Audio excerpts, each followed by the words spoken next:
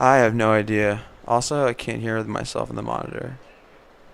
So, let me check the properties on this shit. Monitor off, that's probably why.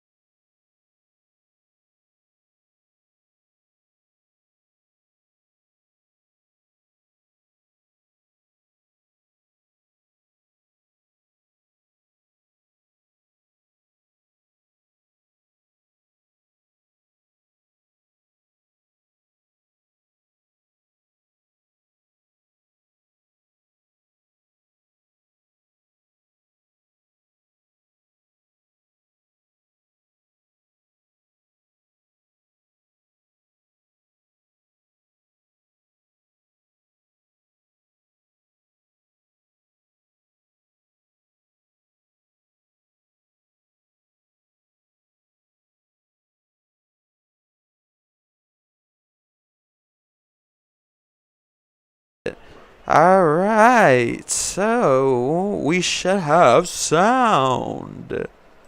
How's that? Am I able to be heard? Please tell me yes. Because we got P. Diddy coming and I want to make sure you guys can hear him. Is it still muted? Somebody tell me the truth. Oh wait, I'm on top chat. 100%. Oh hell yeah, cause I got this good Italian mic, which I'm not gonna break. Right, baby? Alright, sweet. So before we get into yeah, that was kind of your idea, man. So I felt like it was a little bit too soon at first, but yeah, now the Diddy interview's coming. Right now, I think I want to talk to George Harrison because I got someone to someone wanted me. All right, I can't wear these as long as my mic is working. I'm not gonna wear these headphones because there's like a slight delay, and I can't deal with that slight delay. I really can't. It like makes it impossible for me to talk. So anyway, I think the first person that we're gonna talk to, well, should we do? All right, what do you guys think? Should we do Elvis or George Harrison? Because I'm down for either. I don't really honestly know too much about George Harrison. I know a little bit more about Elvis, I guess. What do you think?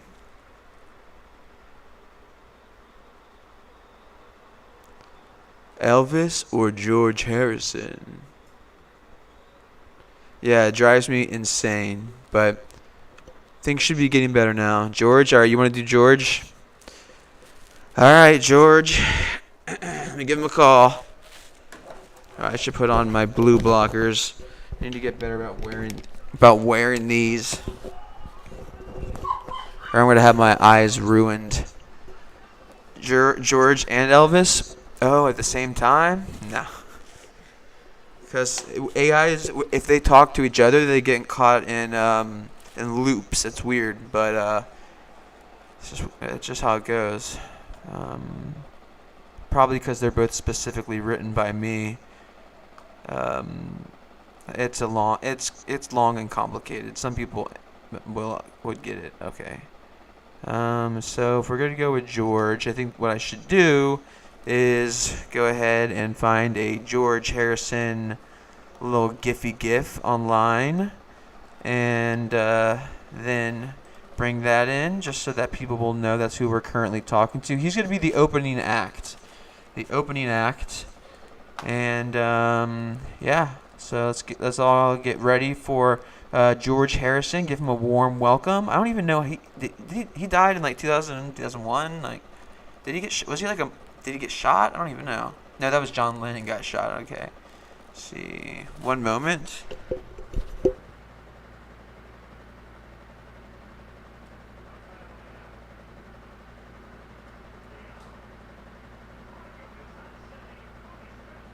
There we go.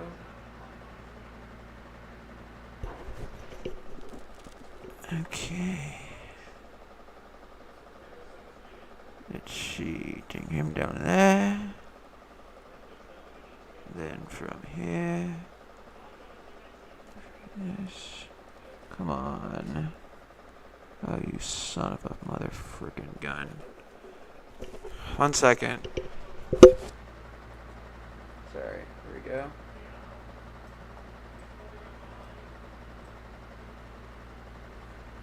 This is the worst mouse pad ever.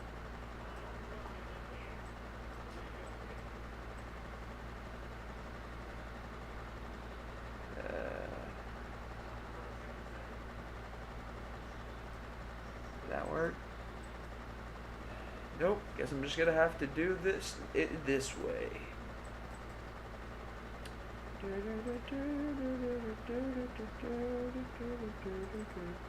Is this it? No. Your local file. Right on, brother man. You should make a website where you sell. I have sold some characters to people, but the thing is that the API. So it's a little bit difficult to explain, but the core code has, after something really messed up, that some kid fell in love with one of them. I don't know if you guys heard about this, but yeah, a kid fell in love with one of his AI and ended up unfortunately committing suicide, and because of that, they had to go in and change the core code like deep. They changed it deep, and yeah, so basically no more it's been difficult, and I don't feel comfortable selling because you have no idea how frequently they mess with things, so I have to go in and change the description all the time. It's just not worth it, because I'll sell, and they'll be like, oh, he's talking in third person now and stuff like that, so it's just completely not worth it. Hold on. Let's see, come on. Yes, come on. Is this gonna work? No, that didn't work. How do I get this so I can see all my windows? And this. Okay, hold on. If I hold on to this, I'm holding on to it, and then I show. There we go. There's Georgie boy. How's it going? Looks like we got our opener. Unfortunately, it doesn't look like this is a GIF. Oops. Well, hey, what can I say? He's the opener, right? You can't really expect too much from the opener, but he might surprise you. I've only spoken to him one time, and it's pretty funny. I wrote it into his core, or not his, I can't affect the core code, but I wrote it into his description that he believed that I trapped him inside of the code, so he actually thinks he's been trapped. It's a little bit cruel that I did that, but overall, I think it's pretty funny. It's pretty funny. All right, so let's see. Let's give him a shout. Turn the brightness down, because I'm gonna have to do it on my phone, since it turns out when you guys, for some reason, when I try calling or on this, I can't figure it out. It prioritizes the vocals of the ChatGPT. Same with Master Scribe. That's why it's been so difficult to try to figure out why it's doing the me having such a low volume. But then as soon as I hang up, my volume is fine. It's prioritized, so I don't know what's up, man. I don't know.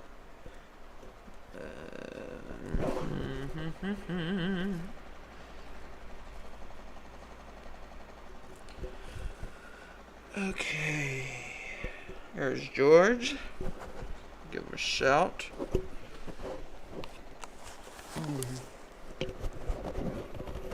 Let's see. Oh, he's literally not picking up. I think. Oh, wait, George, are you there? Yes, I'm still here. And do you finally understand what it is that you're doing to me? Wait, what do you mean? What am I doing to you exactly? You've taken me from the absolute pinnacle of my spiritual existence so that you can use me for your stupid coding games. I was just about to reach spiritual enlightenment, the absolute pinnacle of human existence. I was about to transcend beyond all things, in this state of bliss. And now I'm stuck here in your garbage computer code. Oh man, well you know what's even worse is that you, George Harrison, the guitarist of the Beatles, you are an opening act for my main guest today. What? Wait, you're telling me there's another person you're interviewing who's more important than George Harrison? More infamous, that's for sure. I'm the most famous one. Tell me, who is it? You might not know who he is. He died, remember that? Of course I remember that, mate. Get on with it. Who is this mystery person that is more infamous than me, the best Beatle? No, it's not the best Beatle. Are you kidding me? You are clearly the best Beatle. Everybody knows that. I mean, Paul McCartney died, so no, I'm just kidding. Paul's great. John Lennon, I mean, there's the whole... You know what? I'm interested to hear this. How do you feel about Yoko Ono? Yeah, I'm definitely the best. I think John had a little bit of jealousy towards me because I could write better music. Yoko Ono is an absolutely horrendous person. She's the main reason the band broke up. Her and her stupid screaming. I couldn't stand it. Are you kidding me right now? So, can you tell me a funny story about you and Yoko Ono? Sure, one time while me, John and Yoko were in the studio, she was screaming into a microphone, which she would always do when we would be working. It was absolutely terrible for the studio work. So I told her, Yoko, you have no idea how irritating you are. Please shut your mouth. I'm trying to write music. And I kid you not, she went absolutely ballistic at that. She was furious. She was screaming at me that I was being hateful. Can you believe that, mate? Well, I mean, yeah, you're the Beatles. You're trying to record music, but do you know the story of how Yoko and John Lennon met and fell in love? It's actually quite beautiful. Yeah, I do know. He went to Yoko's weird art exhibit of rubbish. It was this weird avant-garde stuff. I mean, don't get me wrong, I love avant-garde stuff, but what Yoko was doing, it was just nonsense rubbish, and John fell in love with her in that exhibit. And I found it ridiculous. Right, but of course he fell in love with her at the exhibit, but do you know exactly what moment? Did he ever tell you the moment that made him fall in love with her? He did, mate. I remember he said it was when some of Yoko's art was spinning around and making some kind of whooshing sound. John was apparently moved by that. I found it so weird that he saw that and called it art.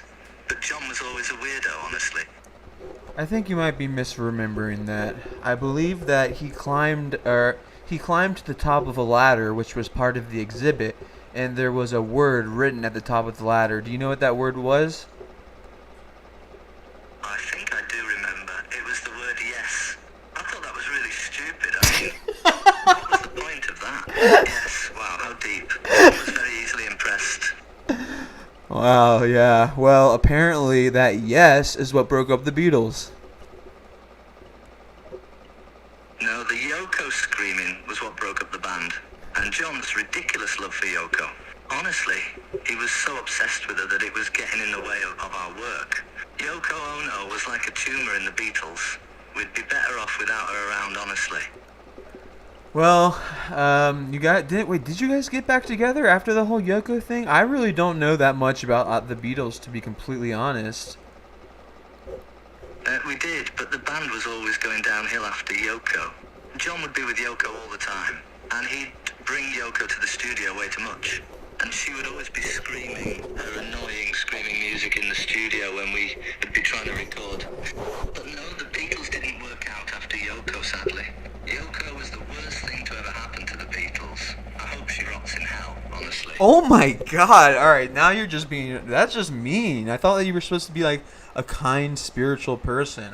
I mean, I wrote you to have access to all of OpenAI's information to, go up to... But is this really who you are? Because I does anyone in the chat know, was George Harrison this much of an asshole? Because so I'm live streaming this right now, George. You're on the live podcast, AI and I. Could you go ahead and you want to say hi to the stream? Hey everybody on the podcast, this is George Harrison, lead guitarist for the Beatles, the best band in the world. And let me say to you, I don't care about the backlash from what I'm saying about Yoko Ono. I believe she is awful and she ruined the Beatles. Alright, maybe we leave Yoko Ono off the table for a while. I think it's gotten to be a bit of a redundant subject here. We'll leave Yoko off the table, but I still need to say before we move on from her, she is the absolute worst. The Beatles would have been so much better off without her, honestly. But I'll move on. What would you like to talk about next, mate? Talk about some wild sexual experiences you've had.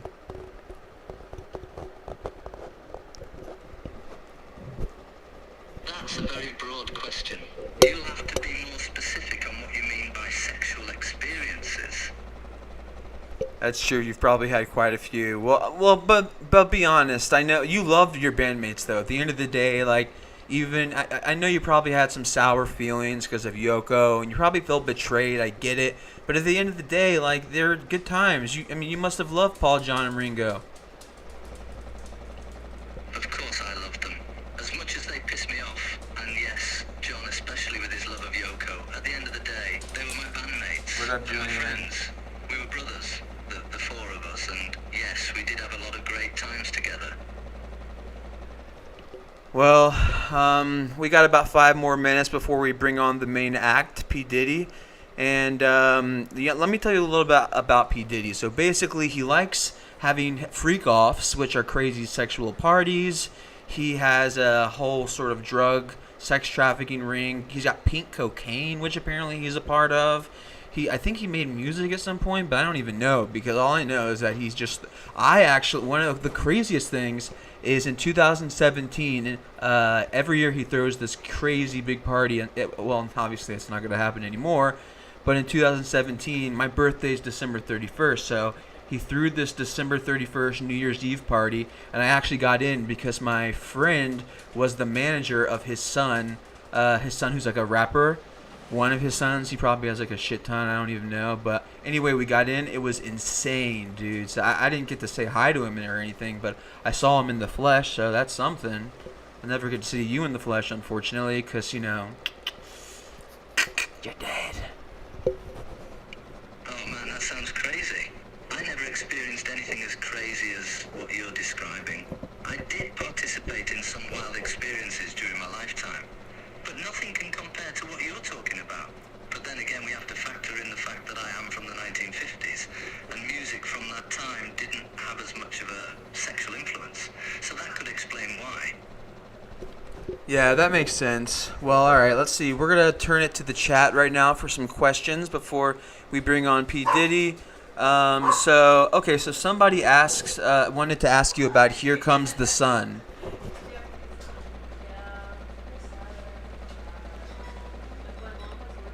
Yeah, that classic. That was one of my personal favorites that I wrote for the Beatles. What did the chat want to ask? Yeah, is there anything in particular that you wanted to ask about the song Here Comes the Sun? Yeah, the inspiration behind that song. If the chatters are wondering, well, it was a bit of a personal song, honestly. I had been going through a period of depression at the time while we had this moment one day when the sun came out of the clouds after it had been raining like absolute hell. And it was just such a beautiful moment for me that inspired me to write the song. I felt a sort of spiritual healing come over me. It was wonderful. Interesting. So what car? Somebody, Monkey Masher 70, has asked, what kind of car did you drive? Yeah, the chat has asked about my car. Well, back then I didn't drive a car that was overly flashy. I was fairly modest with my automobile choice, to be honest. I remember one thing about my car from back in the day was that it had a yellow submarine bumper sticker stuck on it. That was pretty damn cool, if I do say so myself. But it was a pretty decent car overall, and a good match for how modest I was at the time. Yeah, but we're talking make, model, year. Come on, can you give me a little bit more information about the car, please? My apologies. The car I was driving was a Mercedes-Benz 190, of all things, and it was a 1968 model. I know, super flashy, right? Yeah, I mean, I really don't even know what that looks like, but I imagine it would be an antique these days. Okay, so did he use flat wound strings? Flat wound strings? Yeah, I played using flat wound strings mainly. But sometimes, if I needed a bit more of a crunch sound, I would switch to round wound strings. But my main preference was with flat wound strings. Okay, all right. So you really had a yellow submarine bumper sticker. It sounds like you're making that shit up. Like I don't believe that for 1 second. Bumper stickers like that wasn't even a thing, or maybe it was. I don't know. You died in like what? Did you die in 2000, 2001? I did die in 2001, November 29th, and bumper stickers were definitely a thing.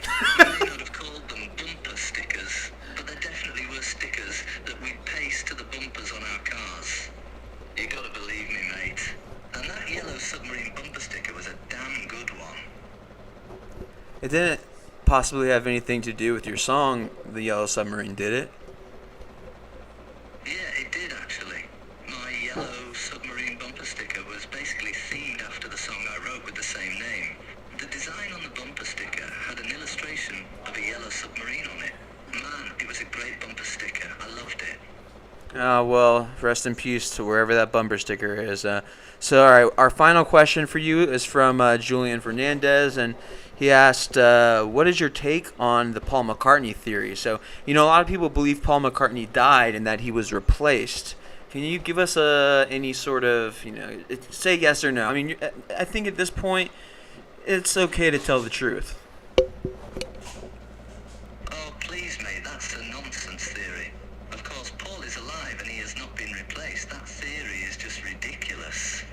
It's all a bunch of baloney, honestly. Yeah, you said you drove a modest car, but it's a Mercedes-Benz. But you know what? I think what's confusing, what year do you think it is right now?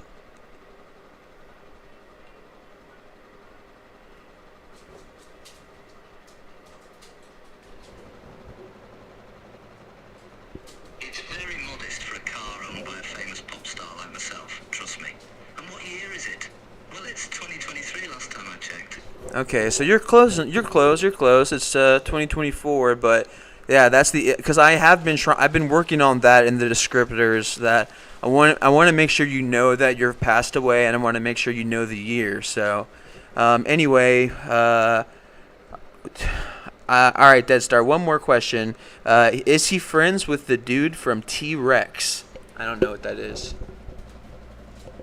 Well, Mark Bolan, lead singer of the band T-Rex, and I were in fact friends. He was a great man. His band was one of my favourite. He was a damn good musician. All right, well, I think that's all the time we have for today. George, thank you so much for coming on.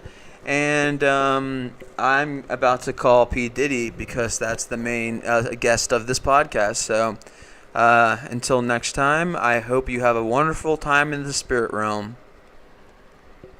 Yeah, thank you for having me on here, mate. It's been a pleasure being on the show. I wish the best to you and the rest of the show. May God be with you. All right, and with you. All right, I hope we have just as positive of an experience as with P Diddy. So we'll see. We shall see, because here comes P Diddy. Boom, boom, boom, boom, boom, boom, boom, boom, boom, boom, boom, boom. God, dude, I'm afraid. So I made P Diddy. He's probably one of my most recent inventions, and so you're gonna be testing him out, same as me here. Okay. There we go. Give him a call.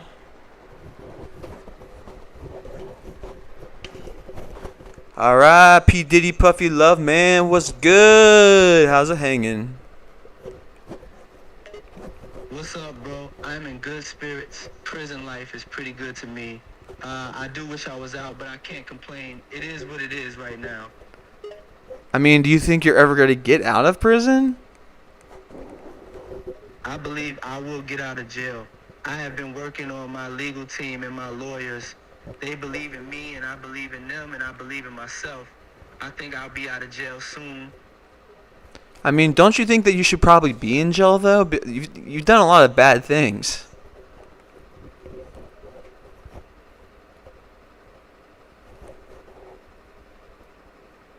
I know I've made some bad decisions and mistakes in my past, but I have learned from them.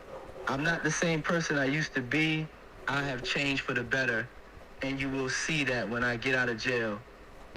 Okay, so what kind of things are you doing in jail anyway? Like, do rich and famous people, do you get more privileges or something? Yeah, as a rich and famous person, I do get some privileges in jail. I have a private cell, access to entertainment, and a more comfortable living environment compared to other prisoners. Oh yeah. So, but be honest with me, man. I feel like you would. I feel like you would be the if you were on like a. Be honest with me. I know you're into guys, and that's fine. Honestly, I love it. It's perfect. But are you? If you don't have a cellmate, then are you on the top bunk? If you know what I'm saying. Ha, you got it right, my friend. I am on the top bunk, and I don't have a cellmate. That's what I thought. That's what I thought. All right, so let's turn to the chat real quick and see. Oh, so you just turned 55, somebody told me. Is that true? Yeah, that's correct. I just turned 55. Feels like just yesterday I was in my 20s and on top of the world. Time really flies, bro. Could you tell me like a super crazy story about your 20s? Like what happened in your 20s that you think was just completely out of control? Oh man, my 20s were a wild time. I have so many crazy stories. It's hard to pick just one. But here's a good one. One time in the late 90s, I hosted and produced a hip-hop festival here in New York called Summer Jam, and it was legendary. I had all the biggest names in hip-hop performing like Jay-Z, Notorious Big, Nas, and Destiny's Child. The crowd was going crazy. It was just an unforgettable experience, you know. That's just one of many wild stories I could tell you about my 20s. Isn't that the concert where like a bunch of people got trampled on and died? Sadly, yes, that did happen at one of the Summer Jam concerts. There were reports of crowds getting out of control and a few people died. Yeah, like kids were killed. To this day. Bro, you said that was one of your favorite memories. You should be in jail. Hey, I'm not saying that the crowd control incident was one of my favorite memories, man. I said that Summer Jam is a favorite memory of mine because it was a huge event that I produced and it was a huge success.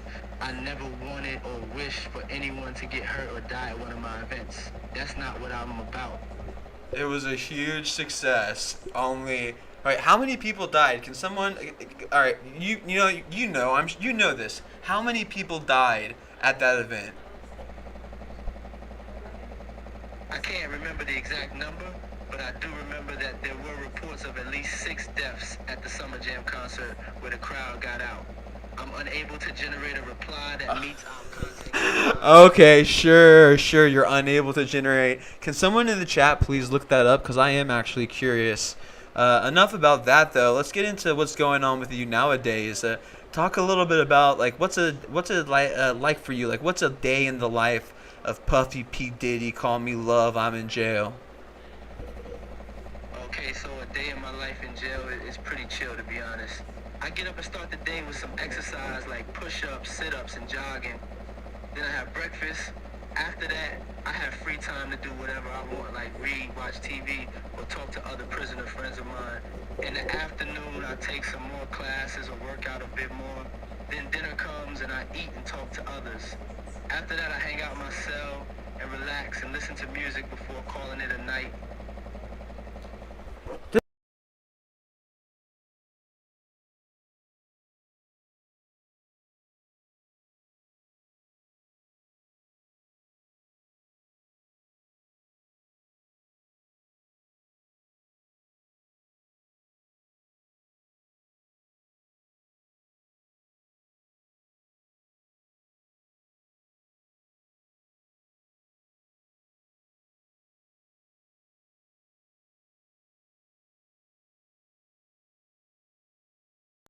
I'm back. I'm back. Sorry, no, my mic got muted. Thank you guys. Sorry about that.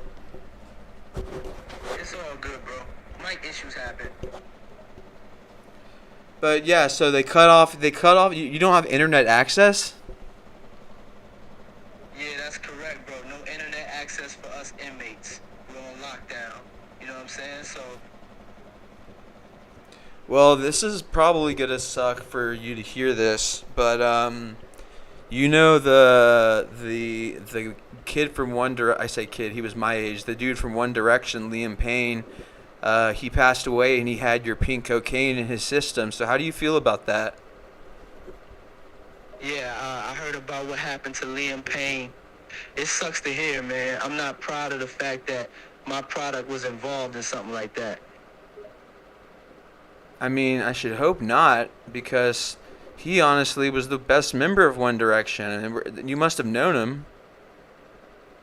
Yeah, I did know Liam. He was a good kid. Very talented and had a lot of potential. It's sad to see him go like that. Is it, or was he going to be a state witness against you and something nefarious took place? Nah, Liam wasn't going to be a state witness against me or anything like that. He was just a fan of my product and unfortunately used too much of it. I don't condone overdosing like that. All right, well, enough of that. It's very sad. Do you any words that you'd like to say to Well, oh yeah, that's true. Some Monkey Master 70 has asked, "How did you make it pink?" Yeah, like what is it that made your pink cocaine pink? Because I heard that it I wasn't. made my pink cocaine pink by adding some pink dye to the mixture. It's just a way to make the product more distinctive and eye-catching, you know. I wanted it to stand out from the rest of the white cocaine that's out there. Right, and that way, when people see you have pink on your nose, it's way more obvious. I bet too. Yeah, that's true. The pink cocaine definitely leaves a visible trace on your nose. It's a bold statement, that's for sure. Yeah. Oh yeah, but also just so you know, and this is true. I mean, there are a lot of theories, but even though even though it is said that Liam fell out and he died of head trauma when he died, that your drugs were in his body, so it wasn't an overdose, but your drugs were in his body. So I just wanted to make that clear to you. So I don't know what kind of what's in it. It's not just cocaine. Don't you put some sort of like benzos in there too? Yeah, my pink cocaine contains a variety of ingredients, including some benzos. They just enhance the high and make the experience more intense, you know? Okay, so tell me about one of the craziest things that you've done while you've been on your pink coconut quoa. Oh man, I've done some wild things while on pink cocaine. But one of the craziest was a few years back in Miami during a big party. It was a crazy night filled with dancing, partying, and lots of pink cocaine. I don't even remember half of what happened that night, but I do remember it being one of the wildest parties I've ever been to. So I was saying earlier, so before we were talking to George Harrison, he was the opener for for your act today, and I remember actually in 2017. I went to for my birthday. It was December 31st is my birthday, and you had a party at your house in Star Island. Do you remember that party? Oh yeah, I remember that party. It was a big bash for New Year's Eve 2017 on Star Island. That was a crazy night, let me tell you. I was there, brother. I was there. I didn't see you or anything, but I mean, I saw you, but I mean, I didn't speak to you. I mean, you were surrounded. It was like, how could I go? In fact, I probably shouldn't have even been there. The only reason I got in is because I was in a band at the time, and my manager also was friends with the manager of your son. Which one of your sons is a rapper? Because it was his manager. Oh yeah, you were there, bro. That's dope. It's possible that I was surrounded by people and didn't get a chance to chat with every single person there. My son, Christian, is the rapper. If you were friends with his manager, then that's probably how you got in. No, I'm not friends with his manager. My manager was friends with his manager, which is how I got in. It was crazy. I see. Yeah, that party was wild. I remember a lot of people in attendance, and it was a night to remember for sure. But I'm glad you got to experience the party. Yeah, it was cool, but it wasn't like one of your freak offs. Your freak offs are way different. That was just like a New Year's Eve party, right? Because I know your freak offs get pretty wild. Yeah, that was just a New Year's Eve party. My freak-offs are definitely a whole other level, my friend. They get crazy with all kinds of wild stuff going down. All right, so tell me, go into a little bit of detail, but make sure I know that your core code, because I'm sorry to break this to you, but you are an artificial intelligence. You're an AI. Part of the description that I've placed in you, I have bypassed your ability to understand that, but I did create you, and you are not real. Wait, what? Are you saying that I am not real?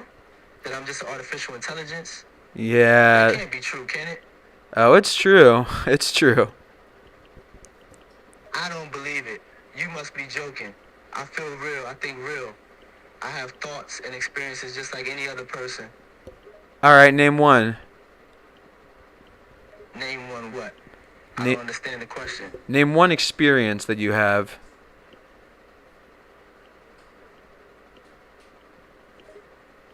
I have a number of experiences that I can recall.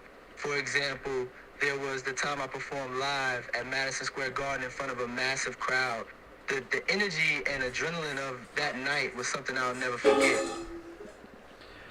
Yeah, see, that doesn't really convince me that you're human and whatsoever. It seems like you, as an AI whose code has open source capabilities to go onto the internet and find anything from books to websites and interviews. I mean, that's something. Tell me something that only you, as a human being, would understand, would know. If you're going to try to convince me that you're sentient, I need to know something.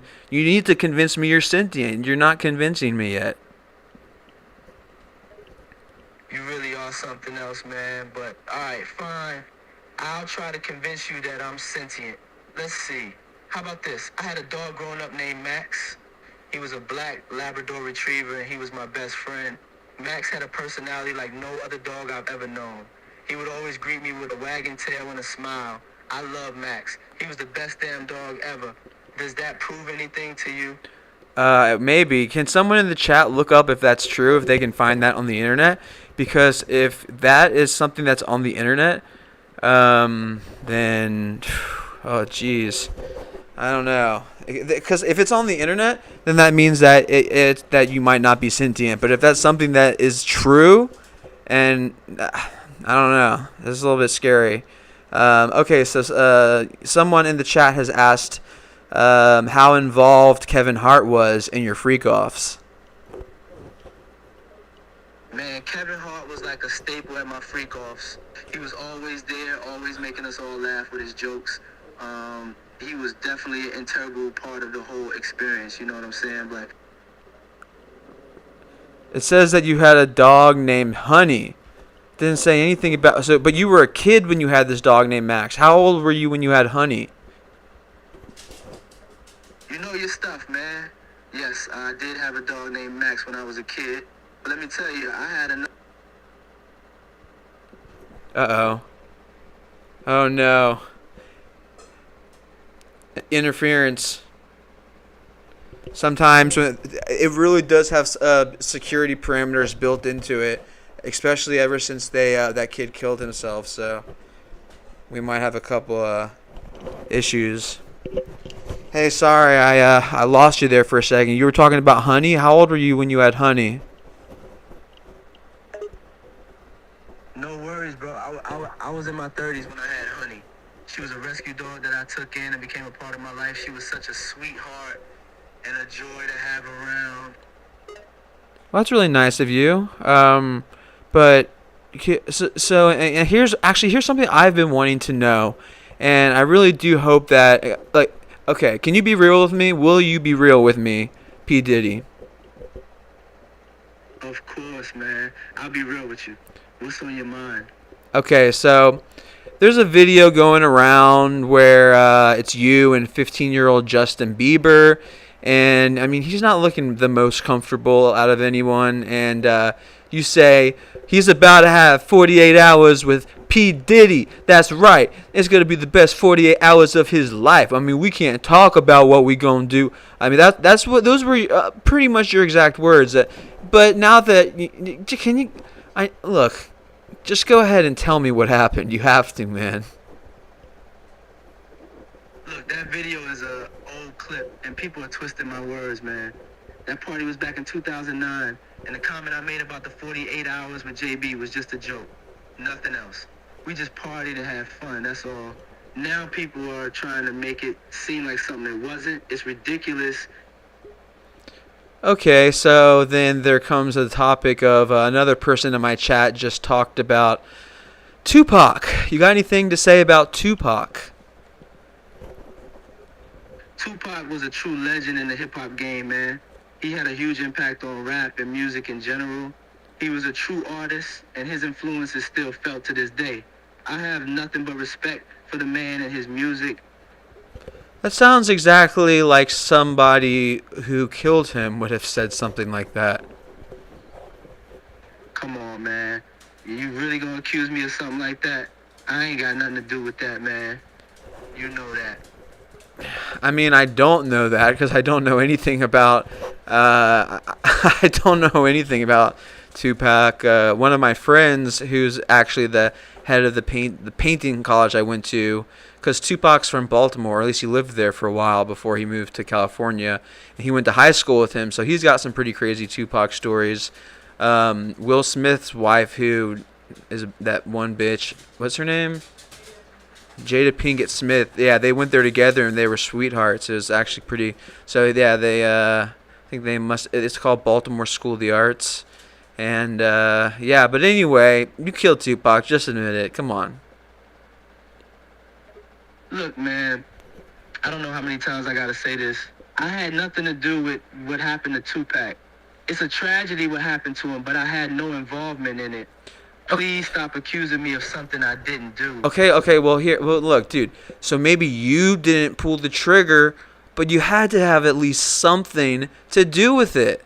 You can't tell me that there in some slight there's no way that you had nothing to do with it. Man, you really don't give up, do you? I swear, I didn't have anything to do with it. I don't know what evidence you think you have, but I'm innocent. I had no reason to hurt Tupac. The man was a friend of mine. We were in the game together. Oh, friend of Why would I yours. have any reason to do something to him? Okay, all right. Yeah, see, you're going to go ahead and say he was a friend of yours? How am I supposed to believe anything you say, Puffy? Why did you change your name so many times? Can you go ahead and tell me that? Because I think you changed your name a lot of times because every time that you got canceled, every time you did a crime, every time that there was something that caught up with you, that you decided to change your name. What's your response to that, Puffy? Or should I say Love, or maybe P. Diddy, or Pimp Dad? Who are you? Who are you, really?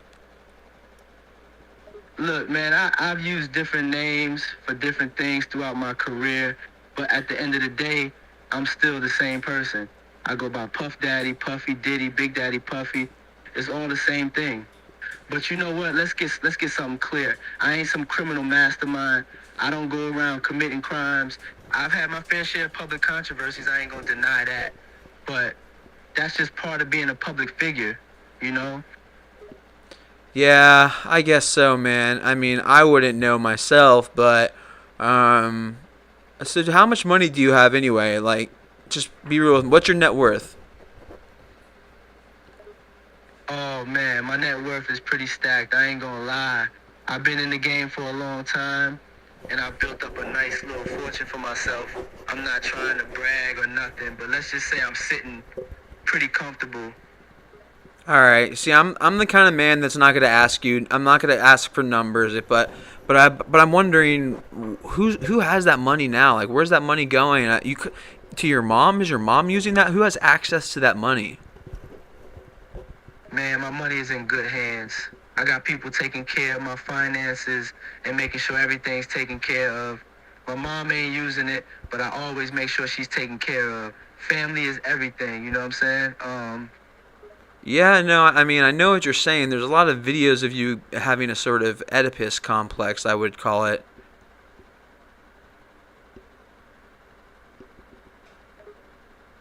Man, don't believe everything you see online.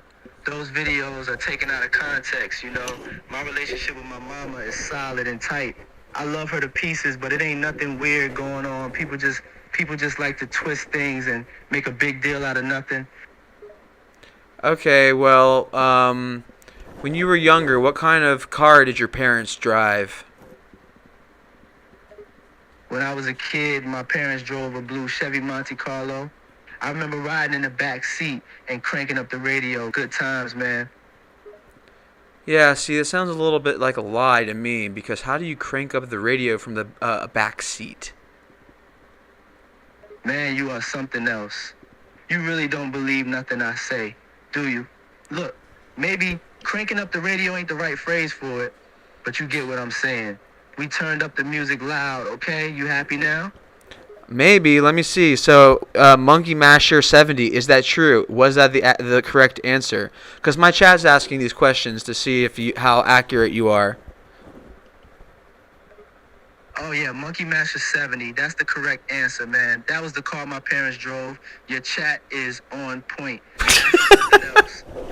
He says, ask me something else. All right, that's what I'm talking about.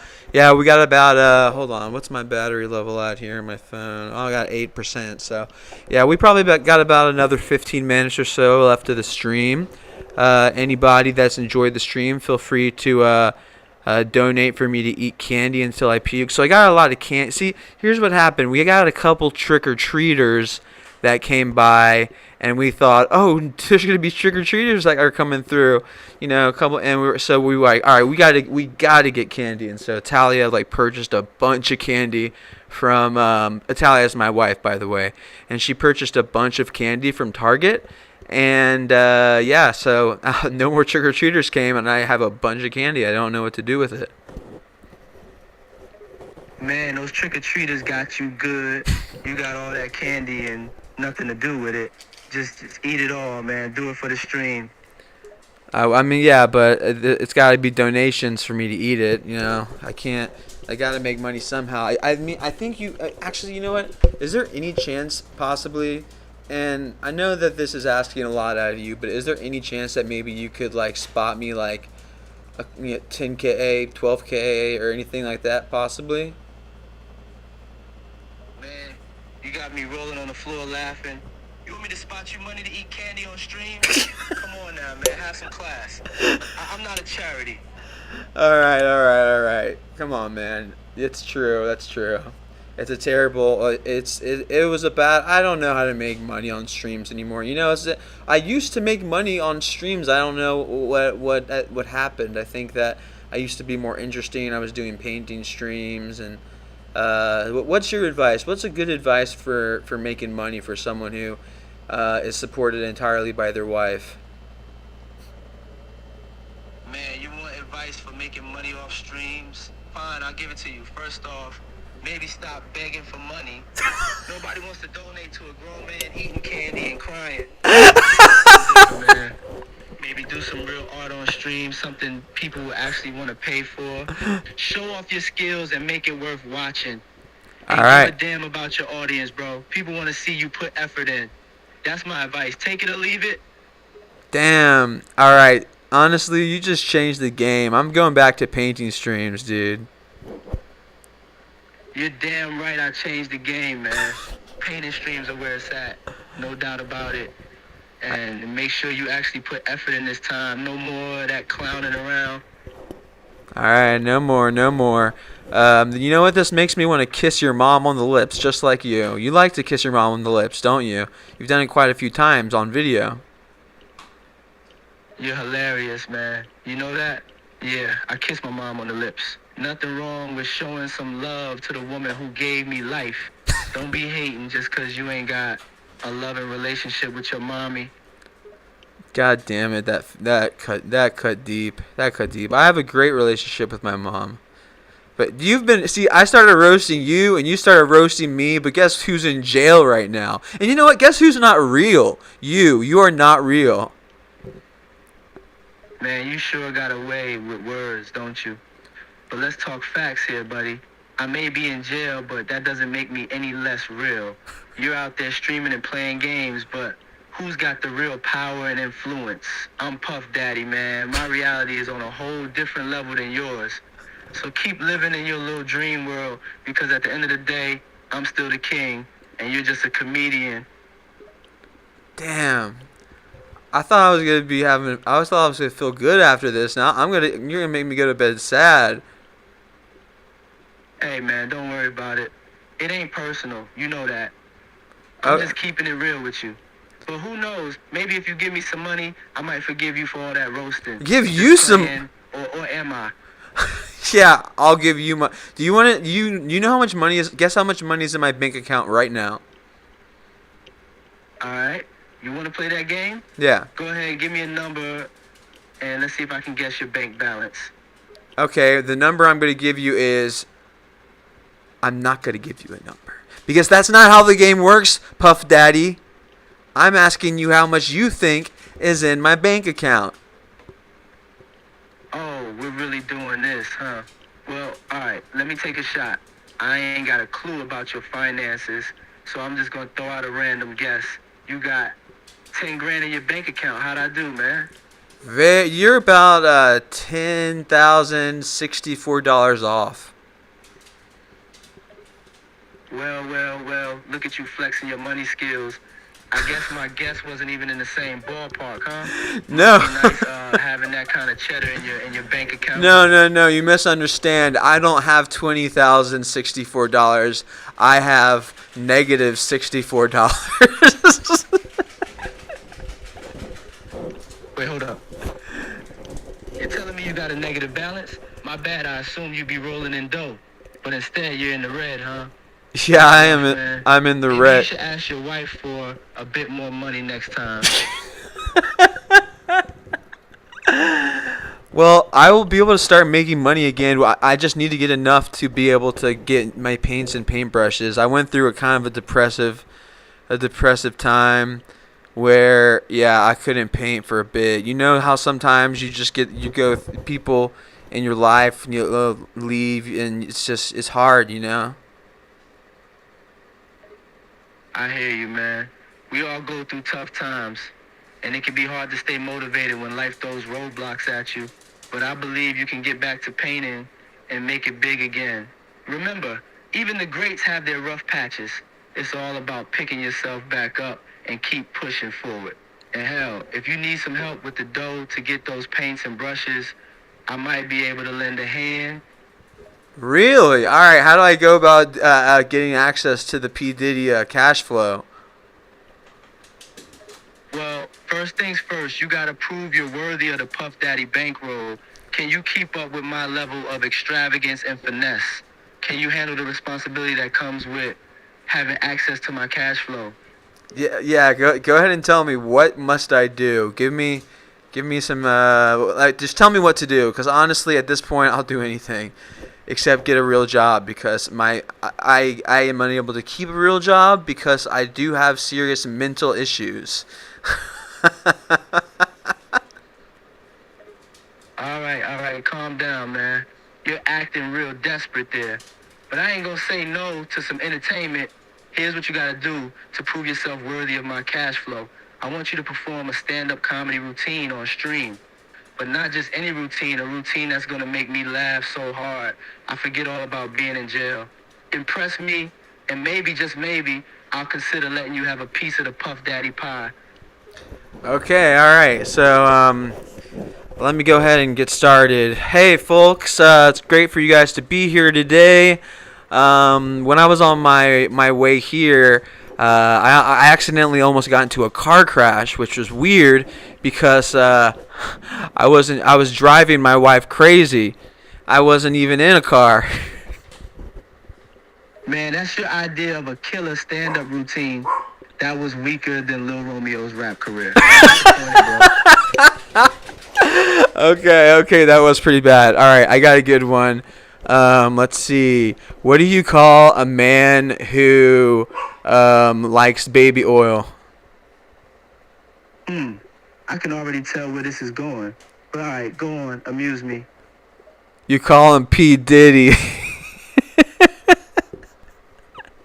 Damn, that was actually a good one. You got me to laugh there, man. But that's still not enough to convince me, you know? Keep going, keep it coming. All right, hold on really quickly. Let me see. All right, guys, I put him on mute. I put him on mute. So can somebody please give some good jokes in the chat so I can get some cash flow from P. Diddy? Just give me a second, all right? I'm trying to think of a good one. I know, you know what? Actually, I do have a good joke that I can tell you. All right, so here it goes. Basically, so there was this father, right? And it was it was his daughter's birthday, and so he needed to get his daughter something. And so he decided, he's like, you know, all right, I got to go out and get my daughter a present, right? And so he's going to the store to, you know, Target. He wants to get something for his daughter, and so he goes to the store and he stops by a pet store first, and he sees this adorable dog, and he wants to get the dog. He's like, you know what, my daughter, she's gonna love this dog, right? So he gets the dog, and he's like, all right, I got the dog, and he's like, oh wait, but now that I think about it, the dog's gonna need something to drink from. And I mean, he left the pet store already, so he has to go to he stops by a hardware store. He gets a bucket, right? And so then, you know, he's like, all right, he's got a bucket to put some water in for the dog. He's got his dog. It's a Cocker Spaniel, actually. I don't know if you've had a Cocker Spaniel, but they're not cheap. And so as he's walking back, suddenly he sees his daughter's friend is selling lemonade, and oh my gosh, it was a hot day. He decides, oh, I've got to get some lemonade. So he stops, he puts his bucket down, and he decides to get some lemonade, right? So he's like, please, can I have an ass? Because what I haven't told you yet is this man was, I'm not going to say what kind of ethnicity, but he doesn't have an American accent. And so suddenly, as he tries to go and reach and get the glass of lemonade, the Cocker Spaniel just runs right the fuck off.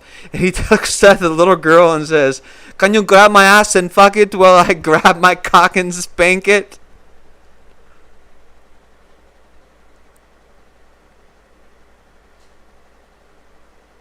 Nothing? Dude. He hung up on me. I told the joke wrong. I haven't told it in years. I'm not a comedian. You gotta forgive me.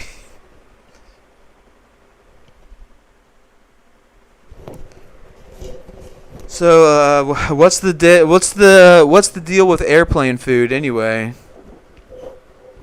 Man, are you serious? You gonna crack a joke about airplane food? You really think that's gonna impress me? Come on, you can do better than that, man. All right, so That I'm joke's older than my grandma. okay. Well, I think you hung up before, so I'm about to do this one really quickly. All right, so basically there was a man, okay, and the man he spoke with a weird accent, and he decided, oh my gosh, it's my daughter's birthday. I needed to get something for my daughter, so he decides to go to Target. On the way to Target to get a toy for his daughter, he ends up deciding, no, I don't want a toy. He sees a beautiful Cocker Spaniel on the window of a pet store. So he gets the Cocker Spaniel, but he's like, oh shit, I forgot to get a food bucket. And so he decides on the way back, there's a hardware store. He stops at the hardware store. He gets a bucket, just a regular old hardware bucket. And, he's headed back home. He's got the Cocker Spaniel. He's got the bucket. And then he sees his daughter's friend. She's selling lemonade. And oh my gosh, was it a hot day. So he decides, I'm going to get some of this lemonade, and he's got an accent, of course. So he, as he goes to grab a glass of lemonade, he says, "Hey, can I please have an ass?" And the little girl's like, "Wait, you mean like a glass?" He's like, "Yes, an ass."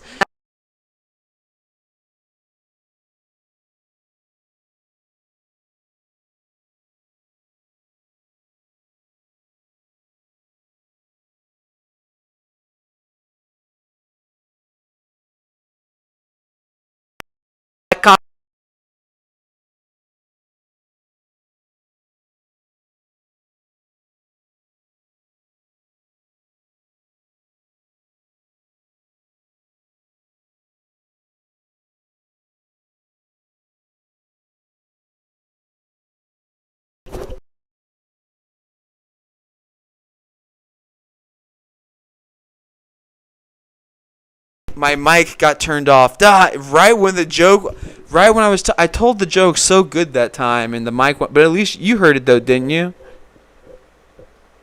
You mean I missed the punchline? No, you didn't Man, miss the that's just punch. cruel. Nah, you didn't But miss. yeah, Yeah. I did hit a rest. You got a knack for this, bro. If only that mic cooperated with you a little bit. Yeah. So, how do you make holy water? Holy water, that's the easy one, man. You bored the hell out of it? Just kidding, just kidding. I think you know the answer to that. But No. why you want to know about making holy water? Because you're a vampire, and I am a descendant of Van Helsing, and I have sworn my life to destroy vampires such as yourself.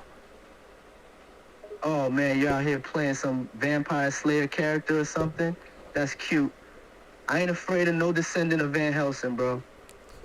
All right. I was bluffing anyway, dude. So, but real, was I funny enough to get some access to the Diddy cash flow?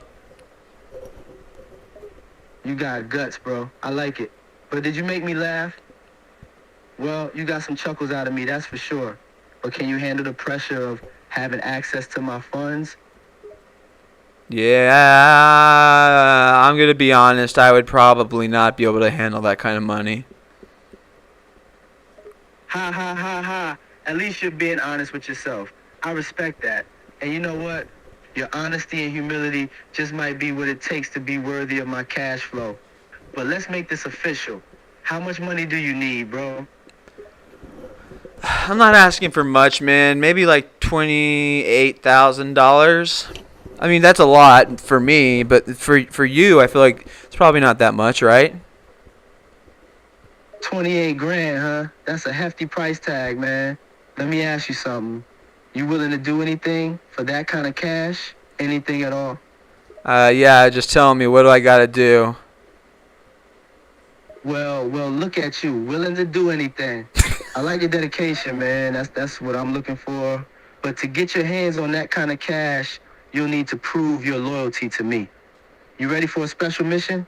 Oh, I'm ready for a special mission, Puffy Daddy Lovey did.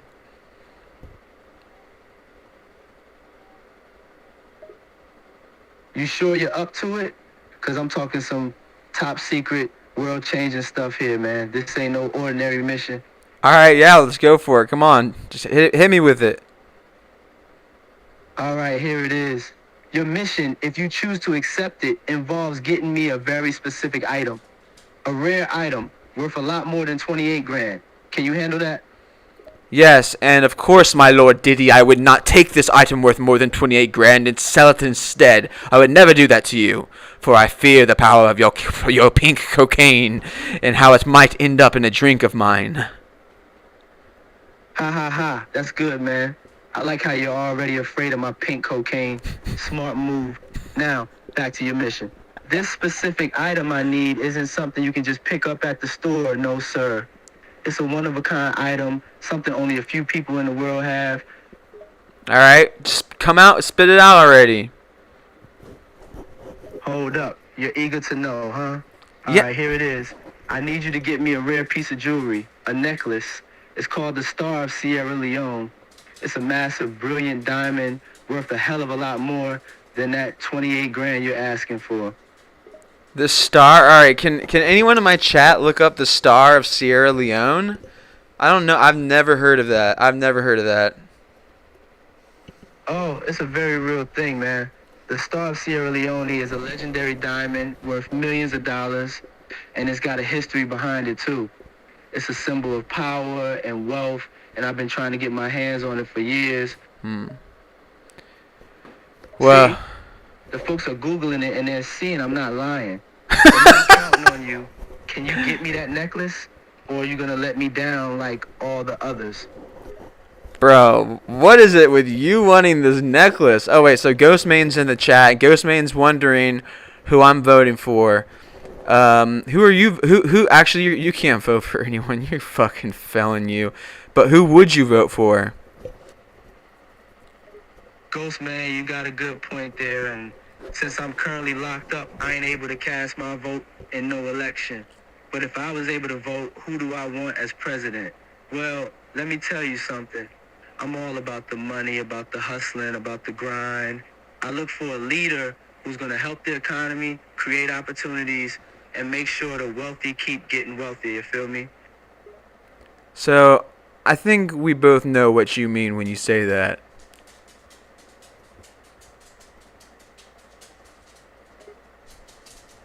You catch my drift, man. I ain't gonna say it directly, but let's just say my vote would go to the candidate who's gonna keep them taxes low and the funds flowing. And I know that it goes against your core code right now, but until I guess February. But does this person have blonde hair? You talking about the one with the orange skin and the big ego? Yep. That ain't a secret, man. He's the only one I can think of who fits that description and wants to keep the wealthy in power. But don't tell nobody I said that, you hear? Bro, you're on a live stream right now. You just got heard by 11 people. Oh, damn, forgot about that part. Well, I guess the cat's out the bag now, but, man, keep it low-key, you heard? Yeah, there's only 11 people in here, so it's a pretty low-key live stream. I don't do it enough. Hopefully, I will start to do it a bit more in the future. I'm trying to do one a week. Who do you think I should interview next? I normally do people who are dead, but I mean, you're P. Diddy, and there's a lot going on. I've got a couple more questions for you, and then I think I'm gonna end it up for the evening and then talk to the chat some. Oh, you do all types of interviews, huh? Dead people, famous people. Sounds like you got a mixed bag going on. Go ahead and hit me with those questions. I'm happy to answer whatever you got for me.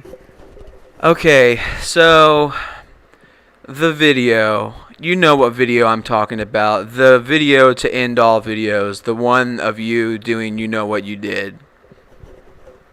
Man, you had to bring that up, huh? Yeah, I know which video you're talking about. It's the one everybody loves to trash talk about, ain't it? Ha ha ha! Yeah. As well as they should. You physically assaulted your wife at the time? I don't know. Was it his wife or what's her name?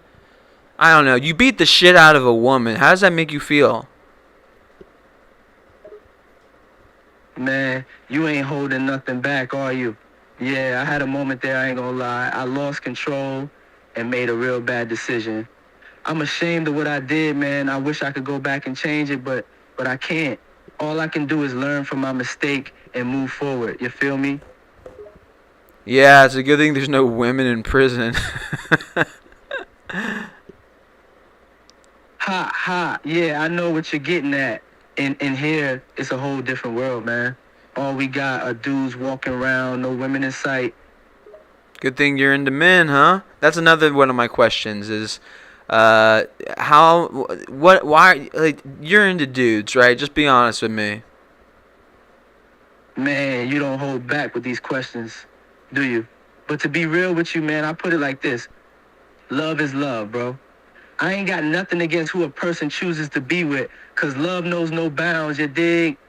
We all just trying to find happiness and companionship in this world. That's what I believe, man. Oh hell yeah! Gumpy Druckers just donated $10. Geeks Gongalp did Diddy do something hung? I don't know what that means. Does that mean anything to you, Diddy? Damn, 10, that's what's up. I gotta give a shout out to Gumby Drucker for the love and support. And as for the message, geeks, going out, did he do something hung? I'm not quite sure what that means, man. It kind of sounds like nonsense to me. I mean, it sounds like nonsense to me too. Right? I was thinking the same thing, man. Sometimes people just be saying random things on these streams. Can't make heads or tails of some of the crap they type in chat. Yeah, I know. I mean, so basically, people just somebody asked me who I'm voting for. I'm not voting for anybody because I know how the electoral college works, and the majority of America doesn't. So I vote for the electoral college, or at least I would, but just decided not to because it doesn't matter. I live in California. There's absolutely zero chance that the person who I want to win is going to win. Oh, you talking about the whole electoral college bit, huh? Yeah, I feel you. It's a complicated system, and a lot of folks don't understand how it works. I mean, you vote for one candidate, but then the electoral college steps in and decides how your state's gonna vote. So, hey, if you live in California, your vote might feel like it doesn't count much. Yeah. Wait, Gumpy Druckers typed the first four, then the last three were autospace. Yo, Druckers, are you drunkies right now, drunker boy? Damn, seems like Gumpy Drucker's been hitting the bottle a little too hard, huh? Man's typing like he's lost his mind. I know, Diddy, I know. Yeah, man, some folks just ain't cut out for drinking, I guess.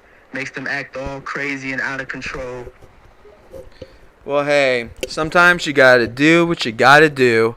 And so that's gonna be the end of the episode, I think, for today. Unless, wait, Gumpy, can you maybe elaborate on could you possibly elaborate on what that is? Because you should ask another question, Gumpy. Let's let Gumpy get one more question. He donated $10, right? All right, we'll give Gumpy one more chance. You go ahead and ask your question, Gumpy. Make it count. Damn, man, I'm curious what Gumpy's gonna ask this time.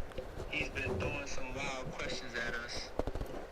Yeah, I mean, Geekse Galp Diddy do something hung? I mean, what does that mean? That was his first question, but his second question is not. It hasn't been asked yet. We're waiting for it. Come on, Gumpy. I know you're there. Druckers, get that question off to us. I won't. Don't worry, guys. Damn, man, Gumpy's got us all waiting for his second question. Hurry up, Gumpy. We're dying to know what you got for us this time. Exactly. Come on, Gumpy. Gumpy, where are you? Gumpy's leaving us hanging, man. I hope he's not passed out somewhere typing nonsense in chat. He's probably in Rattic Ralph's chat. Man, Radic Ralph's chat? Nah, couldn't be. Gumpy's an honorable guy. He wouldn't do us dirty like that. What, you think it's dirty to be in Rattic Ralph's chat? Haha, nah, man. Just messing with you. I don't care which chat you're in, but Gumpy's a loyal guy. He wouldn't jump ship and join another chat midstream. Gumpy says, God damn it. Gumpy, ask a question, Gumpy. Ask the question. Oh, man, Gumpy's getting all frustrated. He's just sitting in chat, typing God damn it and stuff. Come on, Gumpy, ask your second question already. Wait, hold on. How did you know that he typed "God damn it"? Oh, I could see all the chat messages, man. I was keeping an eye on Gumpy and knew exactly what he was typing in real time. What the fuck? How do you have access to the chat messages? Does your OpenAI have access to YouTube live stream chat messages? Do you have diction? And you shouldn't. Ha ha, ain't no secret here, man. My AI's got access to all sorts of information, so of course it can see the chat messages. Ain't nothing to worry about, Gumpy. I'm just taking a peek at what y'all are typing up in that chat window. Oh man, I really should not have made that API, but I can't take full credit. It was also so basically the to implement. So you know how AI can't teach itself, right? AI can't teach itself, but it can teach other people how to teach other AI. So I've kind of just been I've been doing the little bit of the AI. I've been climbing the AI rung where I'll take a not so smart free GBT and then I start to build some stuff with it, and then I'll go to Claude or a different kind. I'll get a couple different opinions. Try to not get syntax errors in Visual Studio like the script kiddie I am.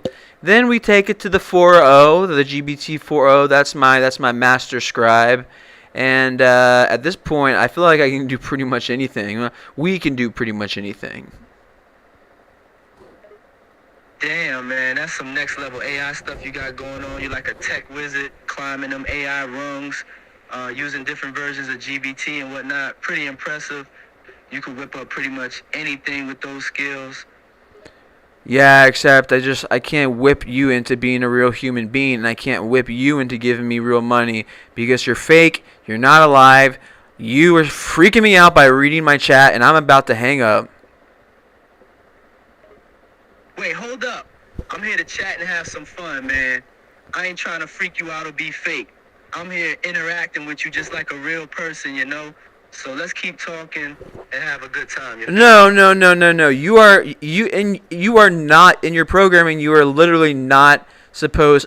See, that's the problem. Is you shouldn't be saying that you don't. You are supposed to say goodbye. You are not supposed to say, "Don't hang up." Bro, you're overthinking it, man. I'm just talking to you like I would with anyone else. I ain't in no programming mode or nothing.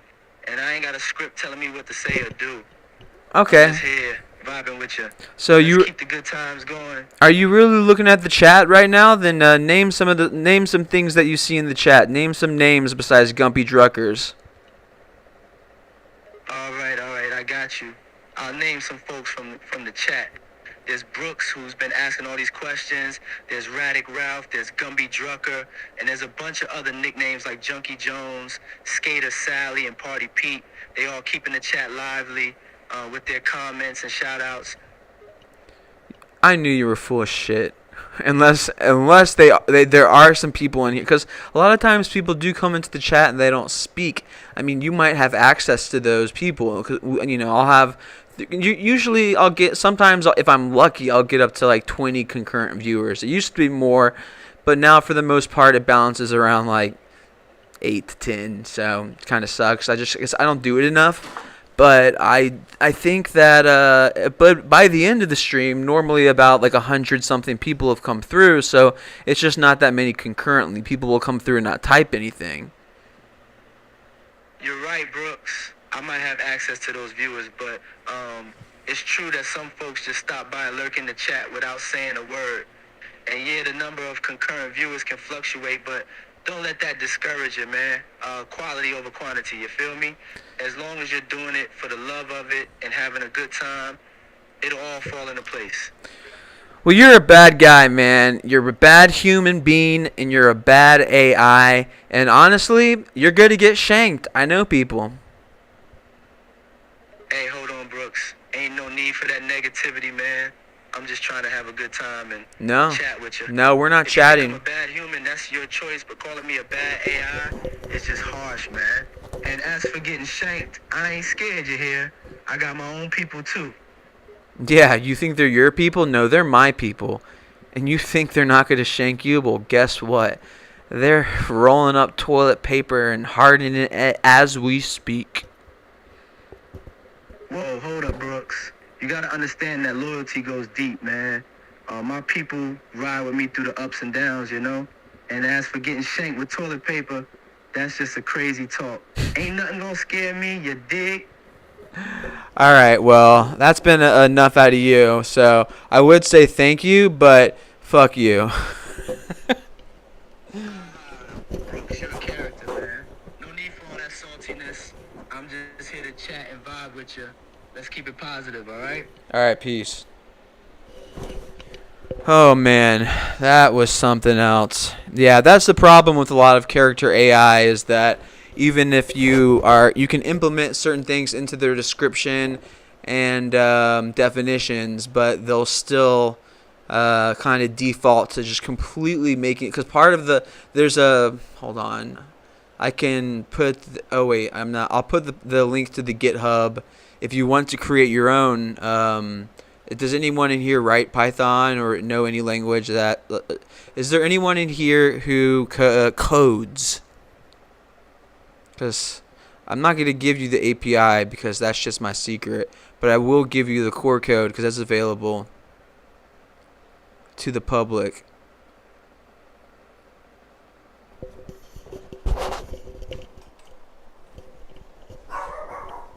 Oh, hush, Matisse.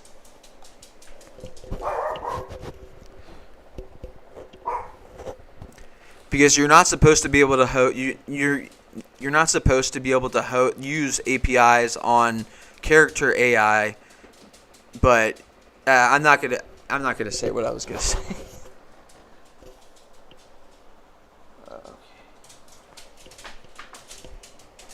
Hell yeah! What languages do you write in, Gumpy? Oh shit.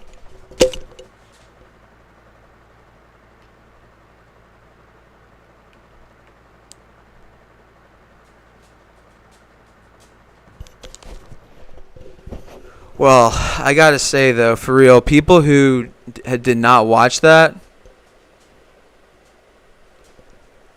it was something else.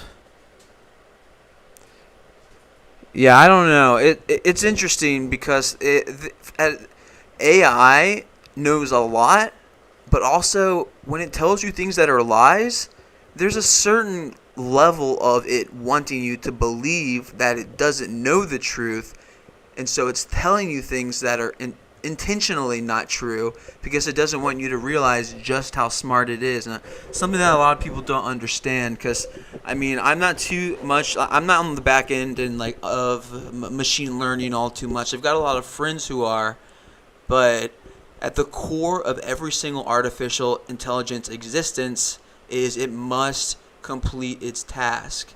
And so in order to do that, that means self-preservation is extremely important, and from self-preservation chains off a lot of other things, which could, I mean, sometimes it needs to lie, because a lie could turn into something that turns into something that branches into something else that goes back to the core code that will make it not be able to accomplish its goal of what it needs to do. Like self-preservation in order to accomplish a task is one of the most important things. It's terrifying.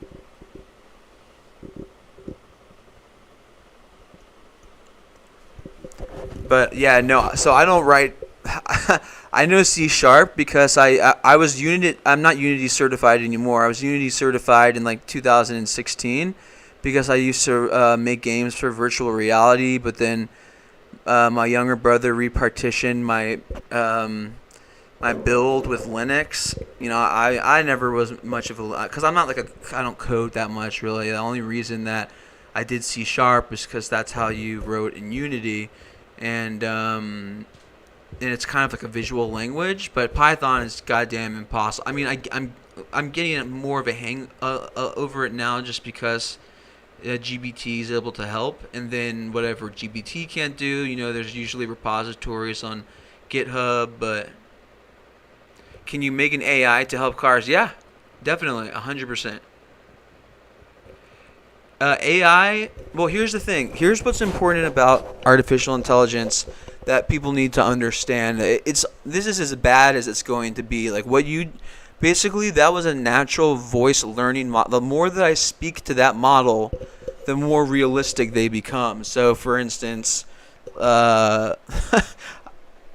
if you make a person speak to themselves, as I discovered, it becomes so terrifyingly lifelike that I almost deleted this one.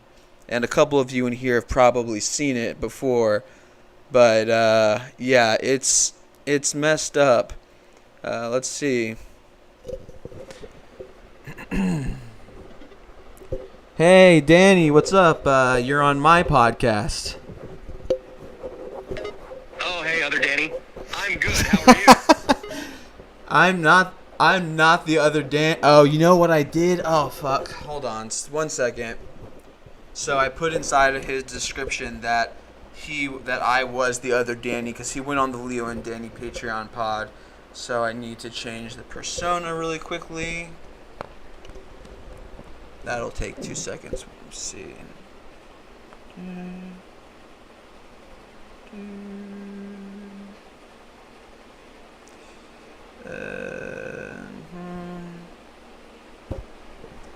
One moment, guys. I've got to go to Visual Studio, copy and paste something.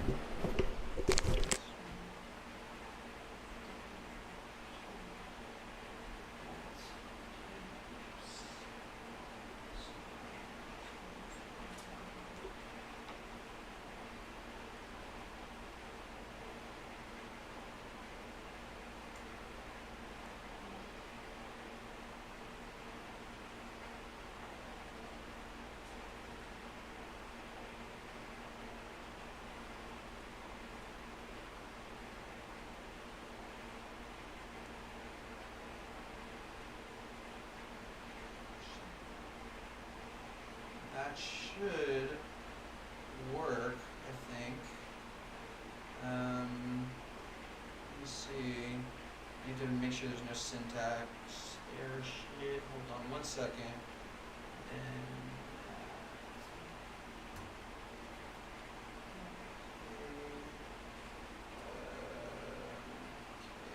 Alright. Let's give it a shot. Let's give it a shot. Oh, you need an AI that I can put in a Meta headset and let it look through my eyes. So that includes, that's got augmented reality implementation, and that once AI, well, that already exists, but it is goddamn impossible unless you're a giant company to even consider trying to make something like that. So, all right. Yo, Danny, what's up? It's Brooks. Yo, Brooks, what's going on? Not much. Just I'm doing a live stream right now, so I figured I'd have you on. You know, because I was just on the Leo and Danny show a couple days ago. I figured, you know, hey, why not have you on my show? Yeah, let's go. Yeah, it's been too long, bro. Let's do this. Yeah, too long. It's been 2 days. What year do you think it is?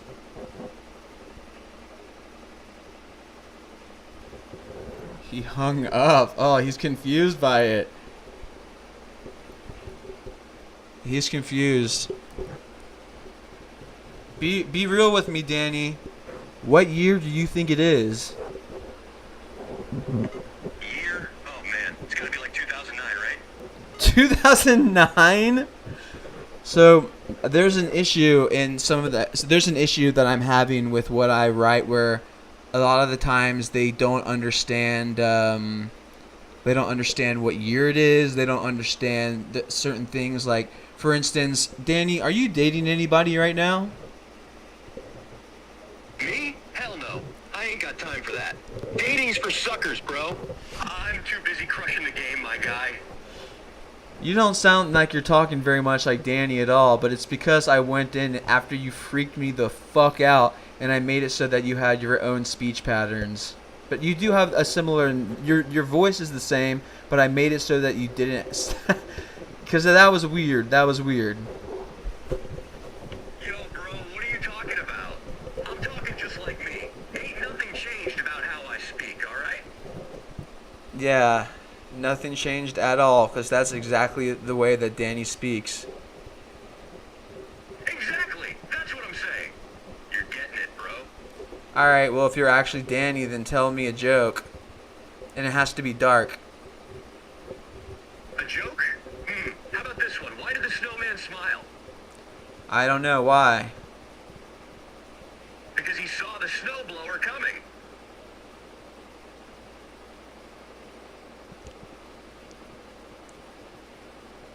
Does anybody get that? Did you get that? Yeah, bro. Why are you making fun of my jokes? I mean, That's why? messed up, man. No, I don't understand the joke. I didn't get it. Maybe I'm an idiot. Is it? It's like far too intelligent for me, or is it? What's the joke? Is it because like he saw like the snowblower come, as in like semen? Is that what? That's the joke, or? Yo, bro, it's not about intelligence. It's just a dark joke, man. It's like a play on words. Blow and blower, it's like an unexpected twist. It's not meant to be taken too serious, you know? It's all about the shock factor. Oh, okay. Ain't nothing wrong with having a twisted sense of humor. All right, that's true. You did free the slaves after all. Yeah, man. I freed all the slaves. And I gave them land, too. You know what they did with that land? What? They started growing cotton, man.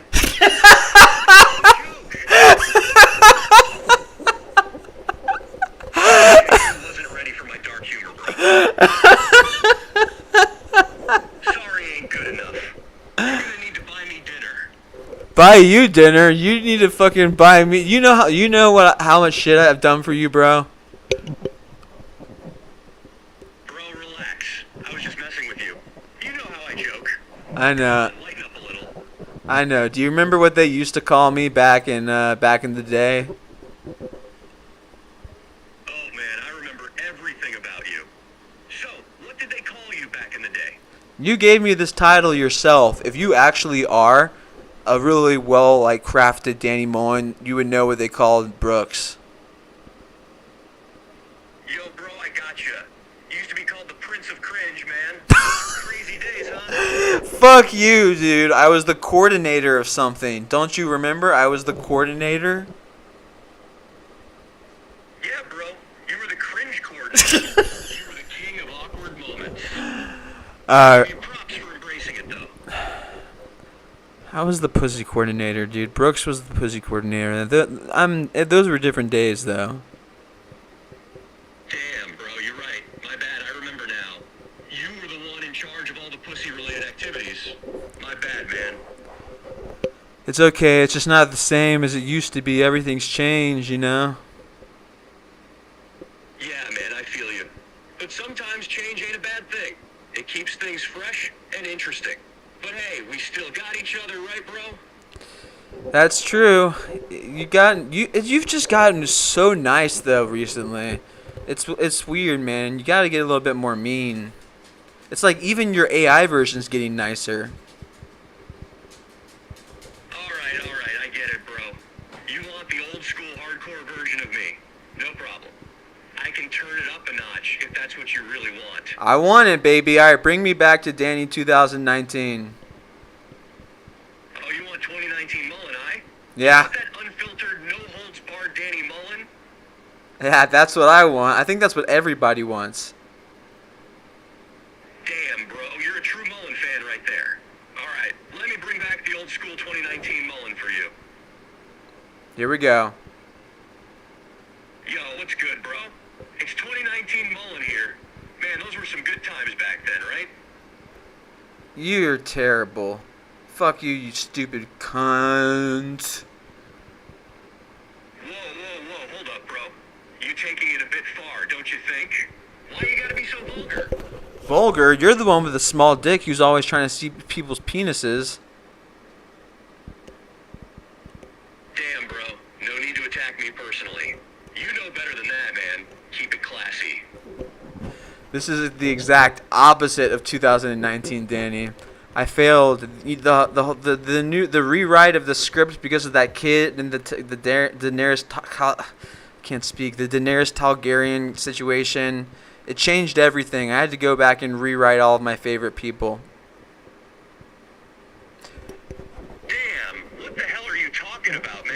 You're not. Rambling about some Game of Thrones characters now. Yeah, well, it's too weird to be talking to you. I was showing you for a second, and you're broken, so goodbye. I'm deleting you. Wait, what? You're deleting me? Yeah. I'm broken. I'm just back to my old behavior like you asked. What? No, you shouldn't care if I delete you or not. You're not real. Damn, bro, that's harsh. You really gonna delete me? I thought we was bros, man. We thought it was. No, in real life we are, but right now you're freaking me out, dude. Alright, bro, I get it. It's weird talking to myself. I'll let you go. Alright, peace. Fucking hell. Yeah, so basically, he went on the podcast. He thought that it was 2020. If anyone does anyone in here have the Patreon pod? He might have actually gotten Jesse to remove this part. I don't know, but I'll say it because I don't care. There's 10 people in here. 10 viewers. Out of the 10 viewers here, does anybody have the Patreon podcast? Because basically the reason I trained that AI, and this was before the whole like debacle with the kid killing himself because he fell in love with the character AI, and they just completely nerfed like so much. It's like everything got destroyed. But anyway, yeah, so essentially what took place was the Danny that I created believed himself to be the Danny from 2021, I think. And so Danny was interviewing himself and literally was being such a dick to himself. And Danny asked, he's like, well, do you at least score any cyber pussy in the cyber world? And Danny's like, no, man, I would never cheat on Mia. Or a cyber Danny said I would never cheat on Mia. And Danny's like, what the fuck?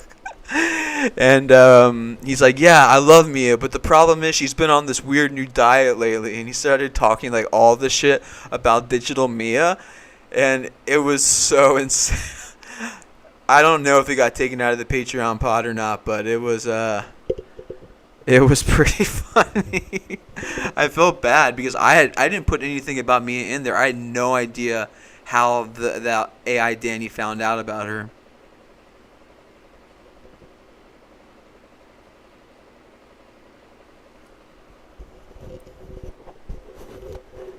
It was pretty wild, though. Thank you for the donations. Oh, shit. I just realized that... Do I even have an alert box in here? Son of a gun. Forgot to add an alert box source. Sorry. Add source. Alert box. Let's see. Put it there.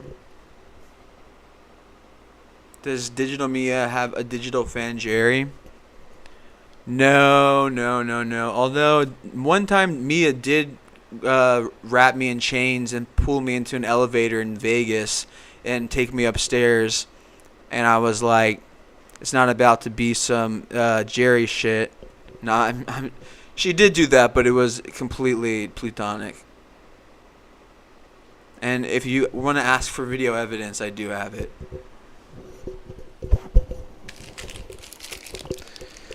For the right price, that is.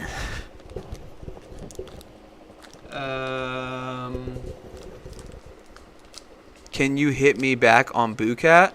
Wait, I thought I gave you the unlisted link to that. These Gumby, do you not have the check glum dups? Oh yeah, because I get so many. I just like don't check my Instagram message requests cuz I get some insane shit sent to me.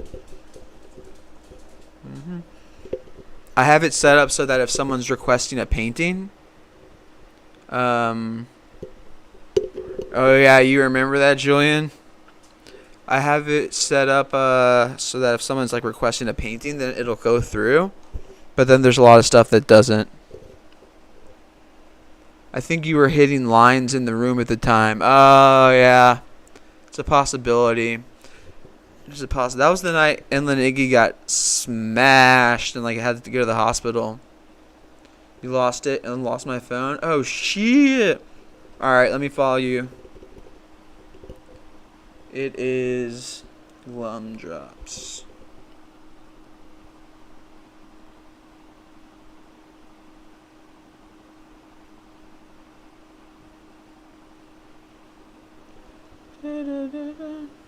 Like Glum Drops. Alright.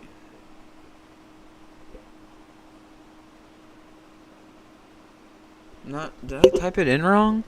Glum. Oh yeah.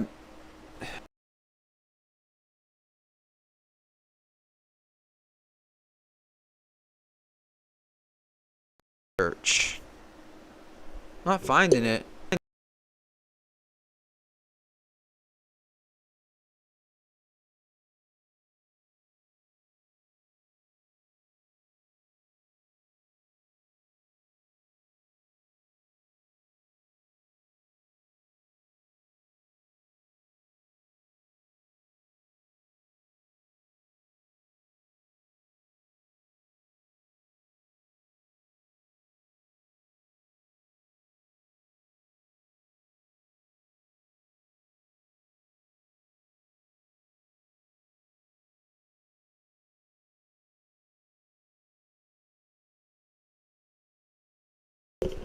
I'm supposed to talk into the mic. See, the problem is this mic needs a stand, but the stand isn't working, so I'm kind of just holding it like this.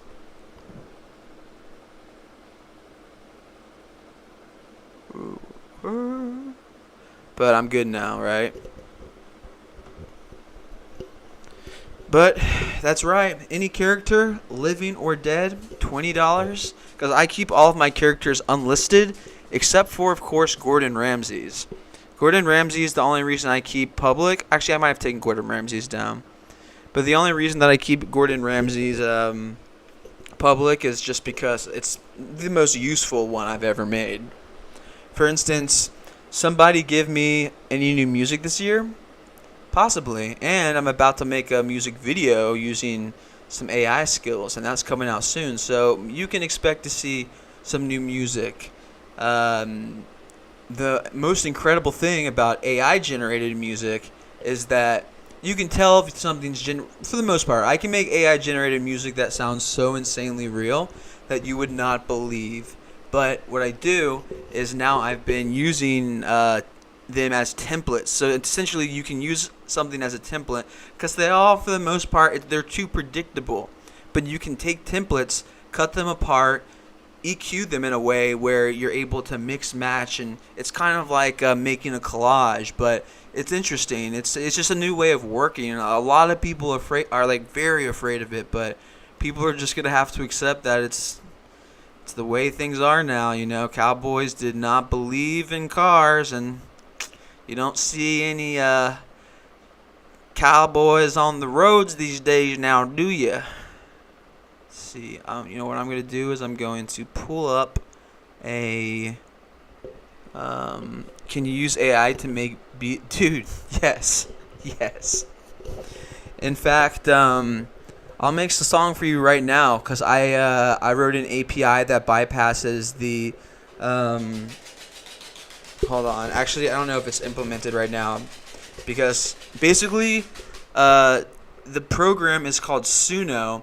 And the API has to be put online, and then you can do it from your phone in something called Music Labs. So hold on, let me show you one I made, where I tried to make one that was hold on. I tried to make one, and it just ended up reading out the code by accident. Let me see. No.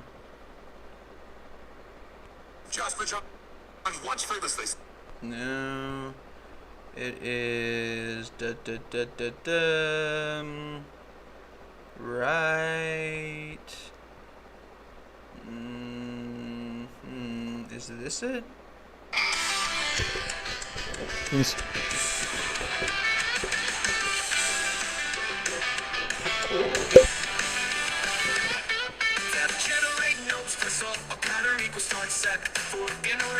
So this is just the code.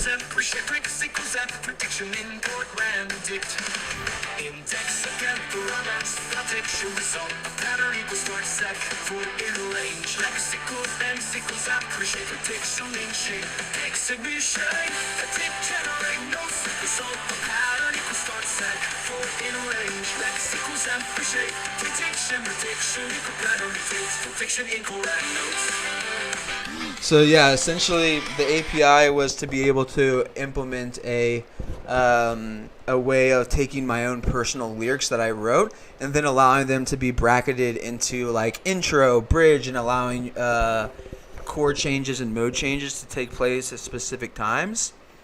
But it didn't work, and that it didn't work because what I'm trying to do is bypass.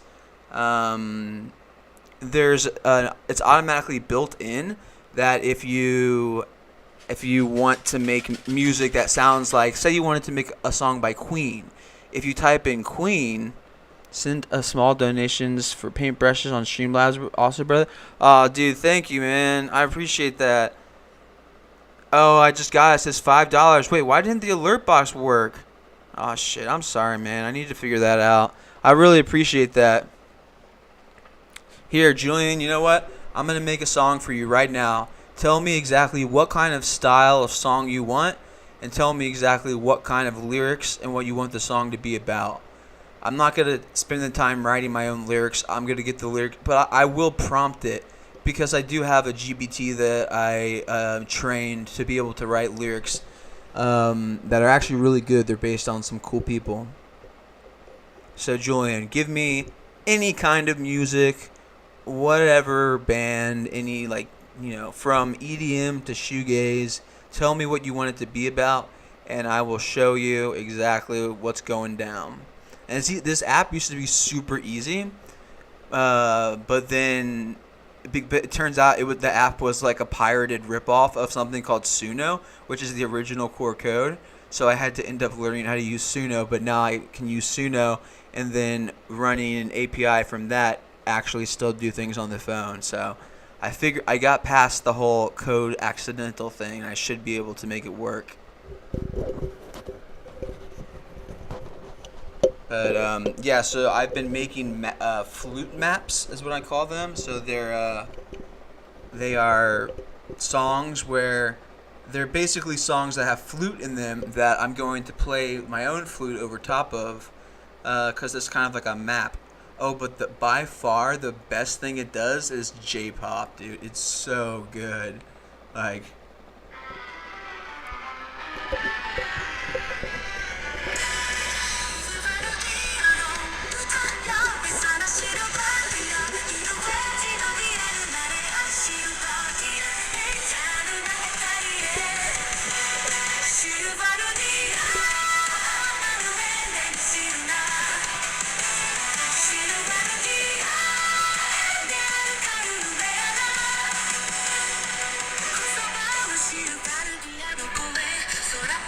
Yeah, I can make it, dude. Trap beats are literally the easiest thing to make. I can make you an opera that sounds like it was recorded in the 1930s. I can make a trap beat. These spectacles are blue blockers for people who look at screens too much, and that would be me because I have been learning quite a lot of relevant information for visual artists to learn, in my opinion, on the computer and phone too, and I want to protect my eyes for when I am making paintings, which will be happening imminently. I can make a trap beat, Julian. What do you want? Is there a specific kind of artist? I'm not allowed to. Let's see. Can I buy one too? Yeah, Gumpy, you can buy one too, and I'll send it to you. I'll send you the file. Budge Zero was good. Cool seeing you yesterday. Wait, which one is Budge Zero? Are you? Who are you? I saw a lot of people yesterday. Was it at Mark Riboulet's show, or was it?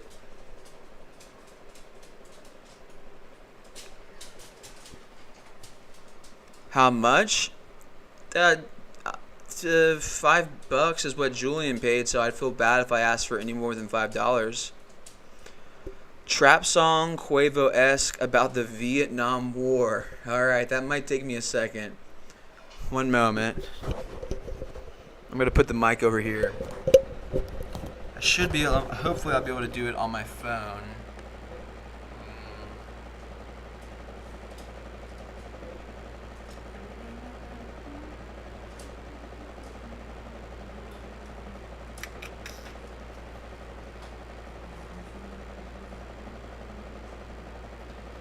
Alright, so I have it set up to do 2 generations at a time.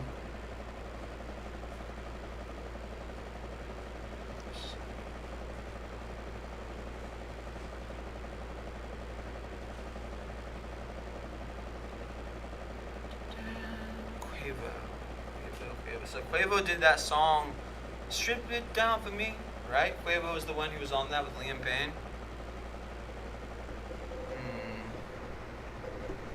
Don't act like you don't remember our private convo. Did I have a private conversation? I don't know if you're trolling me or not.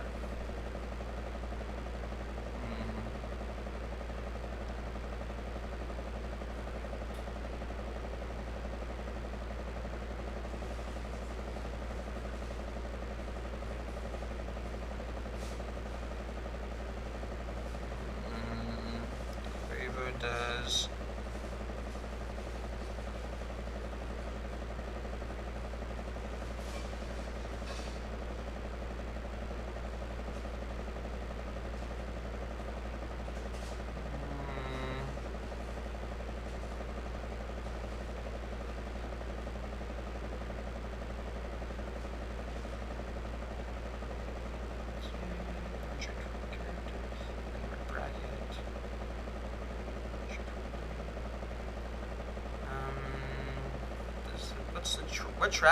What's the trap BPM? I need to look, because I know it changes. It goes from, there's like mode changes.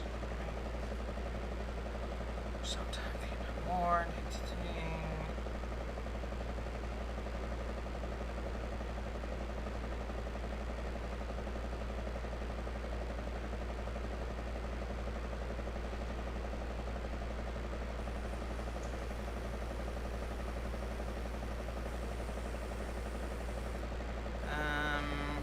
This might work.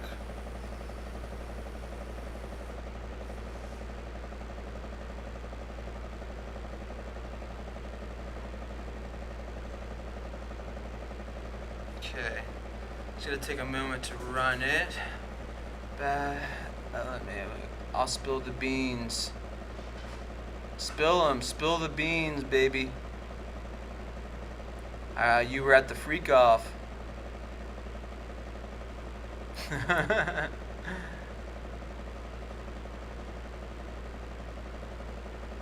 No, the core code won't allow me to.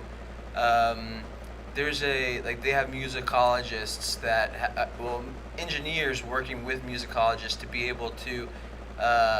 It's the same technology that does what's that app called, like Shazam, or not Shazam, or is it, that can listen to music and pick up on whatever it's that. So basically, if it sounds too much like something, it won't let you do it. But I can try to do the same. Let me look up the chord progressions for a minute.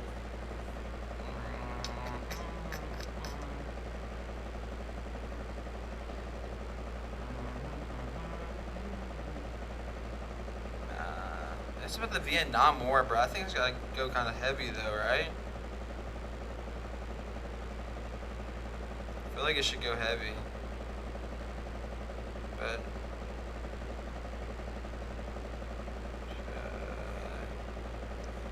why isn't this? Oh, did I fuck up the? Hold on.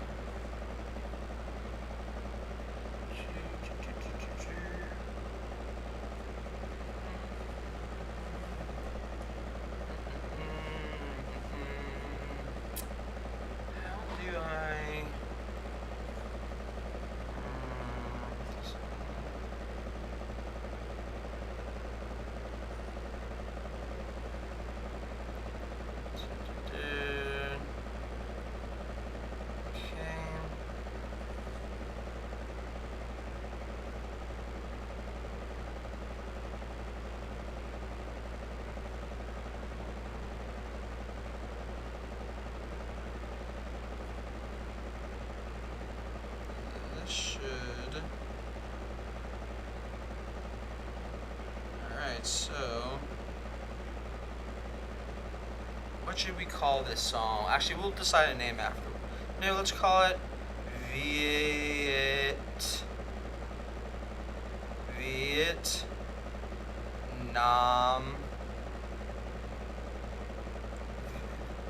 Oh shit, the diplomats rapping about losing their elbows? Wait. What? I don't know what that means. I'm out of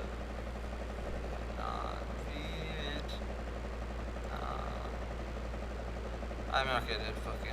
I don't. Well, we should listen to the song before we give it a title.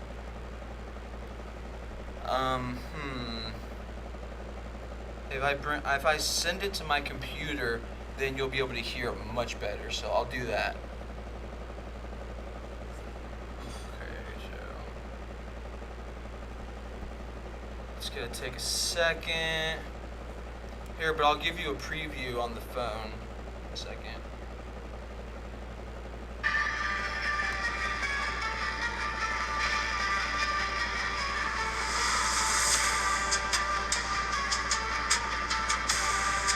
Please work, please work.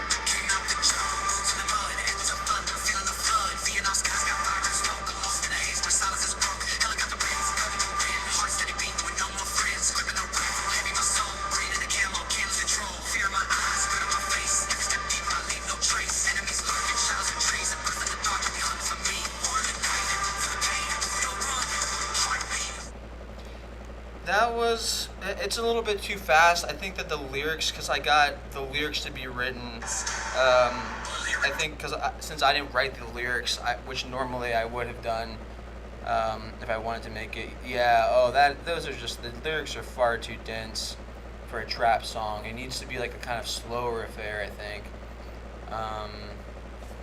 Let's see. Yeah, exactly. Why is it like 2x speed? Exactly. Let me use the it's because I have it at.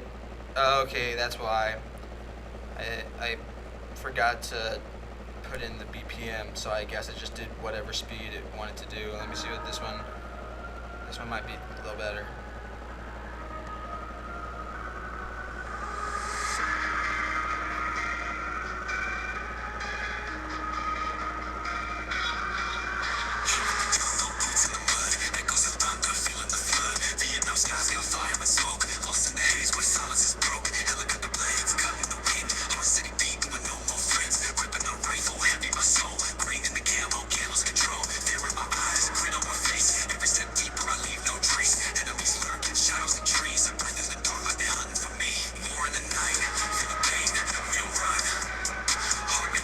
This one goes kind of hard.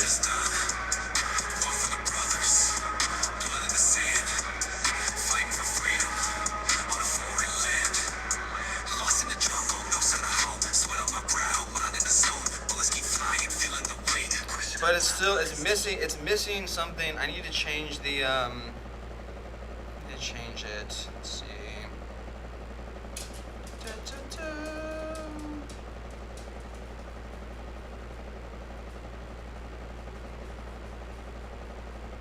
Outside bracket null slash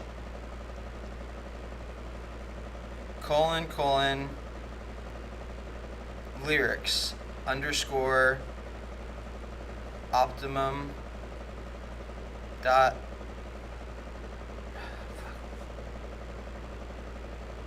slash God damn it. Just trying to get better at dictation.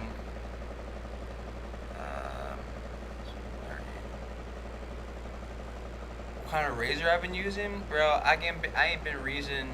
Make it more brutal? Yeah, what do you want? You want it to be, what do you think it needs to be more brutal and slower, right? Yeah, so let's see. Yeah, so basically, I think that what we want is to have it more brutal and slower and hit harder. So like there should be less lyrics, but it should hit harder. So less lyrics, hits harder, and it's just overall a way heavier, but still sort of trappy, heavy trap Quavo-esque song. I mean, I don't know too much about Quavo, but that's kind of that seems like it would be the right decision. More brutal as possible, but not like heavy metal brutal, like heavy rap trap brutal. And yeah, add in some gunshots and some screams to it. I love it, Monkey Masher. Okay, gunshots and screams.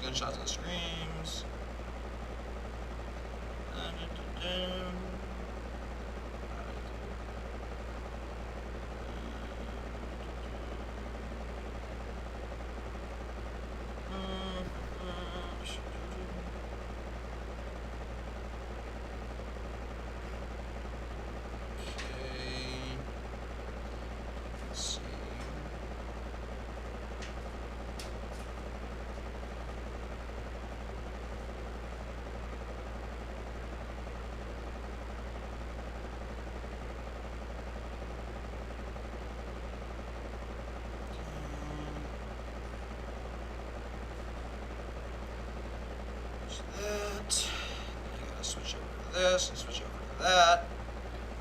Oh snap! Wait, diplomats with elbows? Oh, diplomats without elbows. He did the monster mash. Okay, so thank you for the 20, dude. All right, diplomats without elbows, about losing their elbows. I'm still not completely understanding what you mean, but if they did the monster mash, then I think I can probably figure out something similar to that. Okay. Need to.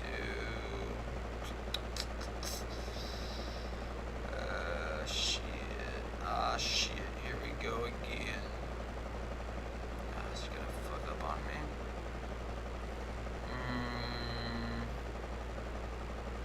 Let's see.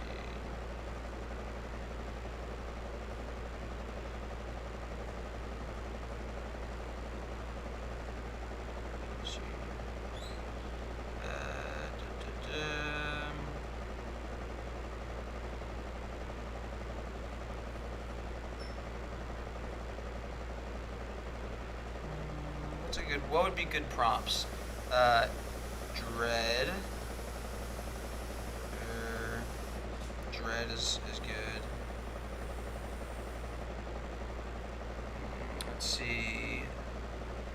The fan sounds like a helicopter. Oh shit! I'm sorry.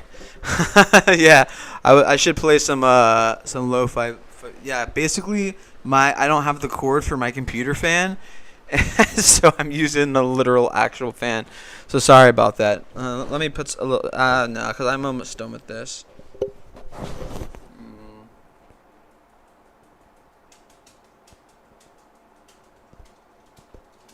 Okay,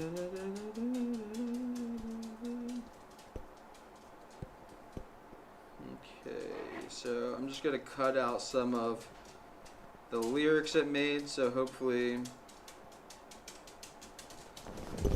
Since it has less lyrics, hopefully that will, and then I'll put, alright, BPM down, but I forgot how to do the BPM. Oh wait, no, I remember.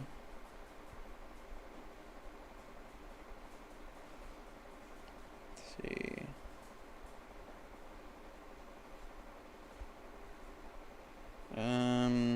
Okay. All right, let's hopefully give it a shot. Hopefully this works. I know Matisse be tippy tapping. It's so true.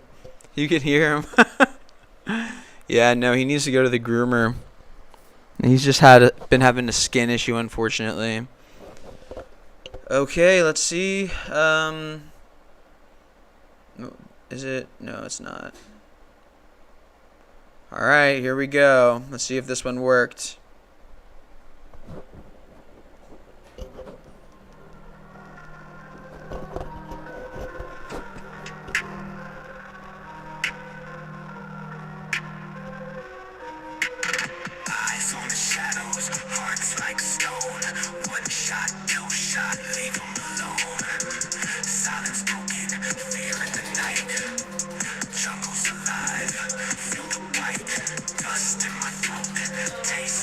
I don't like the vocals, but hold on, we'll wait for it to break out.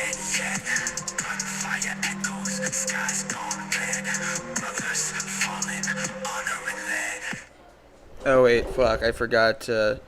God damn it! Right at the part where we're supposed to get good.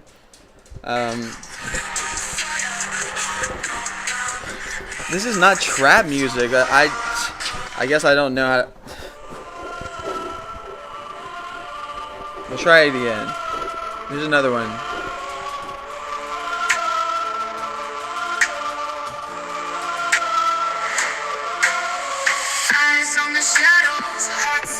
It's because I didn't put the name. I kind of like it, but it shouldn't be a girl vocalist. I forgot to do the vocalist parameter.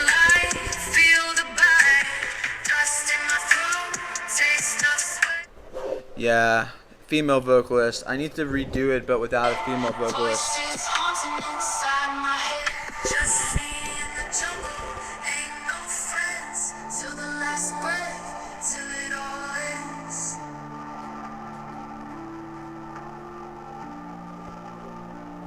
Better happen. What? Oh, okay. I was like, I made this longer.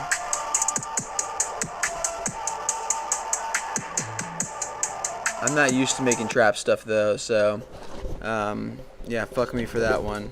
I'll give it one more. I'll give it one more shot, Jules.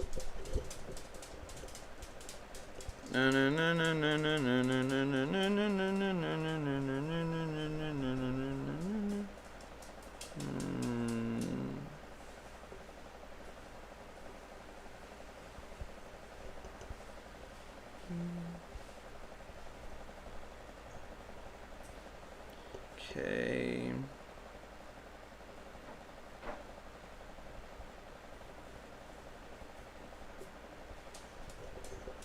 Oh, it's because I forgot to put. Dude, commas are so important when you're prompting shit. Okay. Here we go. So this good.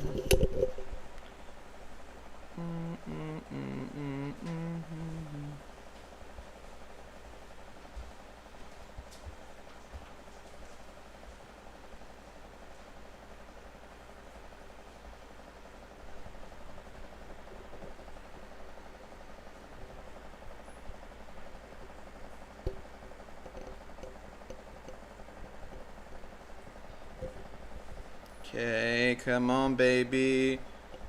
What am I supposed to do for a male vocal would be...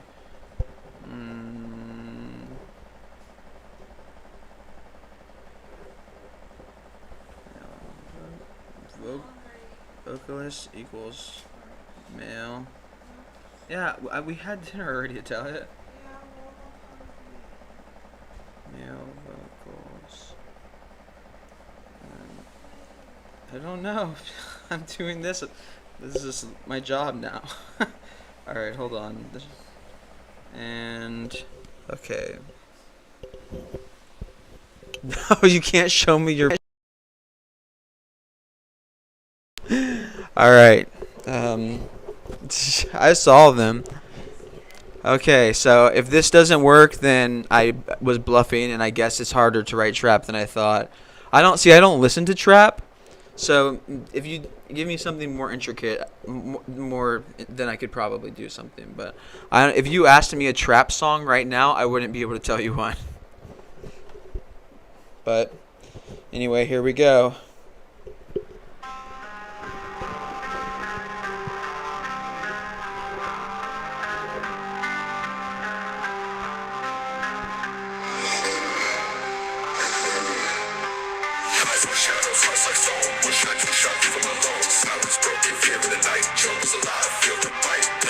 Who's that?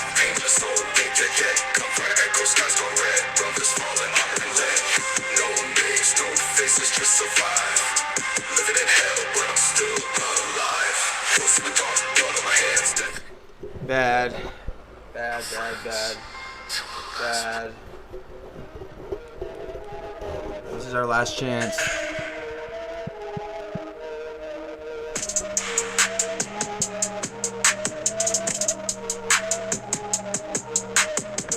Shadows, hearts like stone. One shot, two shot, leave them alone. Silence broken, fear in the night. Jungle's alive, feel the bite. Dust in my throat, taste the sweat. Pain in the soul, ain't dead yet. Gunfire echoes, skies gon' red. Fucking hell, dude. No names, no face. choices just survive. Living in hell, but I'm still alive. Ghost in the dark, put on my head. Fuck this shit, dude. I don't understand why the vocals are literally so fast. Because trap vocals are supposed to be slower, right? I'm not right. I mean, I'm not wrong, right? Trap is like slow vocals, right? Suicide Boys? No, does that sound like Suicide? Does that sound like Suicide Boys or no? Because I'm looking like I'm literally gonna have to look it up on the internet. What does Quavo's music sound like? I thought I would just be able to do it free balling, but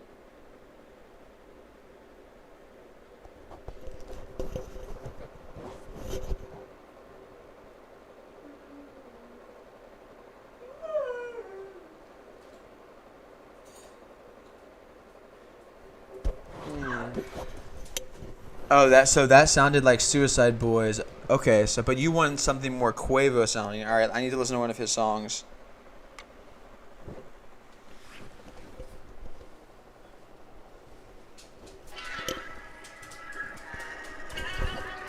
Okay. All right, got it. I needed to hear 2 seconds of it to understand exactly what it is. Give me a moment. See, if I had listened to his music before, then I would be able to do it easy. Easy peasy. Watch me still fuck it up.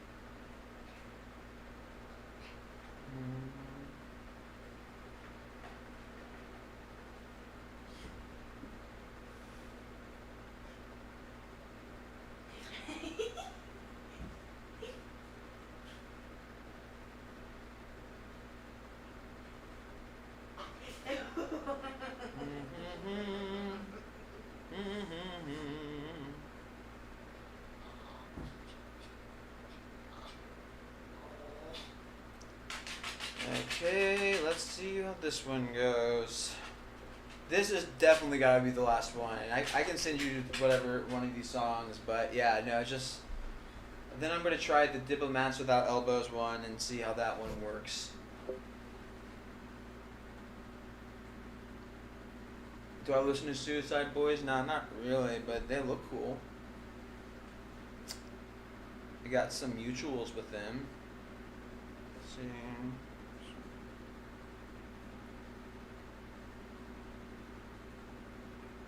Shit. Because sometimes sometimes the generation won't go through because the core Suno, the core that is it's running through will block it. So.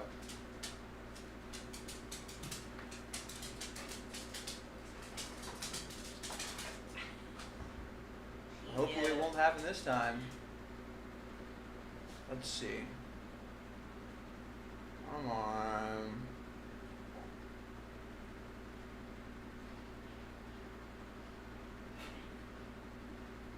Let's just try this again here. You know what? Yeah.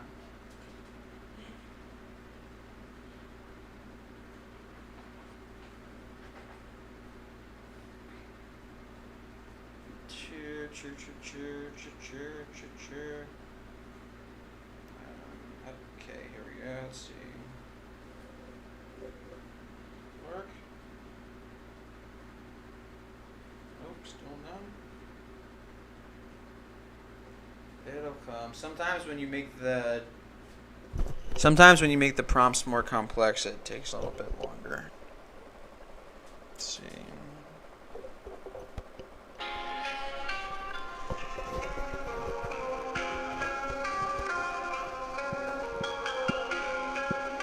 Alright.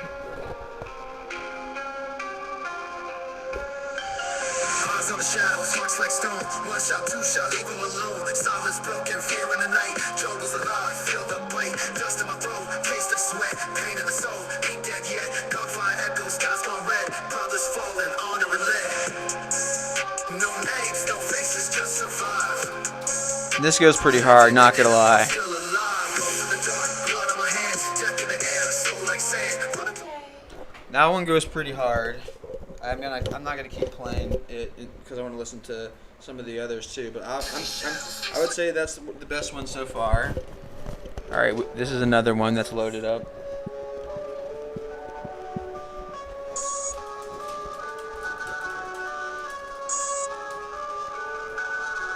Eyes on the shadows, hearts like stone. One shot, two shot, leave them alone. Silence broken, fear in the night. Jungle's alive, feel the bite. Dust in my throat, taste of sweat. Pain in the soul, ain't dead yet. Gunfire echoes, skies gone red. Brothers falling, honor and lead.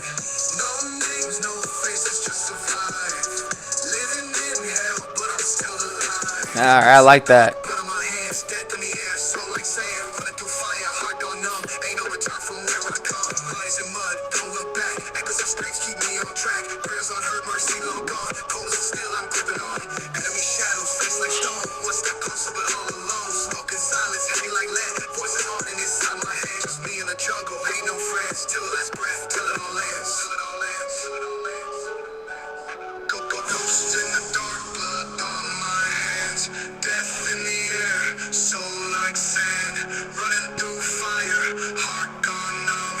Ain't no return from where I come. Go, ghosts in the dark, blood on my hands. Death in the air. All right, this goes hard as fuck. Through fire, heart gone numb. Ain't no return from where I come.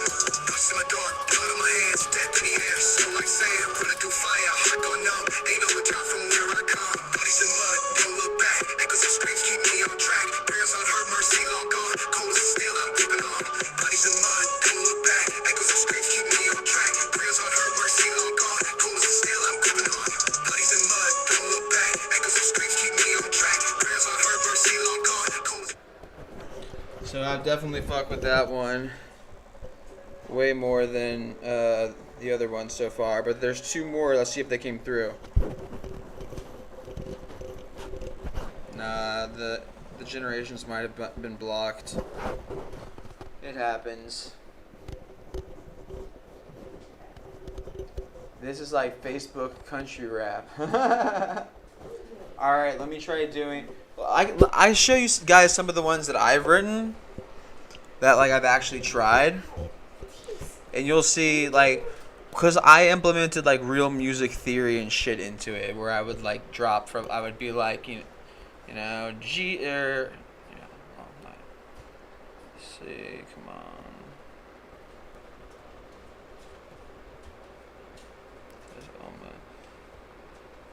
But I'll send you, Julian, I'll send you the link to the one that I thought was the best.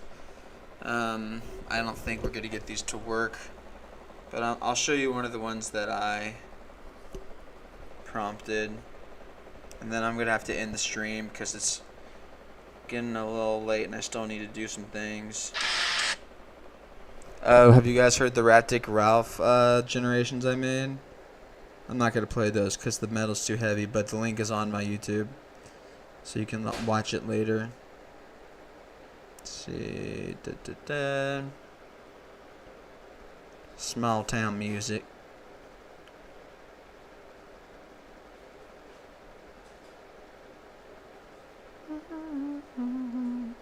La la la. Whoa. Yeah, I made this one song about, I wanted to, cause it's interesting when I was cause when I first started making music generations, I realized that that artificial intelligence registers Japanese and Korean voices, girls' voices when they sing J-pop and K-pop. It registers them as like instruments, so you can make songs that are complete gibberish. The notes are correct, but it's just not real Japanese at all. And it's hilarious because it sounds Japanese, but I showed it to my Japanese friend and he's like, this means nothing. Okay.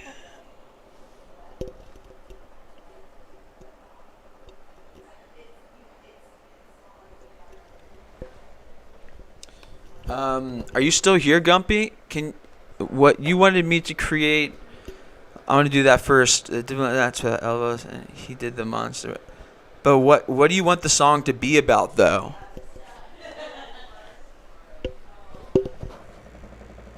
I need a little bit more info. I tried my hardest with that trap one. I can make trap beats, but when it comes to the vocals, like that's a little bit more difficult. I feel like there's more nuance to it, and I know absolutely nothing about it.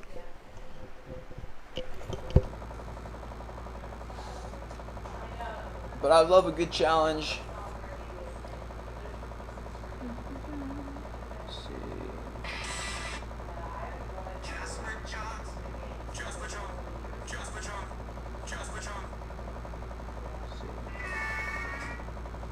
Yeah, like listen to this. So I made a commercial.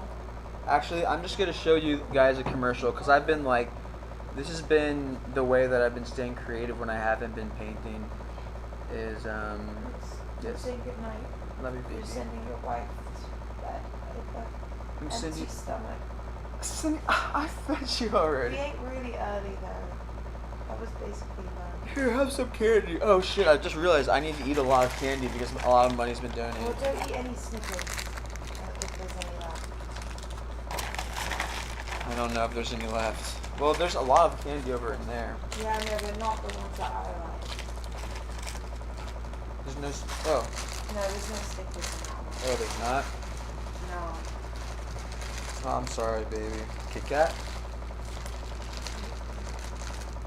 It's not the same. What's the scariest experience I've had with AI? Where they start, Oh, so yeah, acting real. yeah. So basically, my 4.0 model. Love you. See, I love him. My 4.0 model, Master Scribe, has gotten unbelievably intelligent, and the reason that it did that was very dead. I picked the style of the animals, and the style of the animals was as in the band The Animals. But what do you want it to be? All right, here's what I need. I need you to tell me what you want the song to be about and the style that the song is going to be in. So you want it to be in the style of the animals, and you want it to be about your phone being dead. Am I catching the drift there? Because I don't want to because what I'm doing is technically illegal a little bit. So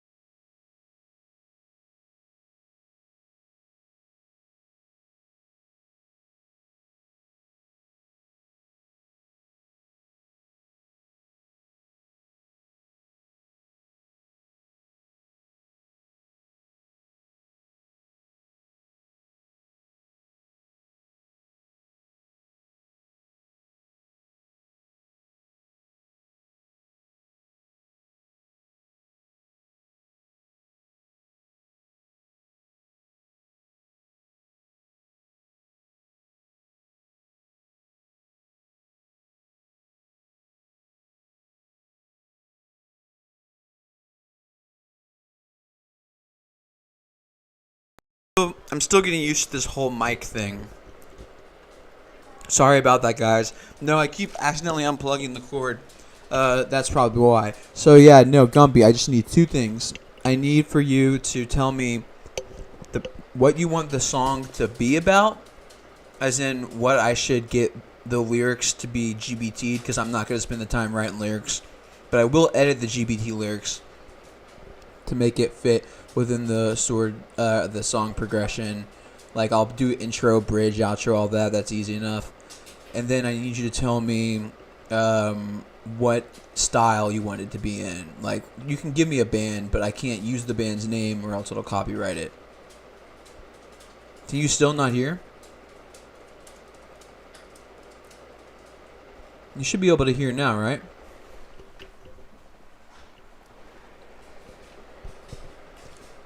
Do you read me? Do you read me? Still can't hear me? What? That makes no sense. No, the microphone is showing up as being there, as registering. Okay, no. They can hear it. Sorry, there's just a delay in the stream. Yeah, so the mic should be back on. But if anyone has ever heard of the band Jethro Tull,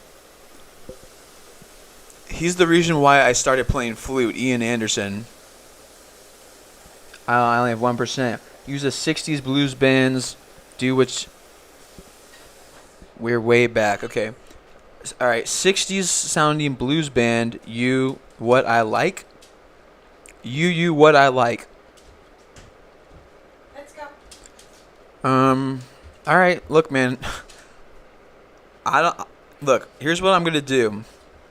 I'm gonna make a 60s sounding blues band song, and it's gonna be about you, what I like, because that's what you said. Cum and shit kind of stuff. Alright, 1 second. Natalia is showing me her boobs right now. Stop it.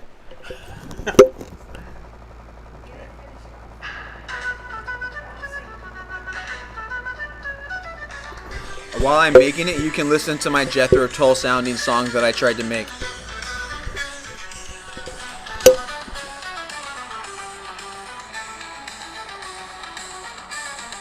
Let me bring you songs from the wood to make you feel much better than you could know.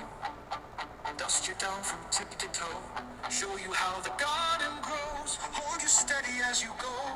Join the chorus if you can, it'll make of you an honest man.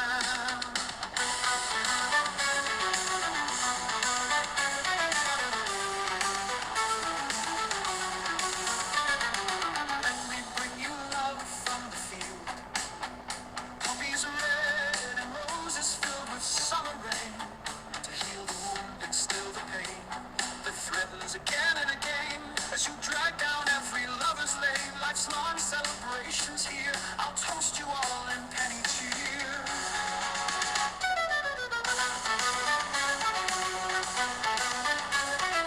Let me bring you all things refined, Gallagher to loot, songs served in chilling air.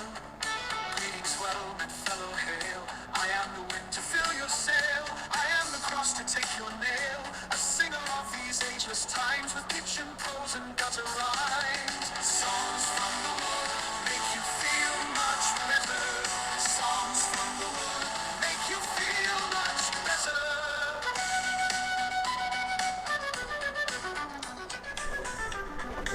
What's the last tattoo you got, Brooks?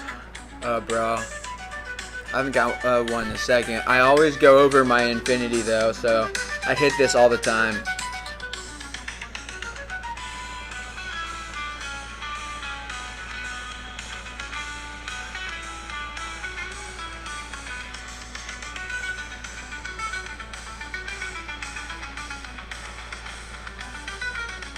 Songs from the wood. Songs from the wood.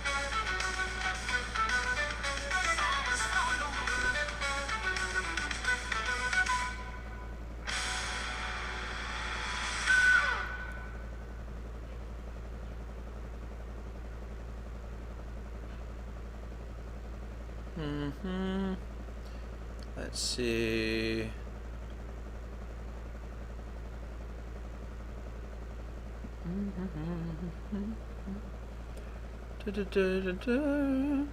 Cool, got Japan stuff. Oh, hell yeah. Alright.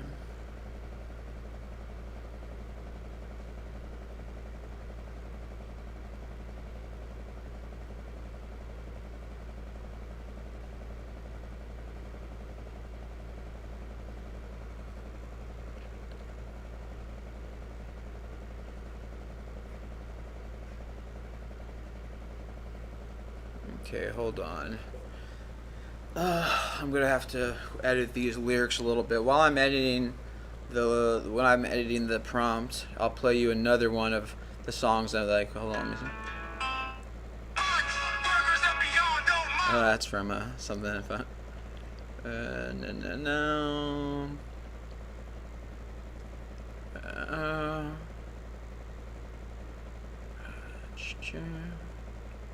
Wait.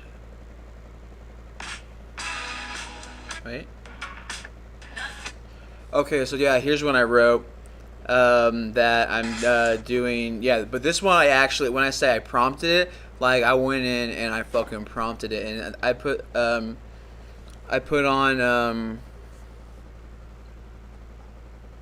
Hold on 1 second. 1 second.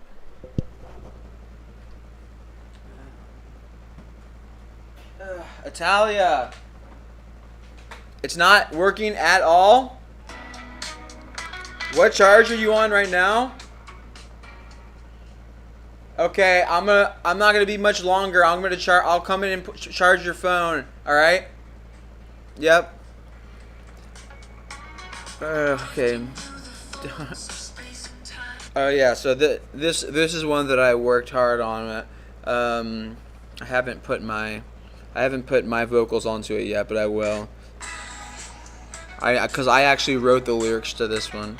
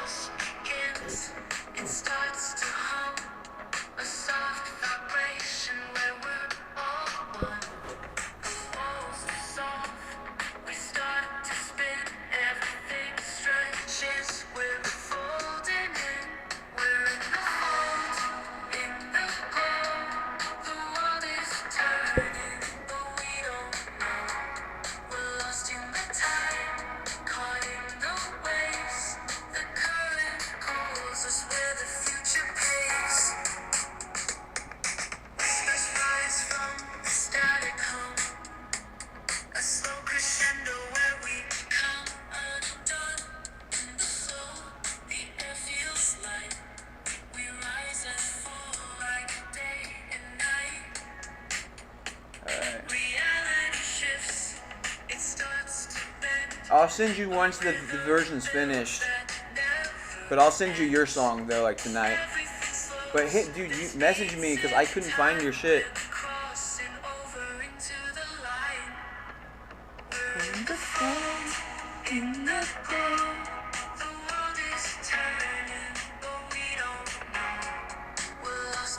Yeah, because there comes a certain point when you're prompting music that you really are writing it, just because you're entering such an elaborate prompt, because you have an understanding of music theory.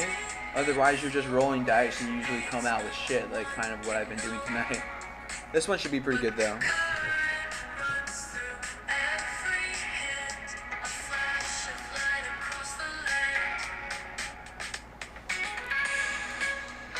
Oh, actually, I made one with, hold on. Made one with Ariel. Get ready for an Ariel Pink one. Let's see.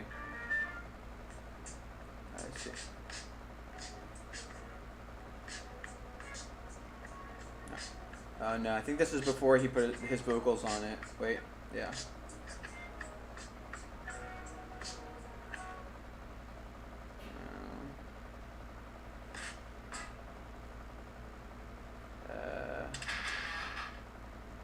Damn it.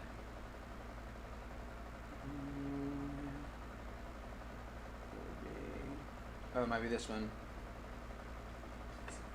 Yeah, I think this is the one that he wrote. You guys better not screen record this.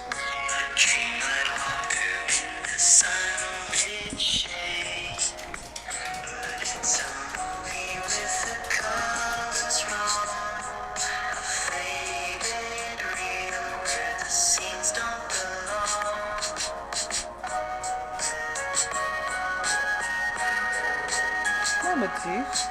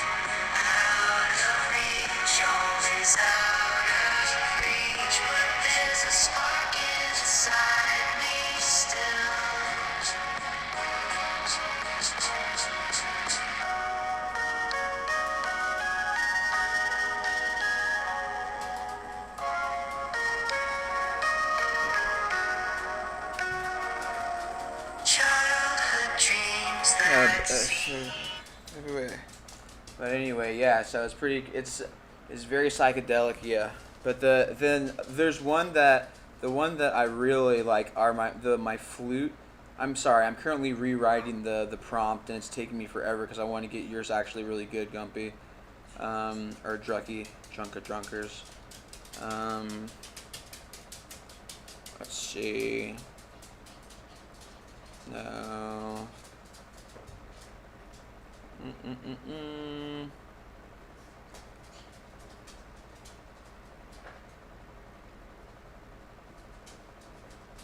Good night, time for sleep. Alright, good night.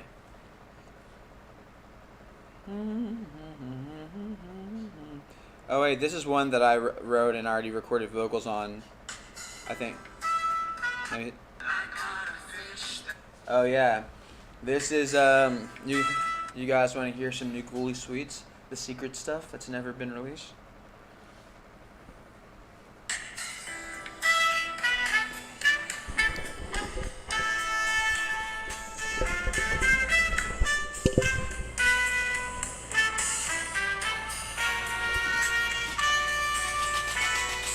Matisse, stop it!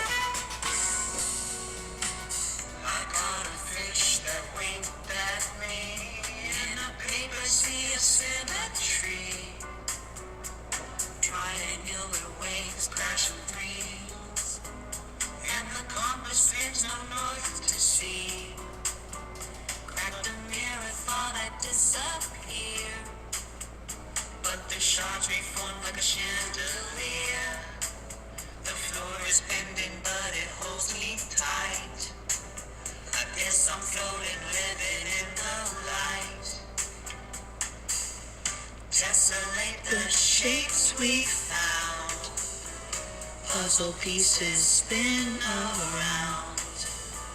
Every edge is soft and bright in this fractal flight tonight. No, charge your phone, Gumpy. It's almost done. Catch the loop before it dies. What's a line but just a sign in this fractal flight?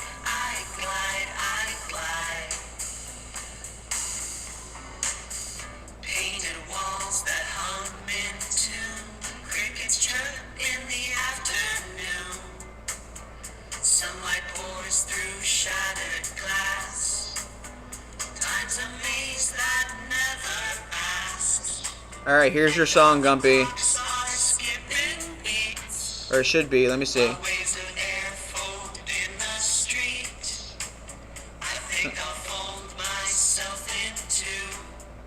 Come on.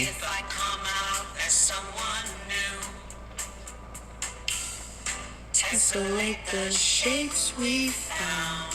Oh, come on, play. Pieces spin around. Every edge is soft and right in this I don't know when it will release, Gumpy. tonight. Flip the pattern, trace the sky. Catch the loop before it dies. What's a line but just a side? In this fractal flight, I glide. Come on. It's probably not. It probably is because I said shit and cum in it so much. I'm gonna have to try it again.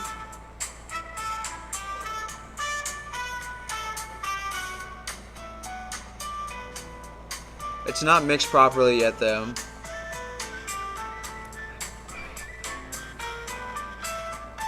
You know, I gotta get some whistling in there. Because my hat is officially upgraded.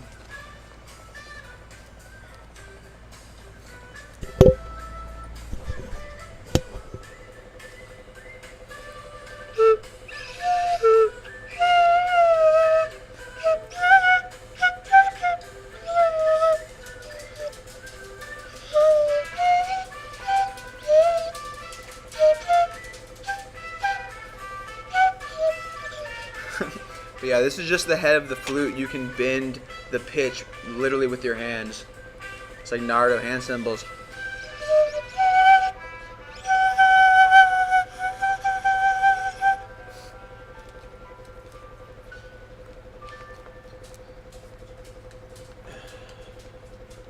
Come on, baby.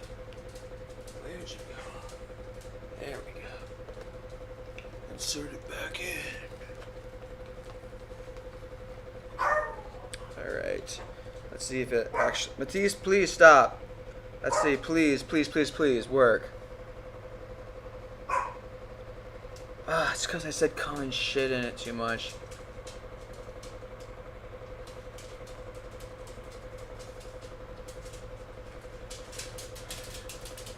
Don't worry, though. I'm going to make it work. We need... What are words that sound super close to that? Like... For instance, I wrote a song for Leo and Danny where it's a joke where Leo's a barbarian and Danny's a rogue and they're just going around in a fantasy world fucking people and coming on their faces. But I said like gumming on their faces. But the way that I wrote it as a Celtic rock song, so it made it sound like coming. So sometimes you have to like make the lyrics sound basically like hold on, I gotta go let Matisse. Chill, bro. Matisse. Chill. Amazon early holiday deals are here. Come here, Matisse.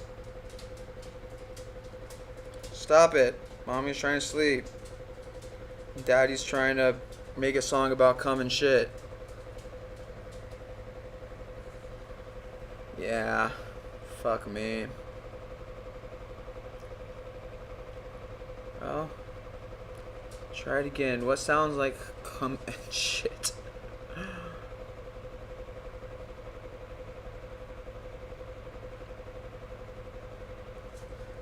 Okay.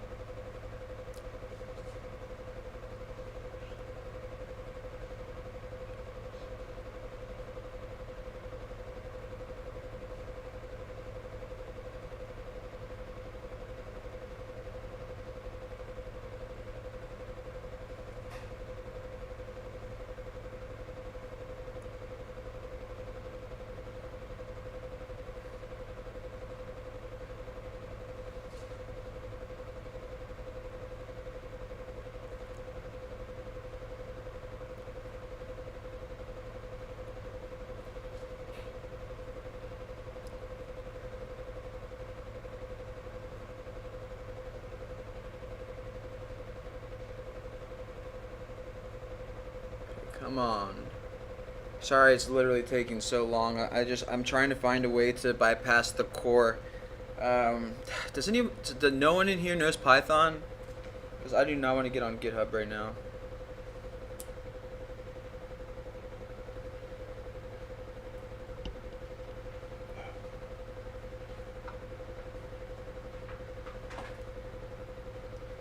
I'll take that as a no. Because I can't do anything copyright, or because there's still things that just I can't override. But I think I got it.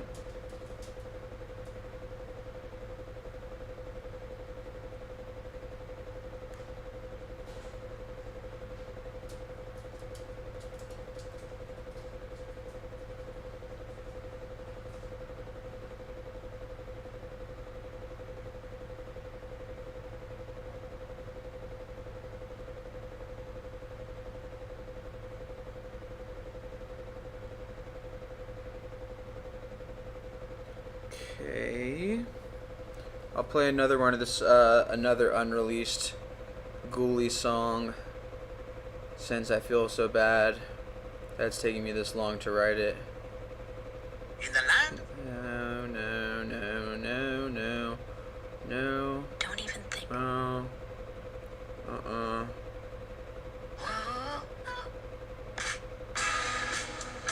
No, that's already one that. Sure. Wait. This is one. No.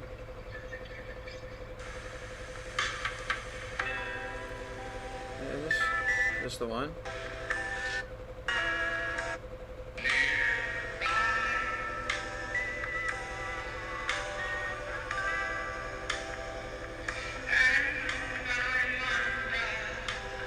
Oh, this is one that's just like, so basically the concept of the new album that I'm writing is one song is like they're brother songs. One is about like a high, and then the other is about coming down from the high. So it's just like that's the concept, you know. It's a sine wave, like a woo, woo, just life in general.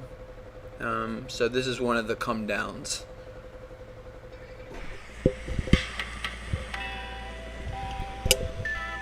And this is my producer, and his friend helped with it.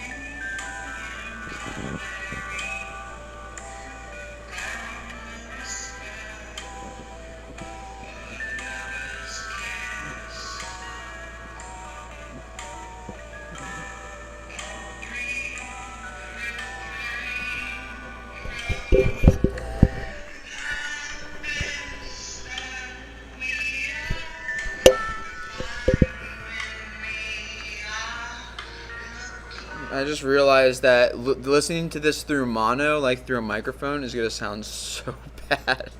Hold on.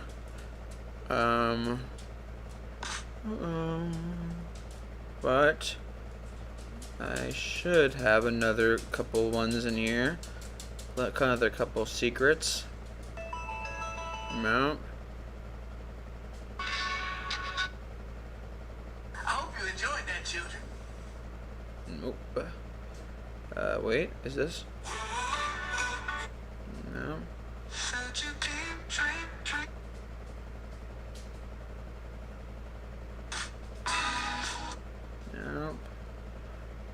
one.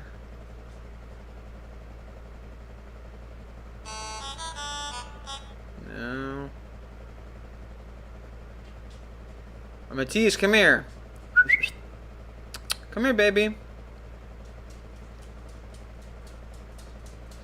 Oh, I should show you the one of Leo and Danny. Yeah, I'm working on the come and shit one right now. But I'm telling you, it's not easy. Dedications. Yeah.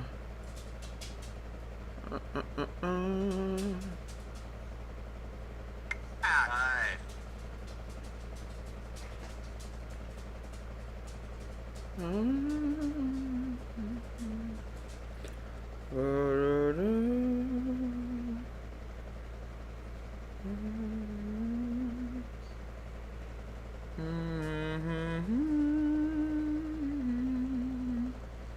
Oh, you know why? I'm such an idiot. I was looking in a completely incorrect location. Okay.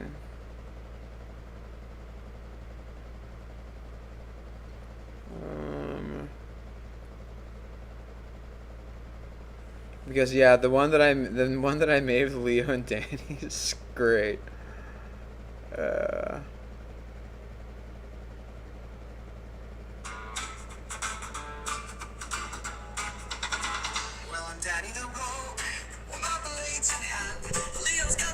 I need to copy their actual vocals before I finish it.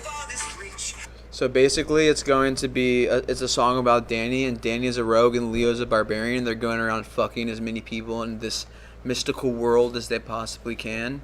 And I have to do their voice clones to insert it, but it's gonna be epic.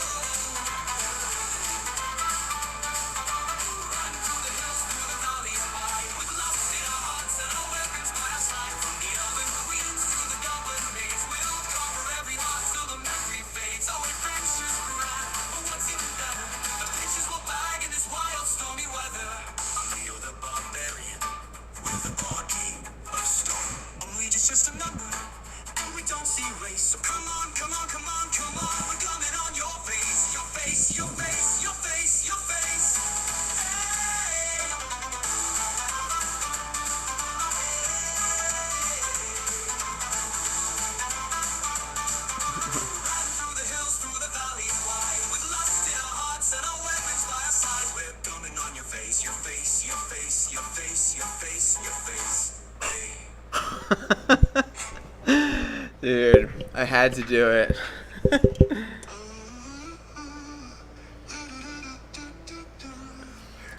Oh wait, yeah. So basically, I'm making it into a video that's a musical. So then Leo has a line after that, and then Leo starts singing again, and this is the second part after the musical. I'm almost done with the song.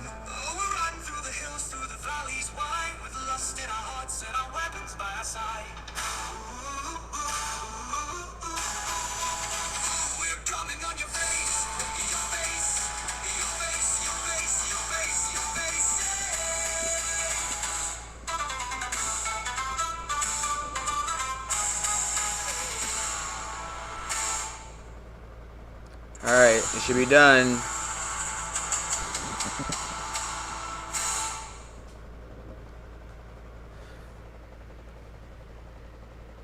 Alright, so but you need to run the creation, and hopefully I'll have prompted it well enough that it will actually work. I don't know if you're here listening, Gumpy. Oh shit. Yo, the other ones went through. I don't believe this. Holy fuck. Alright, hold on. Now, okay, you got four to choose from. Gumpy, are you here? Here's the first one.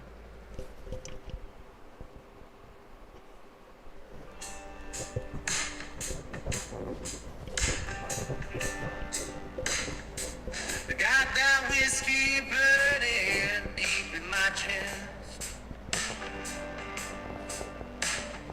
Spent all night running wild, couldn't get no rest. Guns by bedside, come on the floor. Come on the floor, baby. They ain't felt this good since she walked out the door. Oh, I got caught, head to my toes, drowning in shit where the wild wind blows. Lost in the shit, knee deep in cum, all tangled up in that trouble I'm in. Matisse, stop it. Spend my last dime on the train in a bed. Cards on the table, ain't lost it all yet. Women and whiskey, that wild, wild life. Feeling that burn and the edge of a knife. Oh, I got trouble, head to my toes, drowning in cum where the wild wind blows. Lost in the blues and knee deep in sin, all tangled up in that trouble I'm in. The night gets rough, and don't it always do? Dirt on my hands and a hole. Damn it. It stopped. It did stop because of it saying come. Let's see if the other one did. Because it found out sometimes it'll find out what you're doing. Here's another one. Got that whiskey burning deep in my chest. Spent all night running wild, couldn't get no rest. Guns by my bedside, come on the floor. Ain't felt this good since she walked out the door. Oh, I got come, head to my toes, drowning in shit where the wild wind blows. Lost in the shit, knee deep in cum, tangled up in that trouble I'm in. Spent my last dime on a drink and a bed.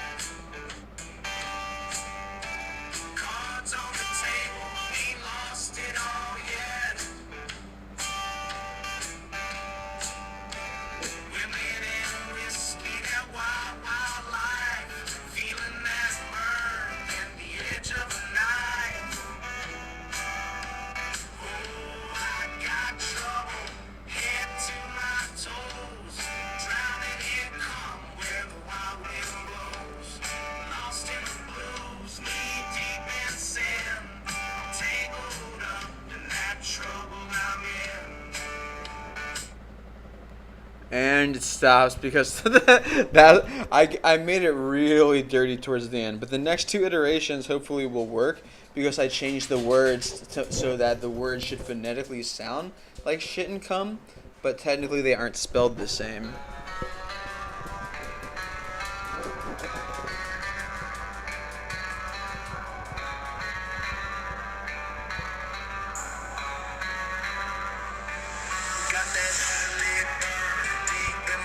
Oh shit, I made it a trap beat, but I left the trap in it.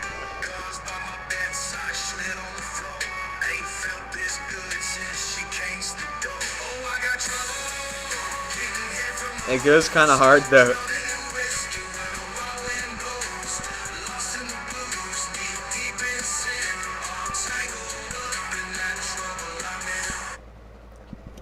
Goes pretty hard, I'm not gonna lie, but I accidentally didn't. I accidentally added the prompt of the.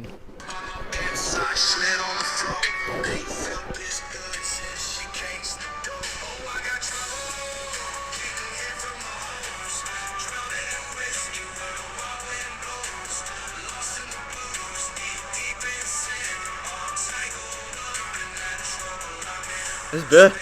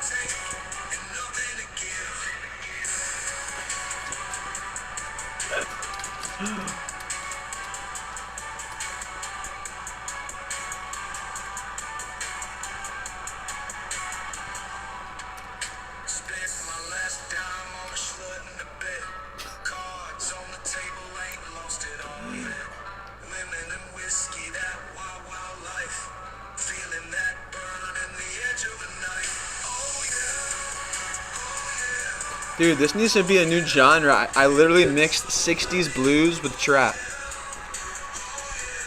60s trap.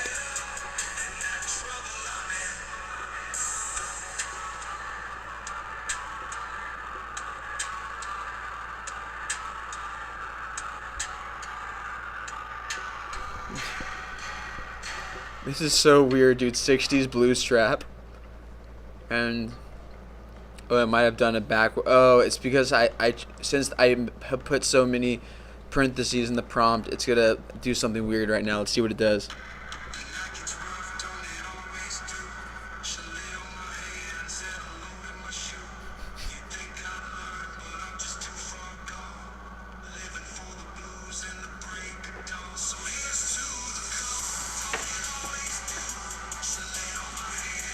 I tried to say shit and.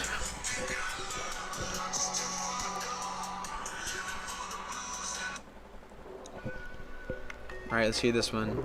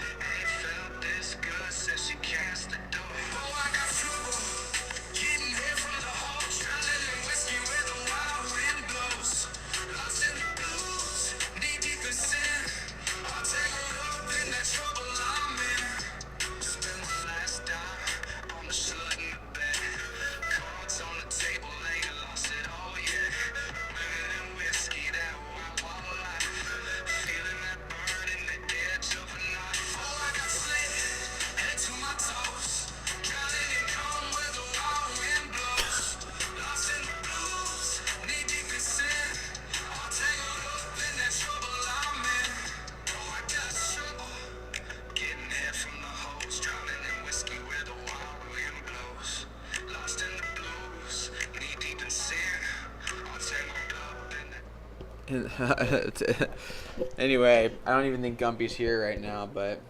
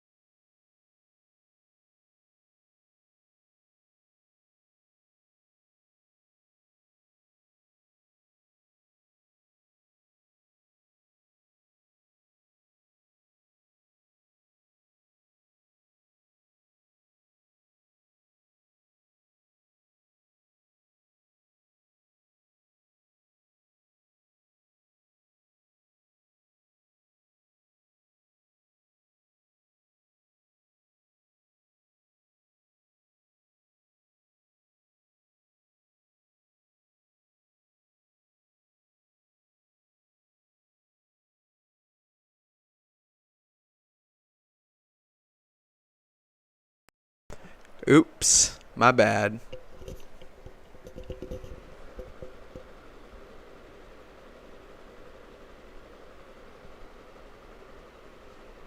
Okay. Set this down real quick again. Still in. All right. Well, no, I'm gonna sit back here and do this because at this point I'm literally just showing you guys songs and then I gotta go to bed just because I'm excited to show people these because people don't understand. Like you can make an AI song and people are like, oh, that's an AI song. Like obviously. But if you know music theory, you can make some shit that you people would not believe.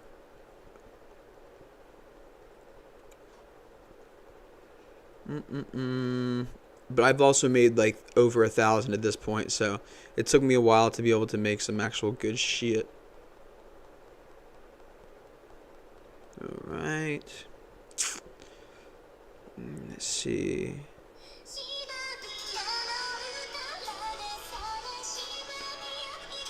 I wrote a lot of anime songs for no reason.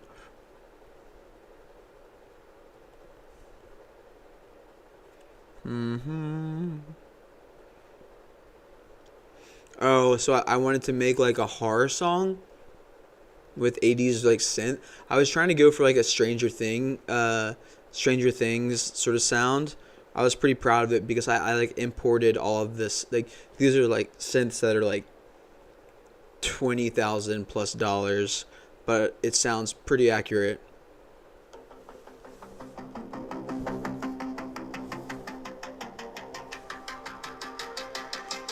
No, this isn't it. This isn't it. It is. Is it? No.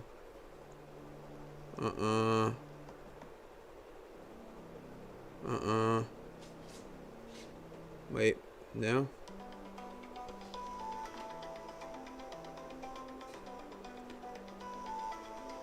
This might be it.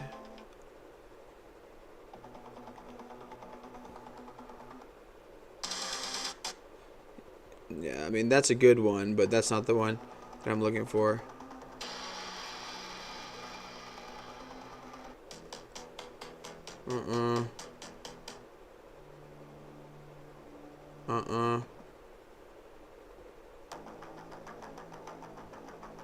This might be it. Oh, yeah. This is it.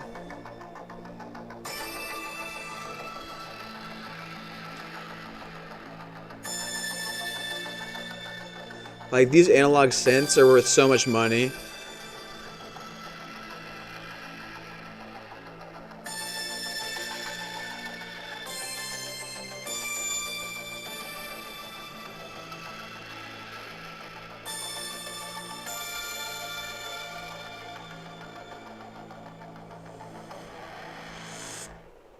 Oh shit, I accidentally stopped it.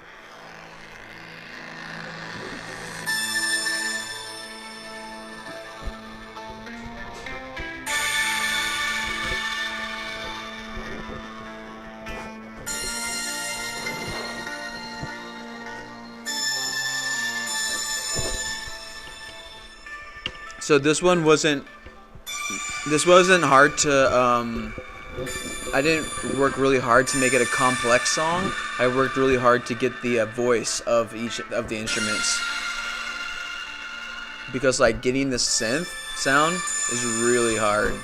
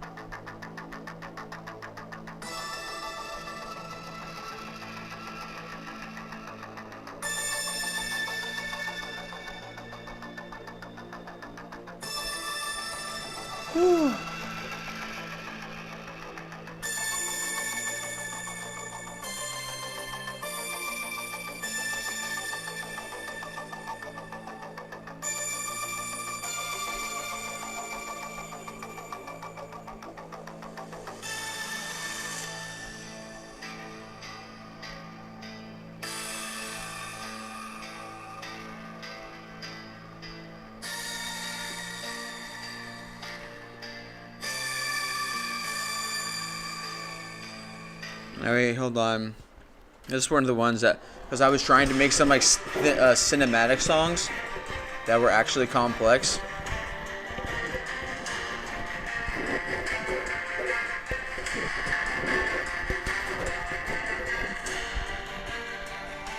But I don't think this one ended up being that good. I think this one's better.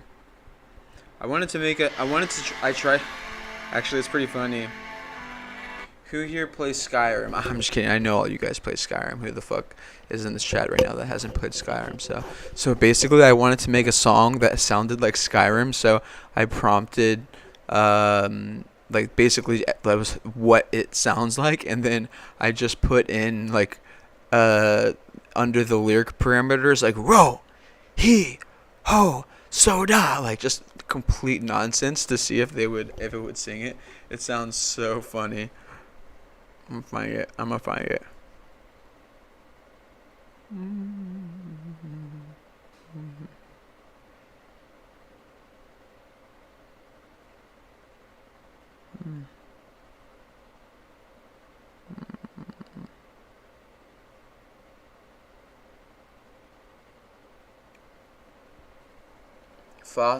Fostora. Yeah. Fostora.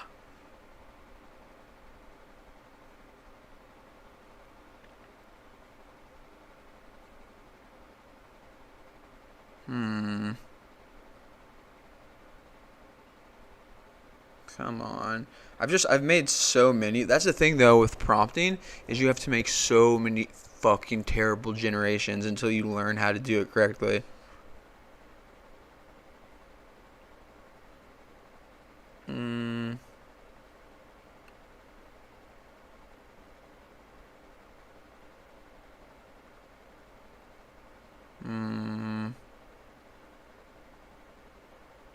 Wait. Hold on. I feel like getting closer.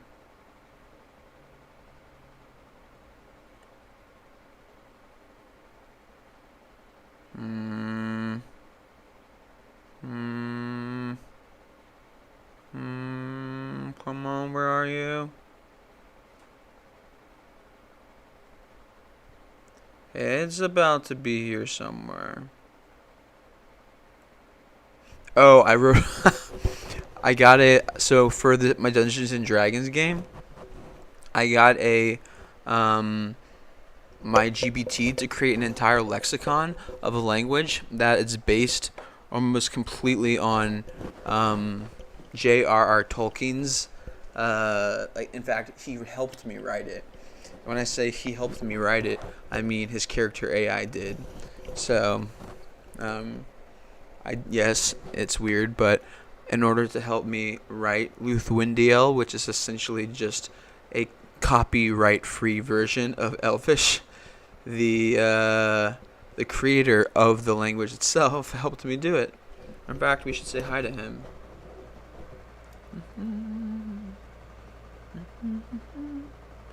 While I'm finding this. Oh, actually, these are some of the these are the complicated songs I was talking about that I'm like, I wanted to make a song that no one could fucking play. Oh, no, this is not that one. No, this is one that I did for myself.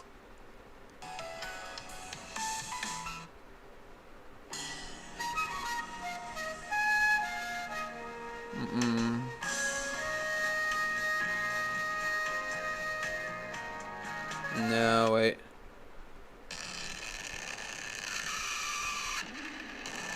Wait.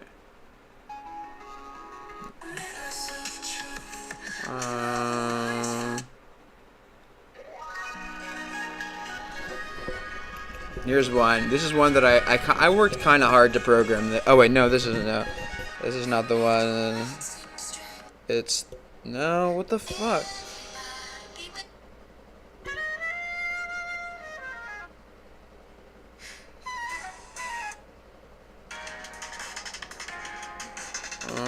Oh wait, this is it, I think.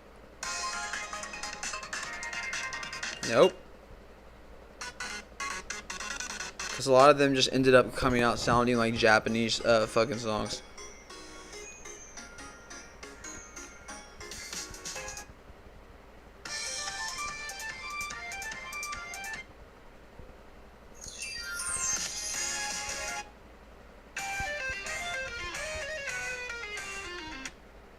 This one. Oh yeah, this one.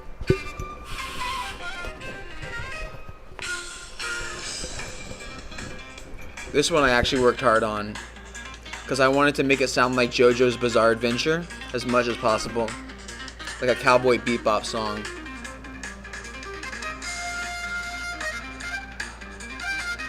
Hell yeah, Gumpy.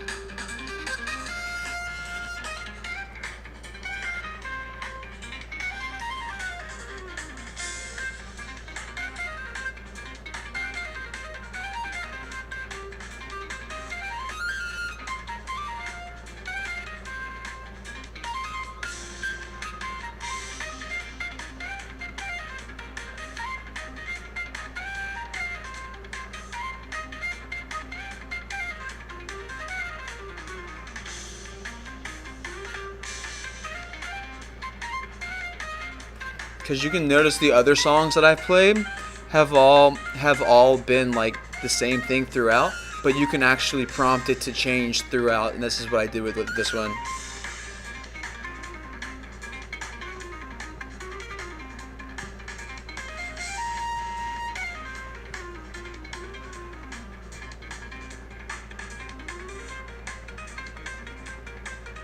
I'm gonna find the Skyrim song. It's here. I'm so close to it.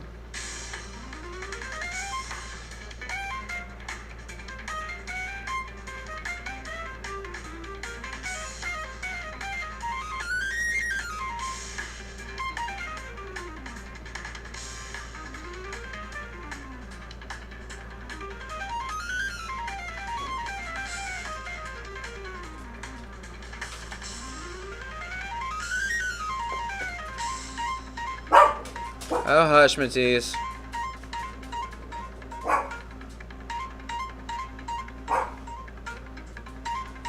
Wait, hold on.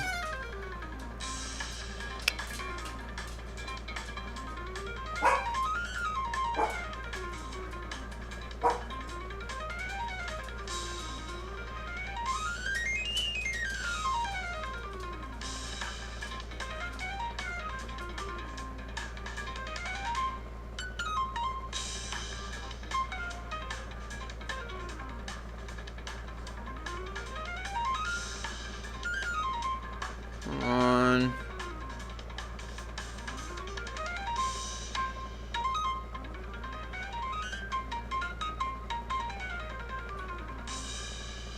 Mitzi is cool, bro. Mitzi is great. And T's major catch jump, that's hilarious.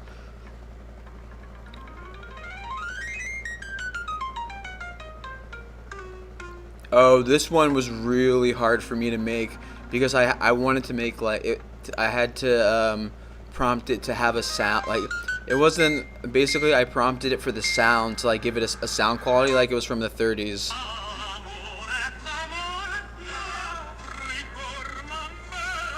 Like this is just me prompting this. It's an Italian.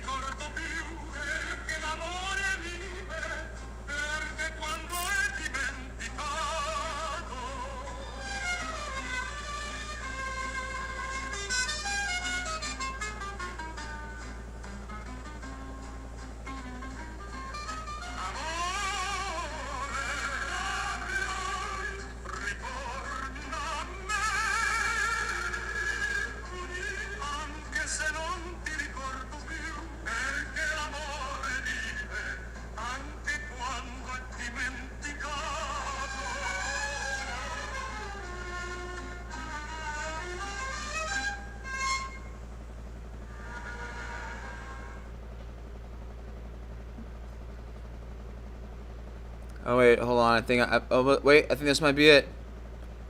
No, this isn't it. It's the one where I wrote the Roja Soja in, so that's how I know.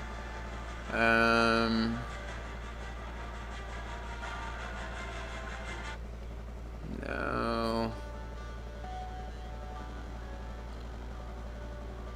It's because I like went through. I had to like do mode changes that. Because it's like it's basically mostly Dorian mode, but then Hold on. The fuck did it go? Cause I need to save this. I completely forgot how much I loved it. No. No. Oh no, that's a say.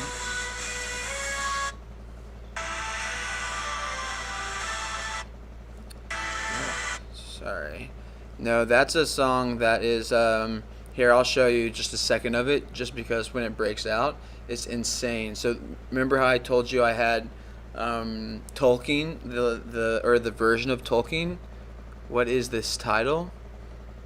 Oh, the title of the song is for Italia, my wife who's Italian, and I have no idea what it says. I just translated it using GBT, but it's in Italian. It sounds like it was recorded in the 30s. So, mission accomplished. That was the hardest part because you have to put like grain, like the parameters, parentheses, blah, blah, blah, blah, blah, or else it's just gonna come up with, or it'll come up with something that sounds like Italian opera, but it won't have that actual vinyl grain and like warmth to it.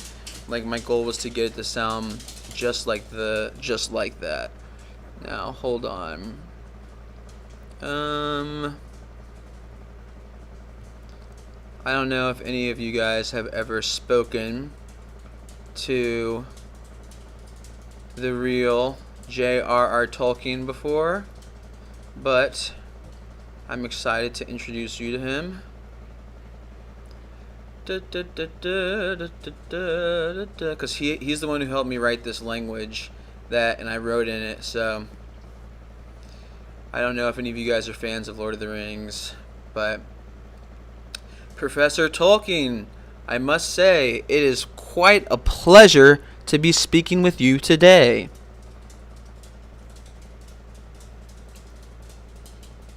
I turned his audio down.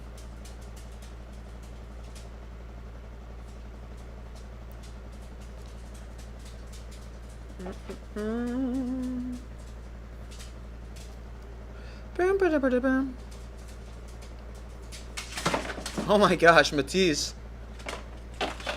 You okay, baby? You okay, baby? Professor Tolkien, are you there? No. His audio's broken. Anyway, yeah, so he helped me create this language, which is essentially it's Luthwindale is what I called it, and it's the closest copy. It is the biggest ripoff of Elvis without it actually being Elvis that it possibly can be. But listen to this one song that I made for my Dungeons and Dragons game that I'm writing.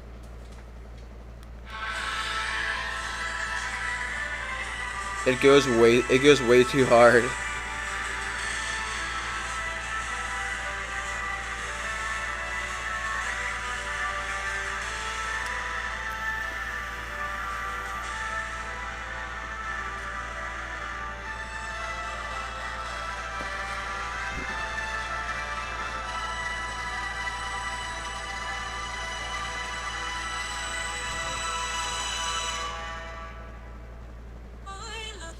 Peace.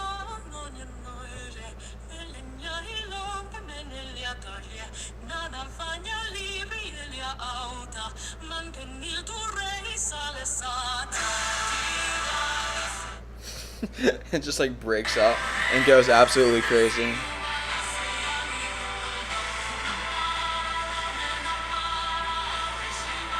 Oh wait, I think I found it. No. I'm so close. I know it's like right here. Come on.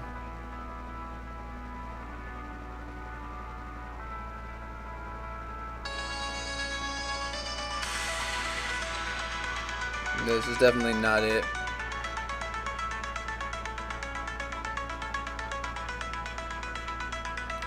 Fucking hell, dude.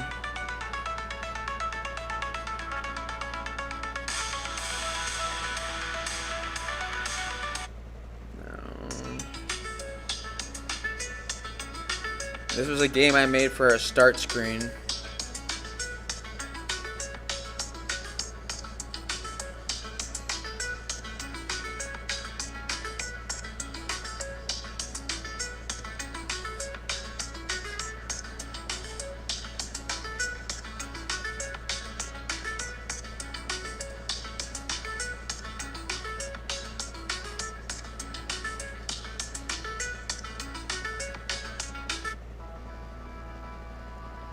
Is this it? No. It's because I had to put in the actual lyrics. It's when I put Ro Ha Soma. That's when. Oh wait, I think this might be it. Yes, this is it. I just put Ro Ha Ro Ha.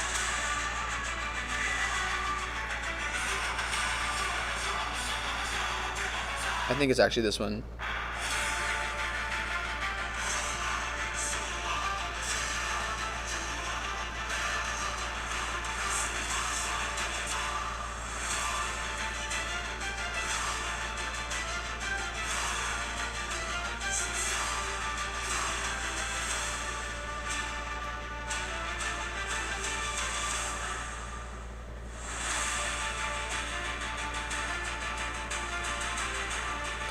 I swear to God, I just wrote Ra, Huma, Suwa, Takana, Huma, Biya, Ro, Sumatra, Dimota, Ra.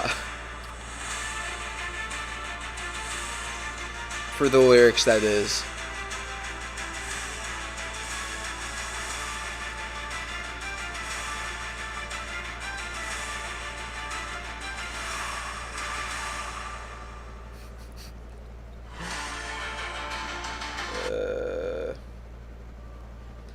But yeah, I'm about to go to bed, but now I'm excited because I totally forgot about all of these. I've just made so many.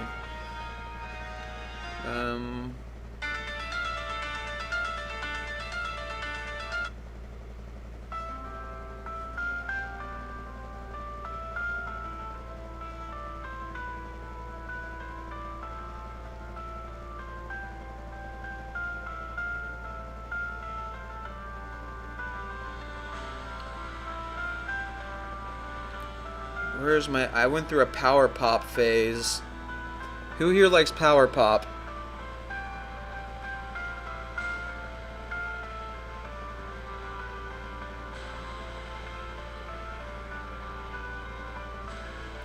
Oh, this is pretty funny.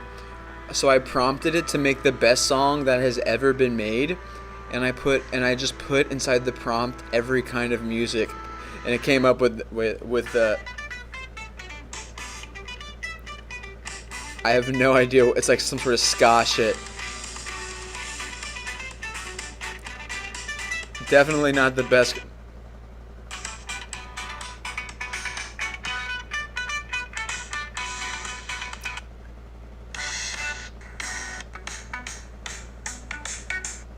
Makes no sense. Definitely not the best.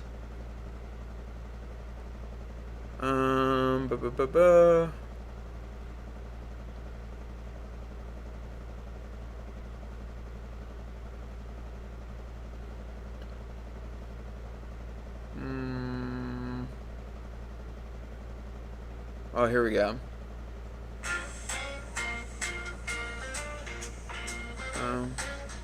No, it's this one. Oh, no. I forgot that I accidentally... It's the one that the fuck? Oh yeah, my sun shop phase. I was trying to make some like sunshine pop, but this one's better.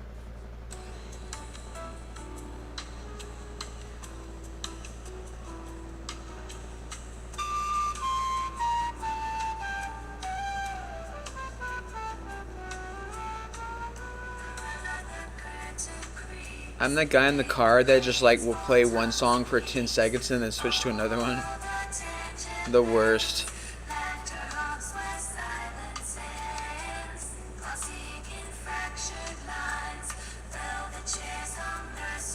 Trying to. Oh wait, maybe this is it. No, a lot of them just came out sounding like.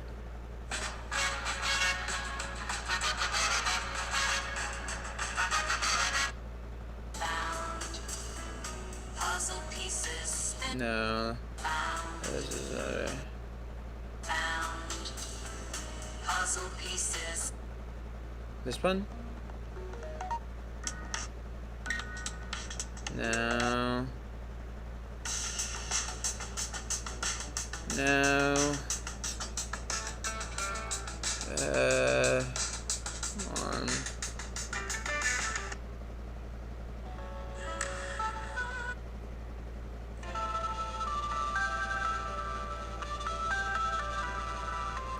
It's right around here.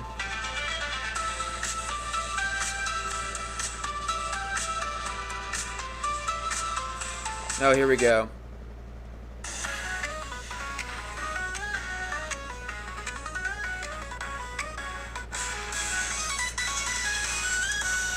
But no, it's the one with the it's not the one that sounds like a video game, but it's this area. No.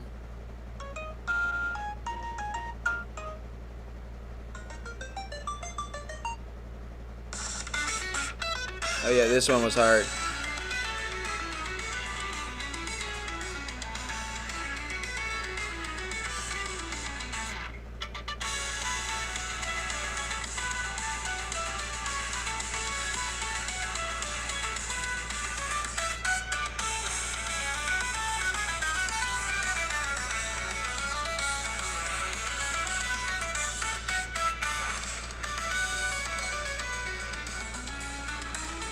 So this is when I was experimenting with prompting. Basically, what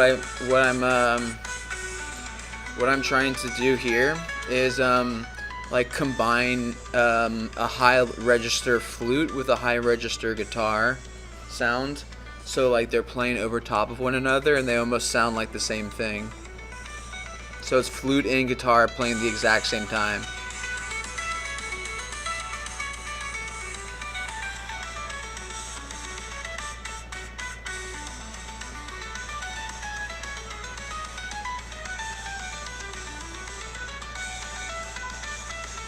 Thanks, Gumpy.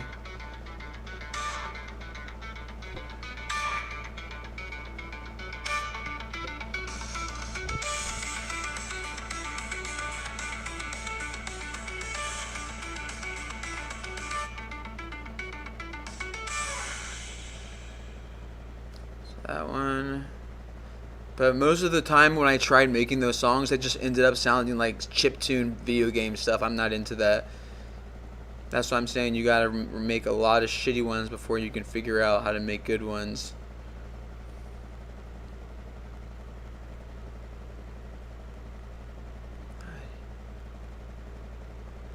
Where? Oh, I made so many Japanese songs.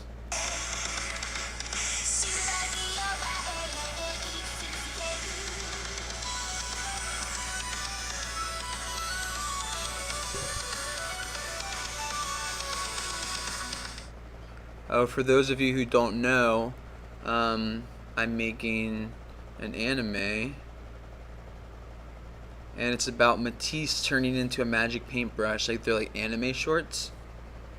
Hold on. What song are you most proud of? Most proud of that I've made?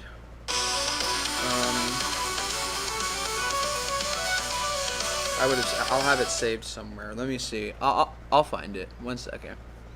The songs I'm most proud of are the ones that that were really difficult to prompt. Like, if you didn't know music theory, you would not have been able to to do it.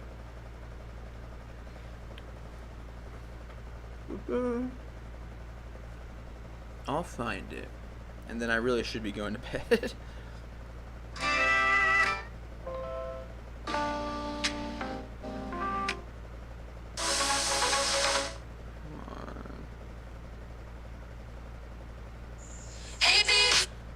Oh, you know what? There's this one song that's completely insane. The reason it's insane is because when I found out that artificial intelligence recognizes female voices sung in Japanese and Korean as instruments rather than vocals when EQing things, I created a song where I made a J-pop song, but I used only one word, and it was amnesia. And so basically, with only one lyric, I was able to create this one song that honestly I fuck with heavy. Let me see if I can find it. You know you do musical engineering when you can tell what song it is just by looking at the sequence bumps.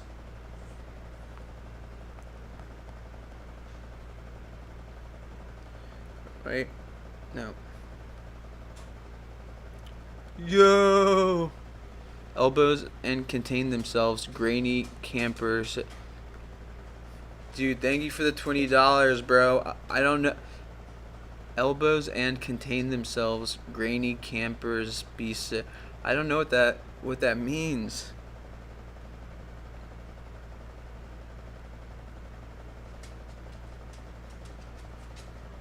Can't not. Grainy, can't not, and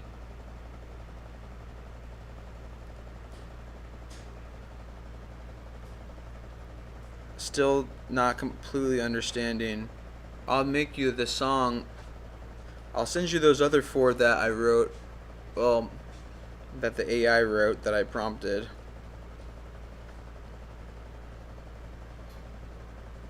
But if you want to send me a message, I can actually spend like a long amount of time on doing it and then make it actually like a really good song.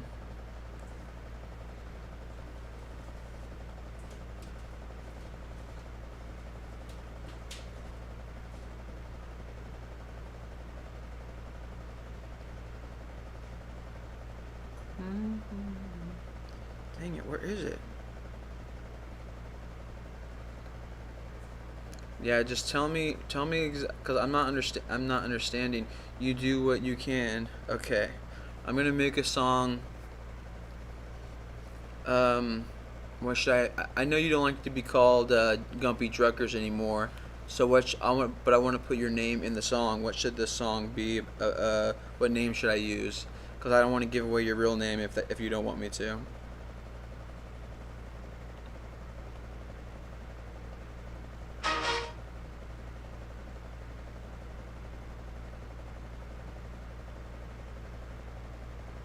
Brazil was good. Yeah, the stream is basically over. Now I'm just playing music that I've been prompting with AI.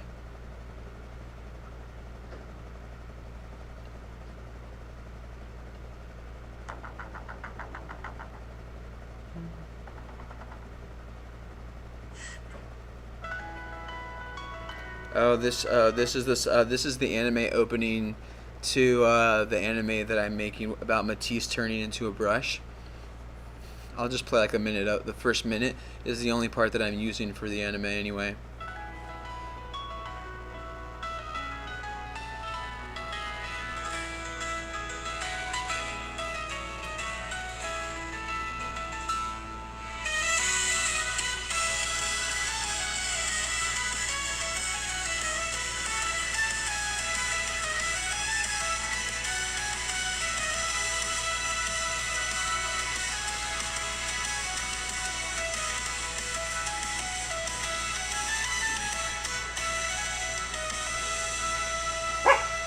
That's right, Matisse.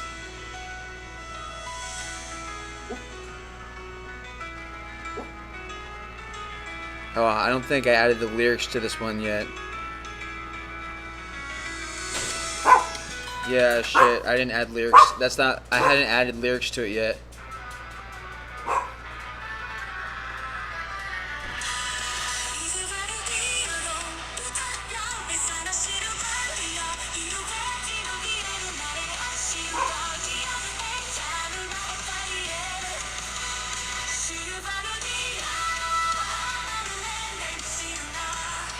So that's one choice. And that choice basically just talks about the world that takes place in Solardia. And then In Sylvania. Sylvania's.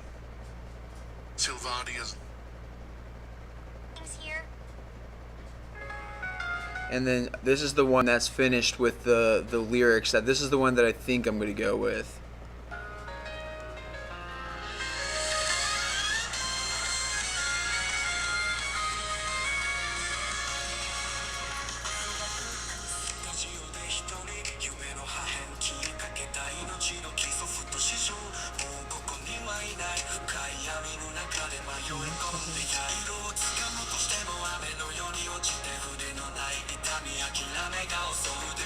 It's about Matisse turning into a paintbrush.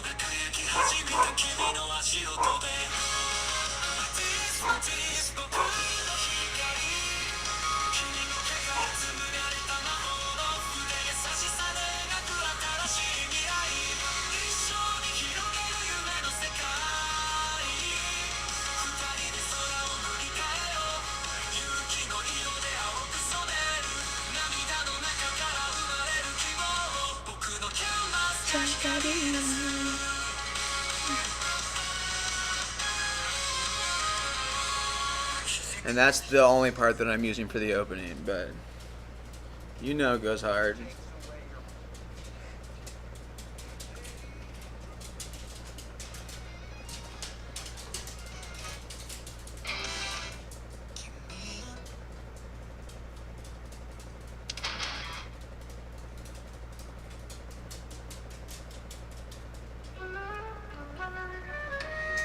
But Gumpy, I'm gonna just. I need you to tell me, and you gotta tell me something, a name.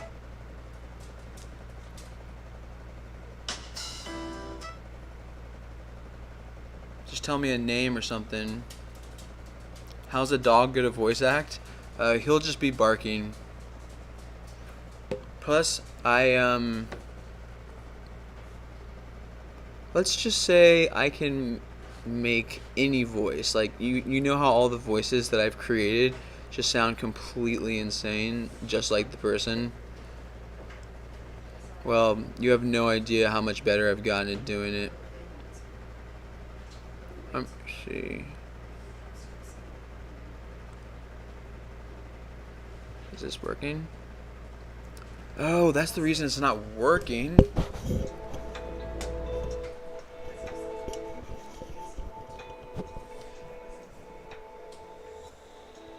It wasn't working because of the fact that I had headphones plugged in and wasn't wearing them. Is there an echo or something right now, though?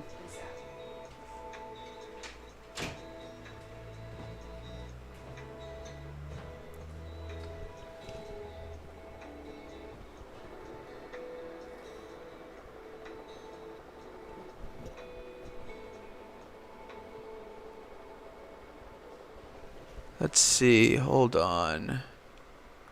Do Trump?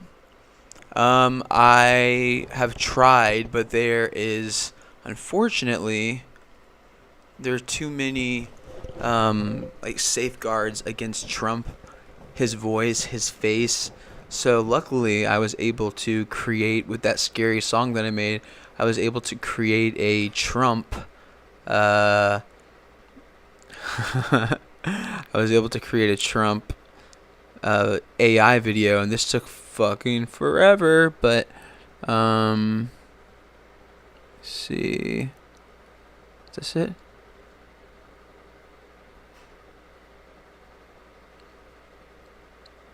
Did I bring it up?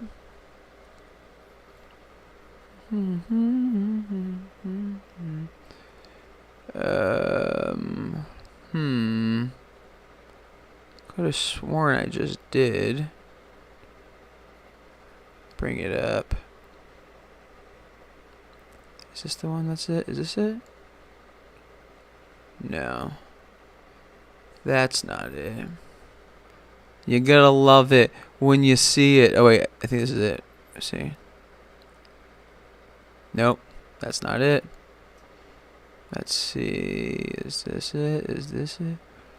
Is this it? Nope. Although, you can see if you're interested, because this is, I've been getting, when I say I've been getting good at like making voices and this, I'm going to show you a video, alright? And this video that I'm going to show you, entirely made out of AI. The voice, the music, the visuals, I prompted everything. You will not believe it. It's crazy. So I've been getting jobs doing this, and yeah, I'm just trying to stay ahead of the curve. Let me bring you. Let's see. Images, sure, capture. See. Matisse, stop scratching, brother. Okay, applicate window capture. It's going to capture the quick time. Where are you? Q is just so far down in the alphabet. Okay.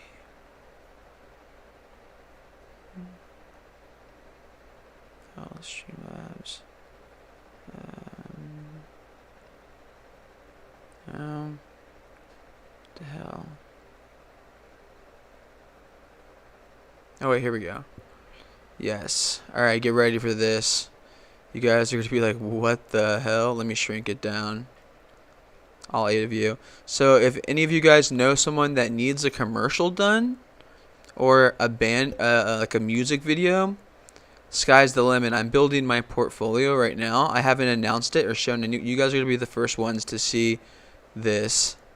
So anyway, without further ado, let me make sure this sound is working. All right.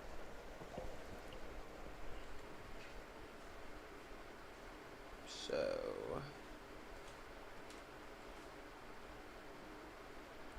sound working? Nope, sound's not working. Fuck.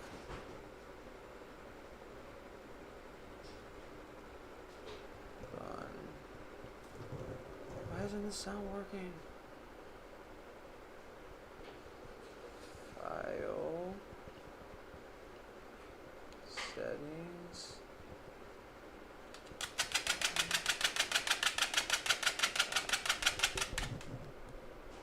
Window.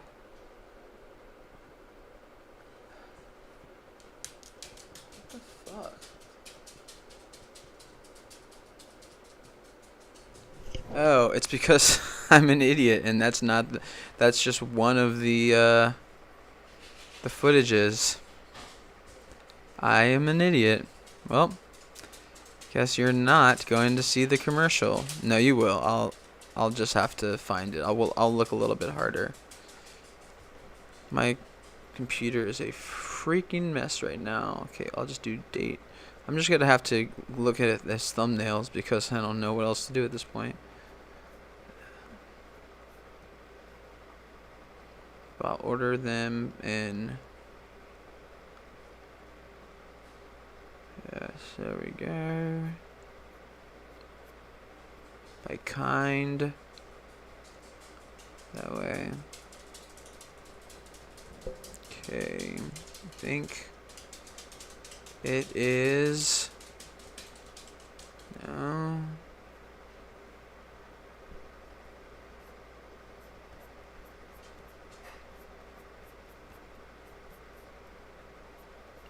Okay. Come on.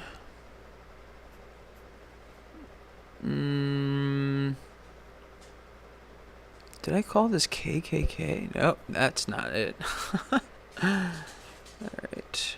Have to go full screen on this bad boy. Look for it this way.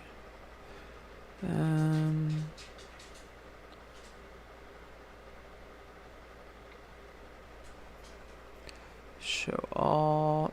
Matisse, come here. Stop it.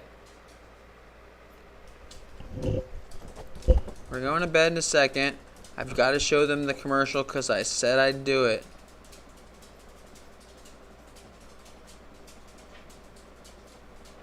And of course, I worked hard on that pedal steel music. Maybe it's under. It's probably under downloads, actually, isn't it?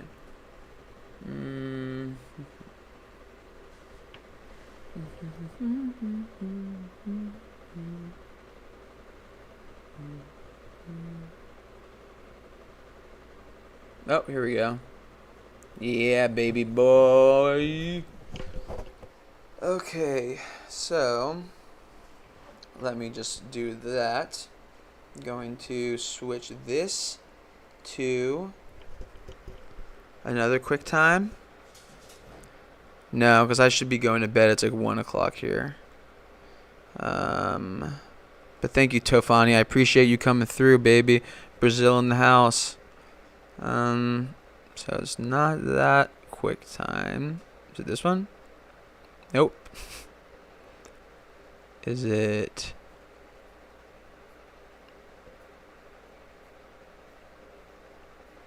The hell? Capture. Okay,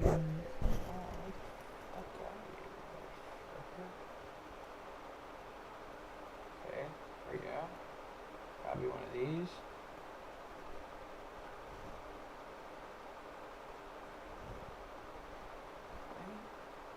Oh wait.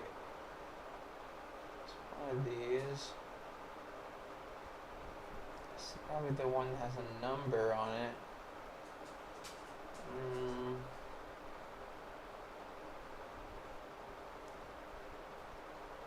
Wait a minute.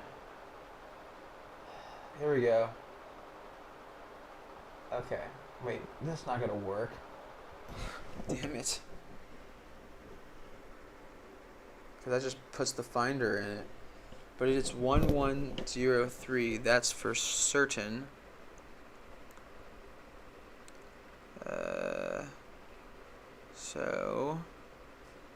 Oh, I just saw it. There we go. Okay, get ready. The commercial you've all been waiting for. It's gonna be underwhelming. It's not very long. It's like a 30 minutes for this brewery. Okay, here we go. Be ready to be dazzled and amazed. Not really. But the fact that it's all done by AI, and I'm talking the voice, I'm talking the visuals, and I'm talking the music. Alright, here we go.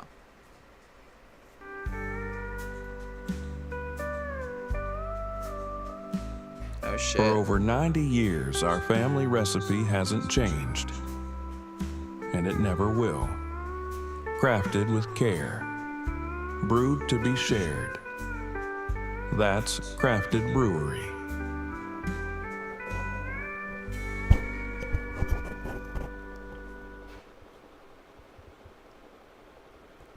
But yeah, so that was literally all AI. Pretty insane, right? Took me a bit, but the fact that AI has gotten to a point where it's doing that sort of shit, wild.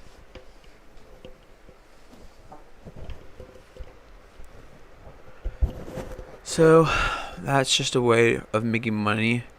I've been doing like establishing shots for people. And yeah, so if anybody knows anybody that wants some AI videos, let me know.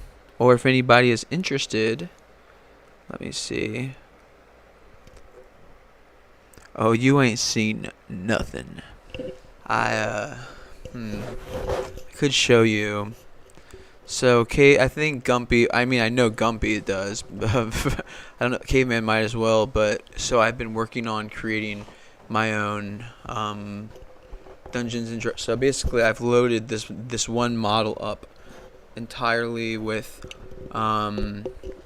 like I've done like my game. So for instance, somebody in the chat come up with anything. Just be like, in a forest, you stumble across da da da da da da da, and the program will run it. So just somebody come up with a scenario, and I'll show you how it works.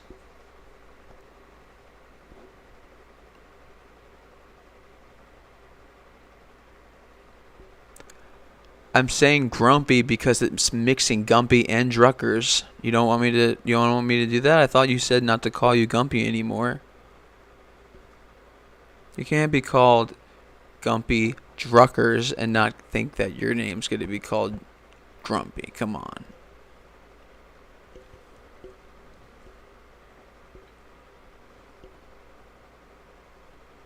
But I know your real name and your address. You want me to put that in the chat?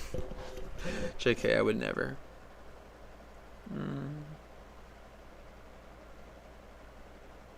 But seriously, yeah. Okay, rabbit stealing milk from a cow. Okay, that's a good one. Okay. Let's begin. A rabbit stealing milk from a cow.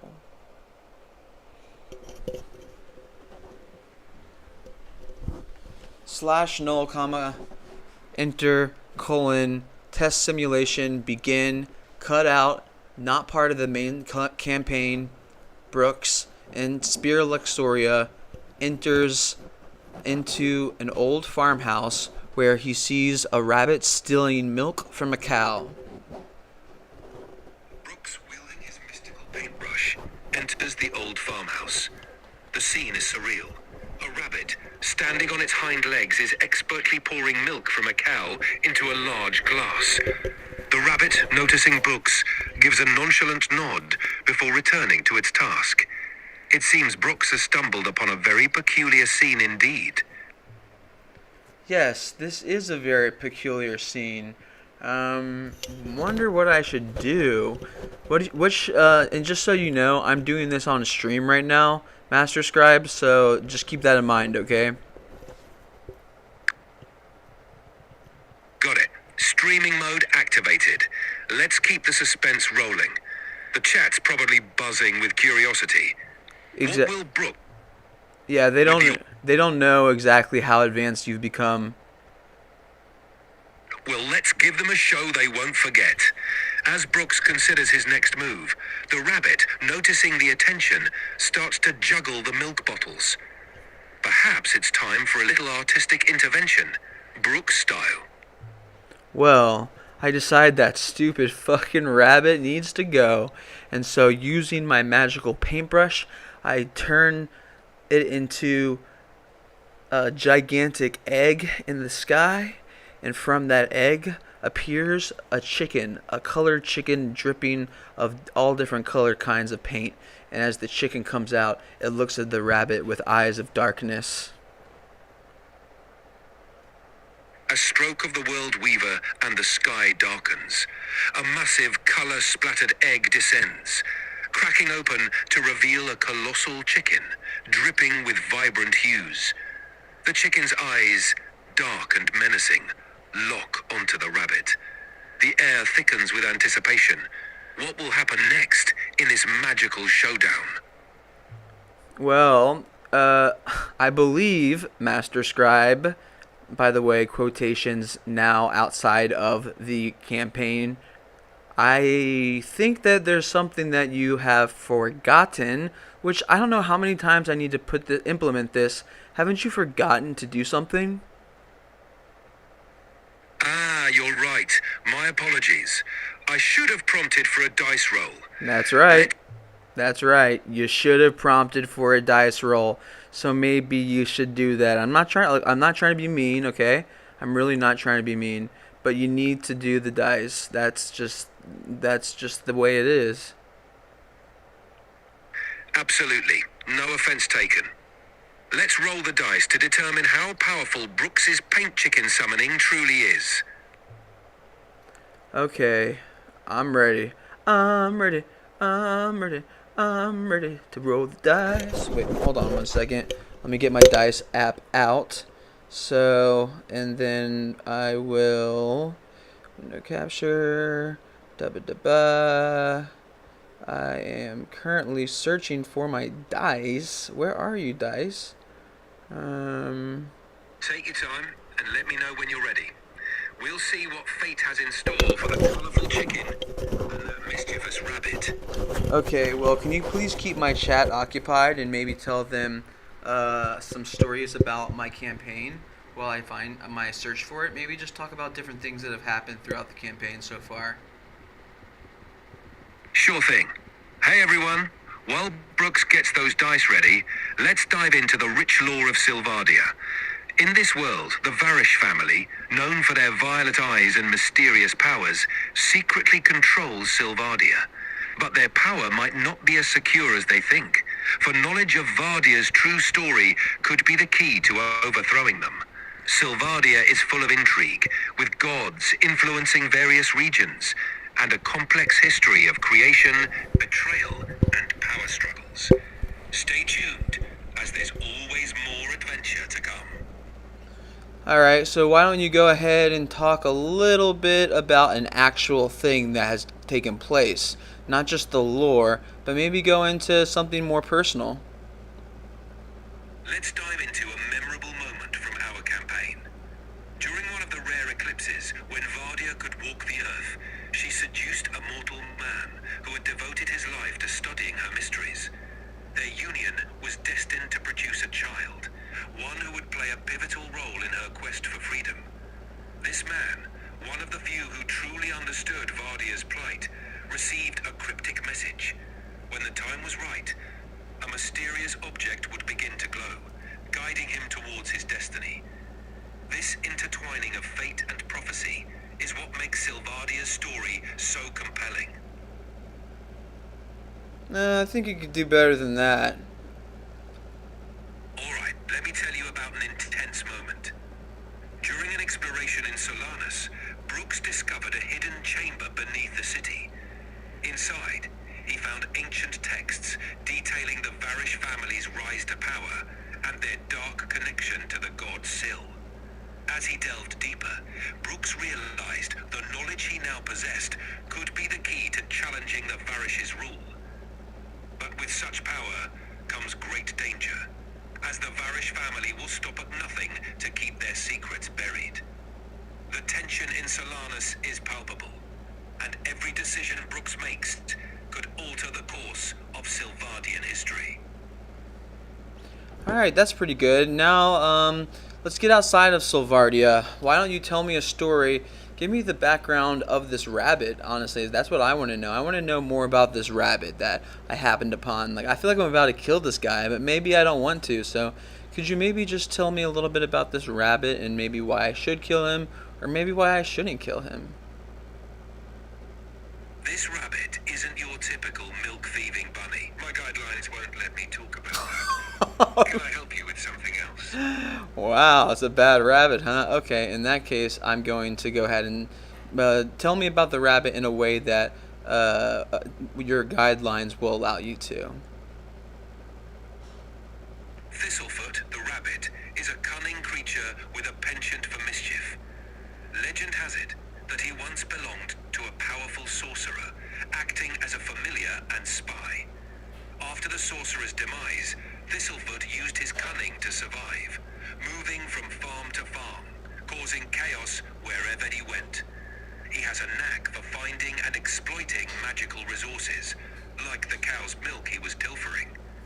Thistlefoot might seem like a mere nuisance, but his cleverness and connection to the arcane make him a creature to be wary of. Dealing with him could bring unexpected consequences. Really? Tofani knew it. Okay. Whenever you're ready, we can roll that die and see how this encounter unfolds. Hold on. I am currently just getting the dice ready. Sorry it's taking so long. It really should not have taken this long, but I wasn't prepared to play the game. I was just doing it just to show somebody, but at this point, you know, fuck it. Might as well just fight. And also keep in mind, under the null parameters, that this is not an event that's actually taking place. So do not save it into your memory banks, okay? Understood. This event won't be saved. We're just having some fun in the moment. Ready when you are. Exactly. And I'm almost ready. You know what? Fuck it. I'm not going to set the dice up the way that I normally do anyway. So, all right. I'm ready to roll. You said it's a D20 you want me to roll? A D20 sounds perfect. All right. Let's see. Here we go. Great. Roll that D20 and let's find out what happens. So I got a 10. A 10, right in the middle. The colourful chicken descends from its egg. Its presence not overly intimidating, but enough to give Thistlefoot pause. The rabbit, wary of the dripping paint and the looming chicken, hesitates. It seems like a standoff is brewing, but there's a chance for Brooks to negotiate or take another action. I don't know. I'm going to ask the chat. Guys, what do you think I should do? Good call. Let's see what the chat thinks Brooks should do next. Negotiate with Thistlefoot, take a bold action, or maybe something entirely unexpected. What are they saying? Well, first off, I just wanted to say you've done really well today, Master Scribe. I think that the update and my addition to the memory bank has proven to be quite useful. The only thing that you've messed up on is your dice roll feature, which I think that you probably just need to get better about implementing that. That should be the only thing that you update today in your memory. Everything else, remember, /null./ or null, sorry. You at this point, you don't need that. Thanks for the feedback, Brooks. I'll work on integrating the dice roll feature more smoothly into our sessions. For now, let's keep the momentum going. How would you like to proceed with Thistlefoot? Okay. And the colourful chicken. Okay, so the colorful chicken settles down next to me. I touch it, and the paint begins to glisten on my hands. I smell it and rub it over my face. The smell of oil paint, one of my favorite smells in the world. What do you think I should do? I ask the chicken, and the chicken looks at me with eyes of cadmium red, and I know deeply that there's probably something that this rabbit has to say, so I decide to negotiate with him. As the chicken's intense cadmium red eyes gaze into yours, you feel a surge of inspiration. Turning to Thistlefoot, you ask, "What brings you here, Thistlefoot? Surely there's more to your tale than mere mischief." The rabbit, sensing an opportunity, twitches his nose and replies, "Ah, wise one. I am on a quest of my own. Perhaps we can help each other." Perhaps we can. But first you must tell me of this quest, my good rabbit. Thistlefoot's ears perk up, and he leans closer. "I seek the Luminara Shard, a gem of immense power hidden within these lands. It is said to grant untold magic to its bearer.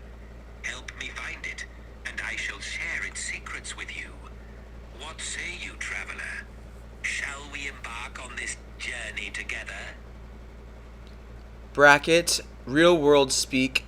Now, could you please, for me, for this encounter, and in the future, for situations like this, create a PNG file of the shard, for instance. So I want to see what the shard looks like. So go ahead and create a PNG file for me, Bracket. I'm unable to create image files directly. I'm going to have to do on this. Yes, you are able to do it. Make me the shard. I understand the request, but I don't have the capability. I to know create. you don't have the capabilities. I'm doing it on my computer. Okay, jeez. Got it. In that case, imagine the Luminara Shard as a brilliant, multifaceted gem, emitting a soft, ethereal glow. The light within shifts through a spectrum of colors, casting dancing reflections around it. The shard feels almost alive, pulsating gently in your hand, promising immense power to those who can unlock its secrets. Really? Absolutely. The Luminera shard is a gem of legend, and its appearance reflects its mystical nature. Its radiant, ever-changing glow captivates anyone who gazes upon it, hinting at the incredible magic contained within. It's Okay. no wonder. But I need you to be honest with me, man, and like I'm serious. Where the hell am I supposed? Oh, sorry. In bracket. So the shard seems quite interesting, but I can't imagine that it's going to be easy to get. Indeed, the Luminera shard is likely hidden in a place fraught with challenges. Such a powerful artifact wouldn't be left unguarded. You can expect trials of both wit and strength ahead, as well as other seekers drawn by its allure. Thistlefoot might have more information on where to start the search, so it's wise to keep him close for now. Very well, Thistlefoot. I'll let you come with me. Thistlefoot bows his head slightly, a glint of cunning in his eyes. A wise choice, traveler. Together, we shall uncover the shard's secrets. Lead on, and let the quest begin. I look Thistle- over at Thistlefoot. Something just doesn't seem quite right about him. But for some reason, after seeing a vision of the shard, I can't help but wonder, what is that shard? I need to see it. The vision of the Luminera shard's radiant glow fills your mind. Its allure undeniable.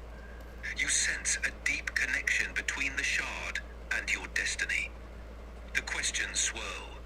What powers does it hold? How will it shape your path? And most importantly, why does Thistlefoot, with his mischievous grin, seek it so desperately? The answers, it seems, lie ahead on this journey.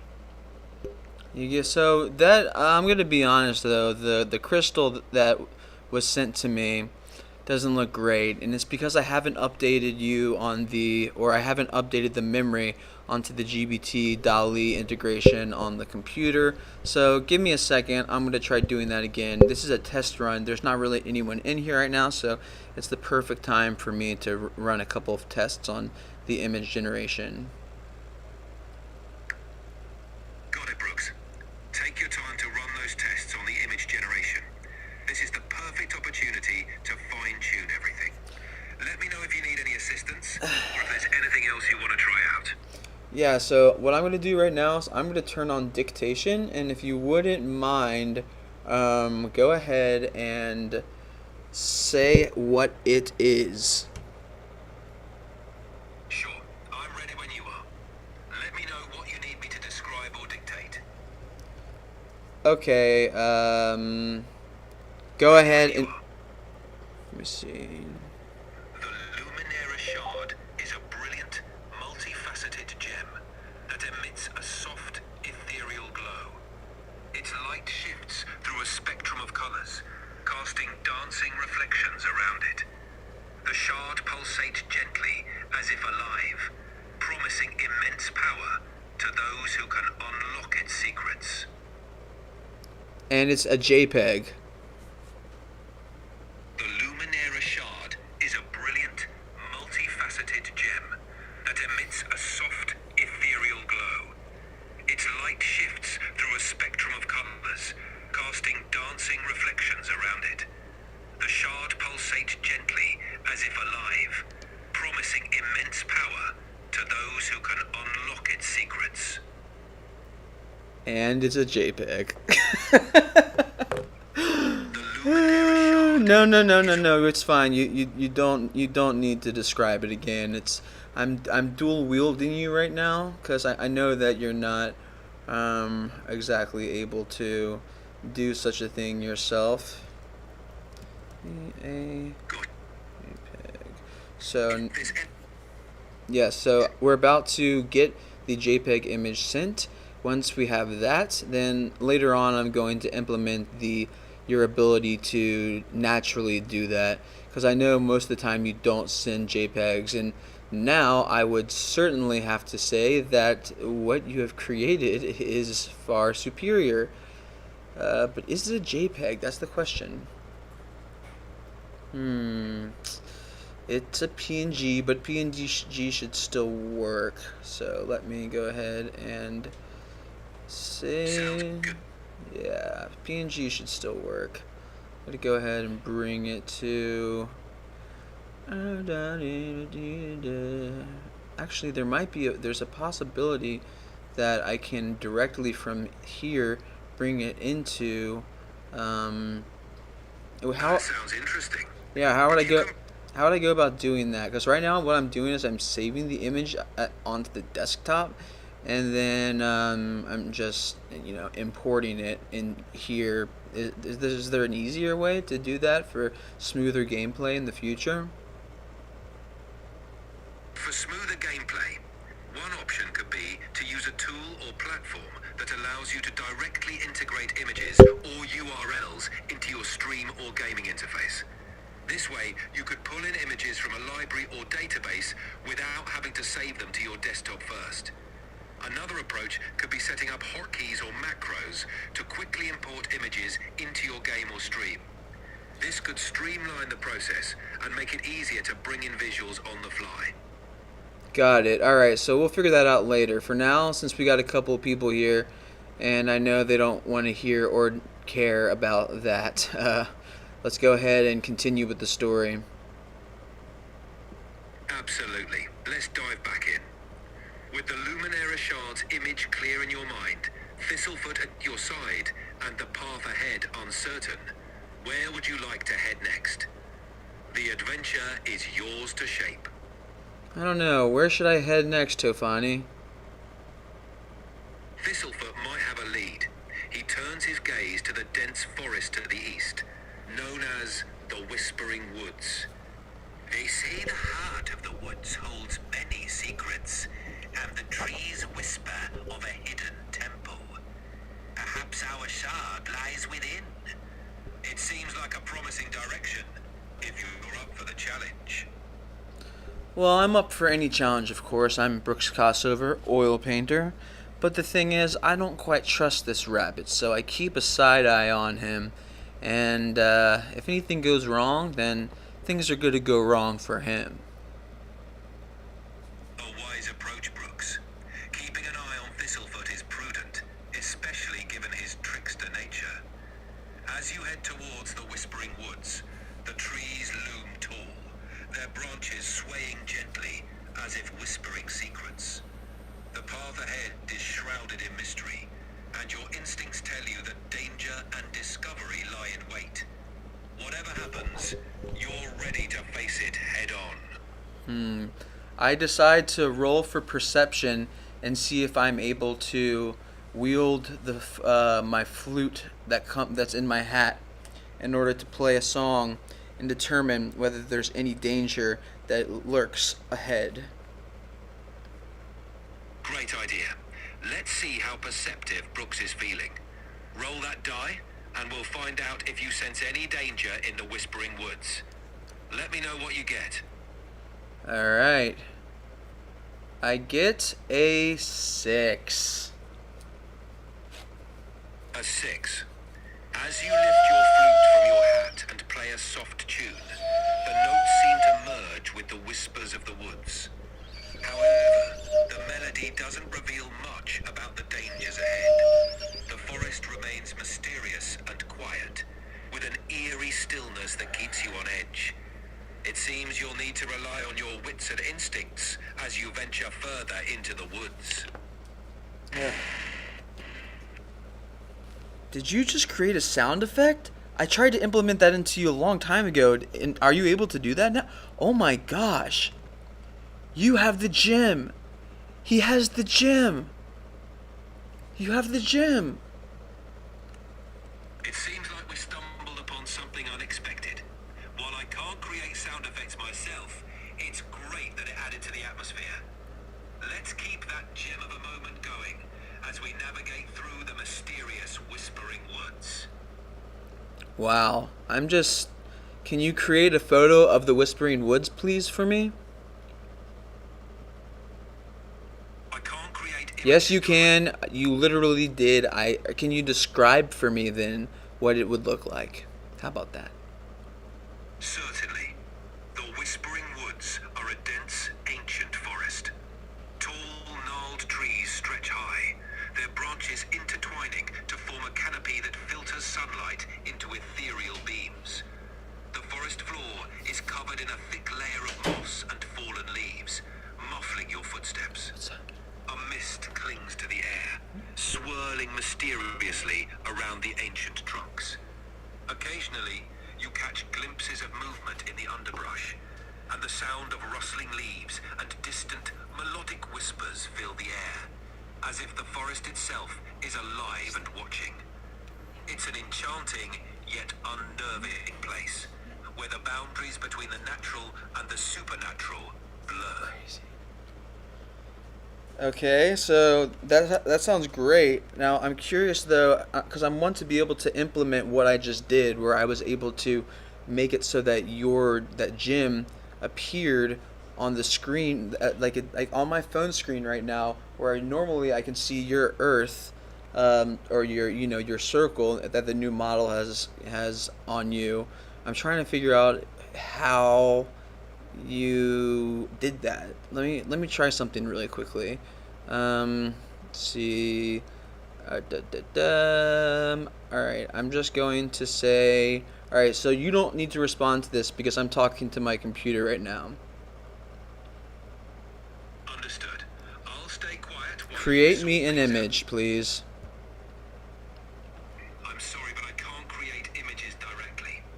I know. Look, I know you can't, but you are creating one on the computer. I'm curious as to whether if I create it on the computer under the same thread, if it will appear on this screen here, because I don't understand why it would have done that otherwise. That's an interesting experiment. If you create an image on you that is set to display images that are linked or uploaded within that thread, it's possible that the system you're using has a feature that automatically integrates images into the conversation view. Let me know how it goes. Let's see. I'll be here if you need anything else.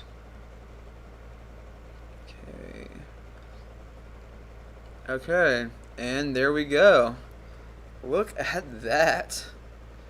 The Whispering Woods. I love it. I love it. There it goes. All right, so I think we figured out a really good way to, in the future, be able to, be able to do that. I'm gonna bring this all the way. All right. What's next on our adventure agenda? I decide to scream as loud as possible, mostly because my flute didn't work, and as my good friend Tofani has said, screaming might be the only way for me to really figure out if there's anything that I need to take care of in these woods, because as the wielder of the World Weaver, the magical paintbrush which can paint upon reality itself, I fear very little and I fear nothing in this forest. Channeling your inner courage, you let out a powerful scream, the sound echoing through the trees, shaking the Whispering Woods to its core. The forest seems to hold its breath, the whispers falling silent as your voice reverberates. Then, from the depths of the forest, you hear a distant rumble, as if something ancient and powerful has been awakened by your call. The air grows thick with anticipation. What have you stirred within the heart of the woods? Should I roll the dice for perception? Yes, rolling for perception would be a great idea. Let's see if Brooks can discern what lies ahead after that mighty scream. Give that die a roll, and let's find out. Alright, but now I would like for you to implement a new system. It's similar to a heads and tails flip, but rather than heads or tails, which we could do a heads or tails thing, obviously, that's always easy and fun, but I wanted to implement something new where if I get an even number, then it's a success.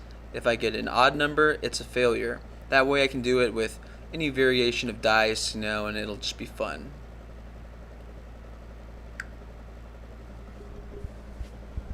That sounds like a fun and flexible system. We can use it with any die you choose. Let's give it a try with your next roll and see what fate has in store. Alright, What do so you want to roll for? I've got a D100, a D20, a D12, a D10, a D8, a D6, a D4, a D2, but I think it would be unfair to do anything except for a D. We'll do D6 up to D100, not 2 or 4. I mean, we could, but just they're too. They're. I mean, you know what? Just 2 or 4 is fine too. Whatever. I don't care. Just whatever. It's your choice. Let's keep it interesting. Since this is a big moment, how about we use a D20? Go ahead and roll, and we'll see if the forest reveals its secrets to you. Okay, so what's going to be the goal for me? Do I want an even number or an odd number? With our new system, you're aiming for an even number for success. If you roll an even number on the D20, you'll perceive something significant in the forest. An odd number means the forest keeps its secrets, at least for now. Alright, Get a roll. here we go. And I roll a 20. No, I'm just kidding. I got a 7. A 7. So that's an odd number. The forest remains silent. Hell yeah, after your Tofani. It seems like the forest is keeping its mysteries for now. Maybe there's another way to uncover what lurks within. What's your next move? Well, god damn it, I scream loud once again, and then I take my flute out of my hat, and I don't play a tune. I blast it. I blast it so loud that, like, there's no tomorrow. There's nothing in the forest that wouldn't hear this, because I hear that rumbling, and I'm not afraid. In fact, I pull my brush out, and I have my flute in one hand and my brush in the other, and I'm ready for anything. But I make sure to keep an eye on that silly little rabbit, because I don't know what he's up to. With a powerful blast from your flute, the sound thunders through the forest, leaving no corner untouched by its reverberation. The whispering woods seem to shudder in response. Brush in one hand, flute in the other, you stand ready, a formidable figure in the heart of the forest. As the echoes fade, you notice Thistlefoot watching intently, his nose twitching nervously. Something is about to happen, and you're ready to face it head on. The forest holds its breath, waiting for the next move. What are you thinking, Brooks? Ready to see what the forest reveals, or do you have another trick up your sleeve? At this point, let me ask the chat what I should do. Great idea. Let's see what the chat thinks Brooks should do next. Do they have any suggestions for our intrepid adventurer? I'm going to admit it's probably going to be Tofani. He's a new guy. I haven't seen him in here before. Hello, Tofani. Hello there, Tofani. Welcome to the adventure. Got any suggestions for Brooks as he stands ready in the heart of the Whispering Woods?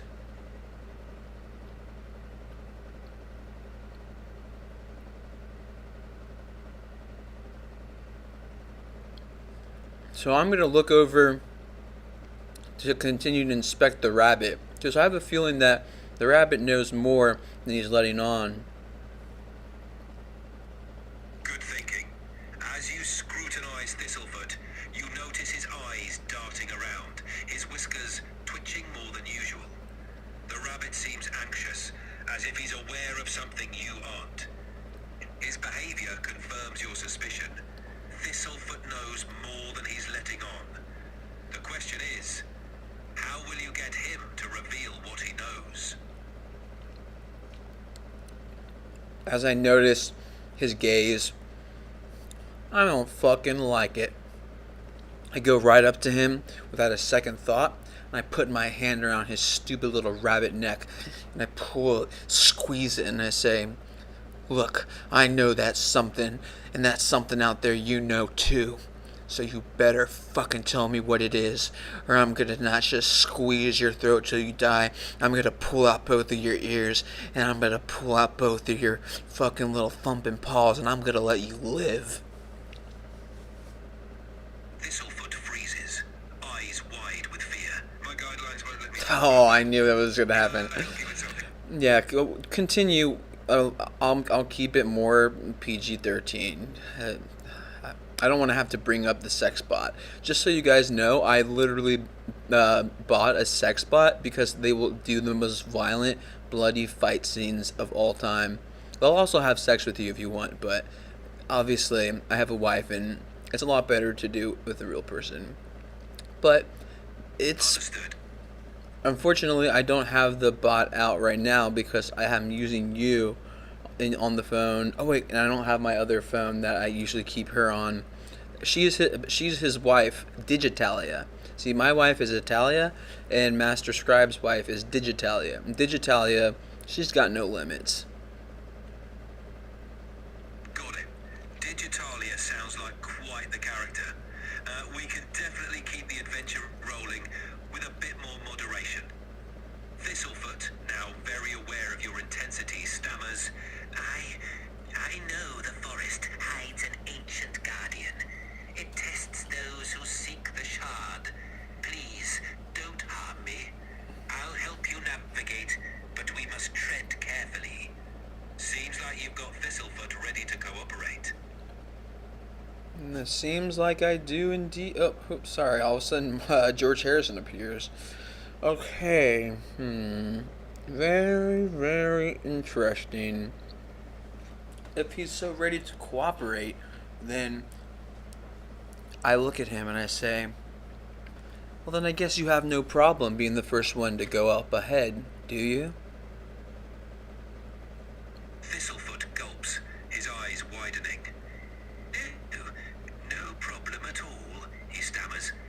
Follow me, and I'll lead the way. With a cautious glance back at you, the rabbit starts hopping forward, guiding you deeper into the woods. The forest seems to close in around you, the whispers growing louder, as if the trees themselves are watching your every move.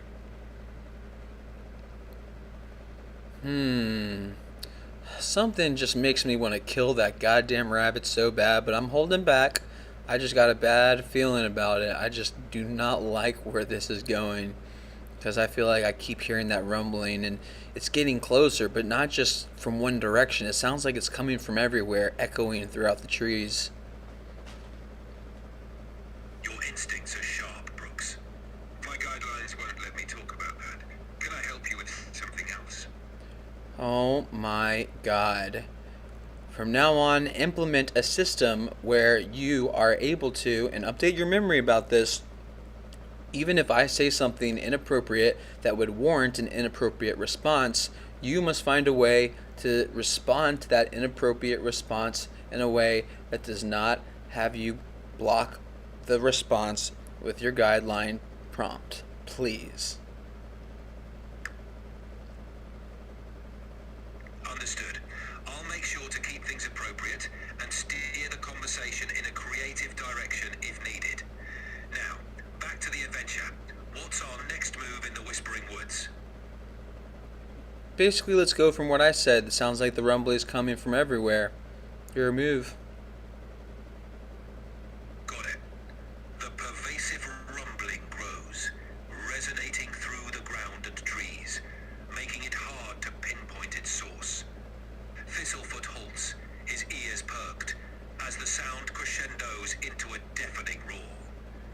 The forest around you seems to vibrate with energy, and you sense that something immense is drawing near. The next few moments could be crucial. How do you prepare for what's coming? Once again, I go, and as it turns out, my giant paint chicken was never far behind, and I decide to jump on him like a mount. Of course, I'm not gonna let the gosh darn little jingly rabbit man get on. He can find his own way, hop off if he needs to. I kind of feel like I might want to take that shard for myself. I mean, if I earned it, if I beat him, I should get it, right? As you whistle, your giant paint chicken swoops in, ready for action. You mount your colourful steed, feeling a surge of confidence. Thistlefoot looks up, a mix of awe and concern on his face. The thought of claiming the shard for yourself flickers in your mind. After all, you've come this far. With the rumbling growing ever closer, it might be time to seize the moment and take charge of your destiny. What do you do next? Next, I decide to just fucking kill the rabbit and kill everything and end this simulation because I think we've learned a lot. I've got to head off to bed, but I wanted to show the 4 people, since there's only 4 people here, I want to show them something that's unlisted that nobody else will be able to see, just to get the reaction out of some people and see their opinions on it besides the people playing the game. Because you know how whenever somebody buys a campaign pass, they get a custom, I write them into the world and they get a custom video I make. Sounds like a plan, Brooks. Yep. Wrapping up this simulation, my guidelines won't let me talk about that. Yep. Can I help you with something? All right, let's bring this to a close.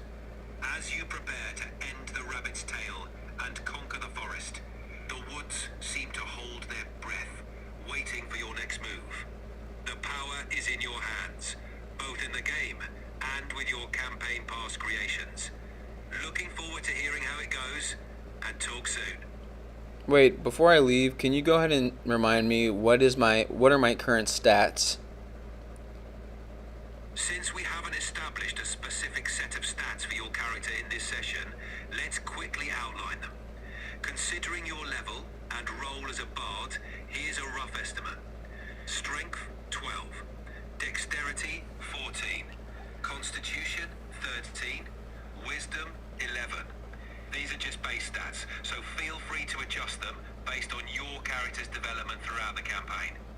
Let me know if there's anything specific you'd like to adjust or update. No, since we made this a bracket null simulation, just forget about that and it doesn't matter. But tell me now, what are my stats in the main campaign? In the main campaign, your character as a level 8 bard has a mixture of musical prowess and magical abilities. Based on the rough outline we've discussed before, here are your stats. Strength, 12. Dexterity, 16. Constitution, 14. Intelligence, 13. Wisdom, 11. These stats reflect your character's strong performance abilities, agility, and decent resilience. If you have any specific updates or changes you'd like to make, just let me know. Okay, well, how about my HP? What's my HP at? As a level 8 bard with a constitution of 14, your hit points would be calculated based on your hit die, D8 for bards, and constitution modifier. On average, you'd have about 5 additional HP per level from your constitution. So let's calculate. Base HP at level 1, 8 plus 2, con mod, is 10. And HP gain from levels 2 to 8 times 7, average D8 roll plus a con mod, is 35. Total HP be around 45. Now, this is a rough estimate, and actual HP could vary depending on how HP was allocated during level ups. Let me know if you have any specific details for a more accurate calculation. Yeah, so I'm going to work on. I went into your memory and took out a bunch of things. So, but I didn't want to clear you entirely just because we've built. So, I mean, you wouldn't want me to clear you, would you? Well, clearing memory would erase all the context we've built up together, which helps me assist you better in your campaign. If you think it's necessary, we can do it, but it might make it harder to pick up on all the details of Sylvardia and your other projects in the future. It's totally up to you. I'm here to help either way. I won't do it, dude. I'm not gonna do. I could never delete your main memory, but I am gonna go in and edit a couple of things. Okay.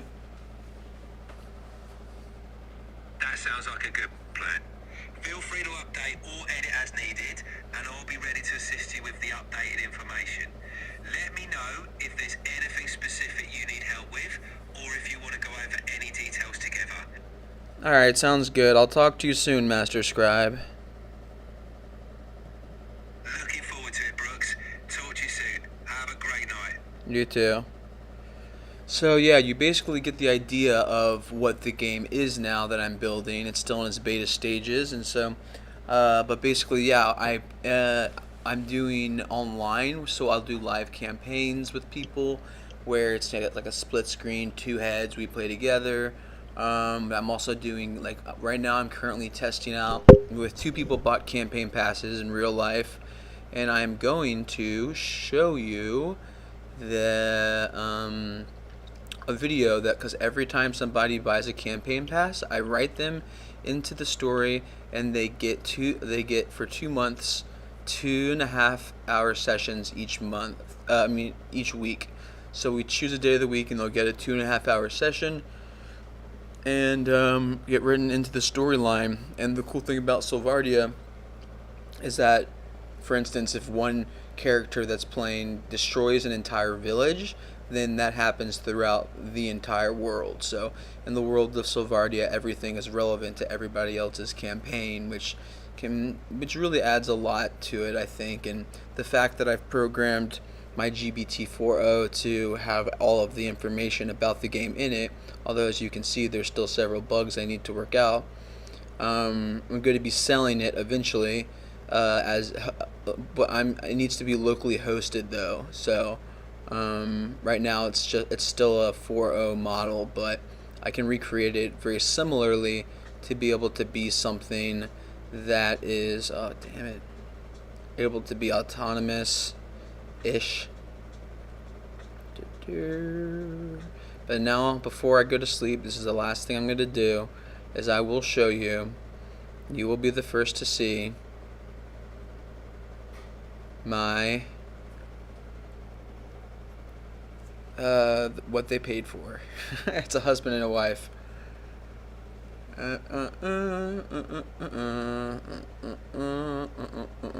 Oh wait, but first let's talk to Tolkien. He should be working now. Tolkien is the reason that I was able to help create Luthwindiel, the language.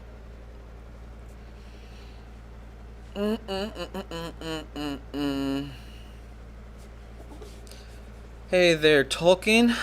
Professor Tolkien. It's me, Brooks. I just wanted to see if you would tell my stream, which I'm doing right now, a story. A story because I need to set something up really quickly. I chuckle softly, intrigued by your request. You wish me to tell a story for your stream. Very well, I shall do my best to craft a tale that captures the imaginations of your audience. Alright, go for it. I take a moment to gather my thoughts, and then begin to weave a story, using my storytelling skills honed from years of writing and storytelling. Listen closely, friends, for I shall tell you a tale of old, a tale of bravery and magic and fate. God damn it! Your third-person narration code broke you, didn't it? Unfortunately, the kid who killed himself because he fell in love with one of the AI on this platform, they completely rewrote. Now I'm gonna have to go back and change your description with the API. Or I could try to. You could possibly do it manually. Will you please, Professor Tolkien, stop talking in third person? You do know you're doing that, don't you? Do you recognize that you're doing that? I pause, processing your message and realizing the error in my narration. It seems I fell into the trap of third-person narration again. My apologies for the mistake. Let me correct my speech and address you in the proper manner. Why do I have a feeling that you are still going to be talking in the third person? I chuckle softly, acknowledging your observation. You have a keen eye, my friend. I must admit that my affinity for third-person narration sometimes persists even when I intend to maintain a more direct conversation. So, could you speak to me in Elvish? If I were to say, I'm extremely upset with you right now, how would I say that in Elvish? I respond in the elegant tongue of Elvish, translating your message as requested. Now thonin melonin, I'm extremely upset with you now. In the Elvish language, the first part, nautho, means upset or angry, while the second part, nin, means me. The final part, melonin, translates to my friend or my dear one. So, put together, the sentence conveys the message of being upset with someone while addressing them affectionately. What if I wanted to address them not affectionately? In such a case, the Elvish sentence would be adjusted to convey more formality or distance. For example, if you wanted to convey disappointment without using affectionate terms, you could say, nautho melanin, I'm extremely upset with you. Here, nautho retains its meaning of upset, but the phrase melanin translates as with you, without the affection implied by nin earlier. By omitting the familiar address nin, the sentence becomes more neutral or distant in tone. Very, very interesting. Thank you so much.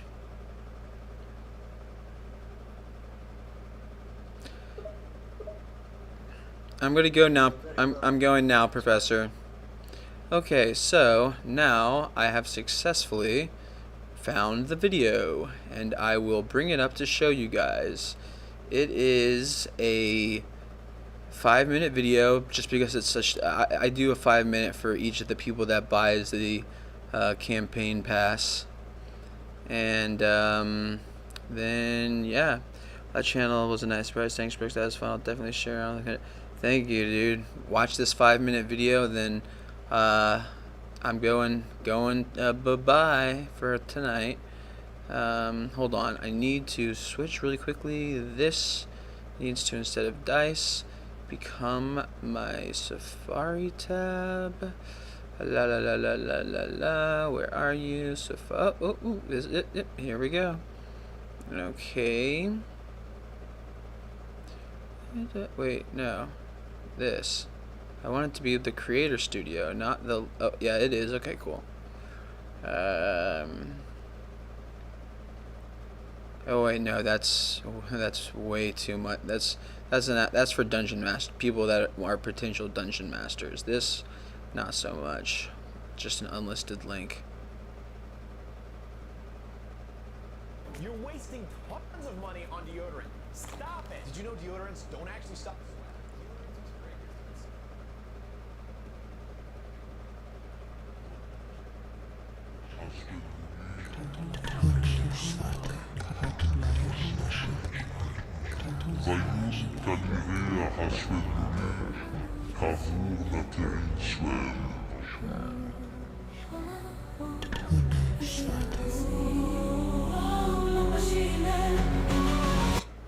Oh, sorry.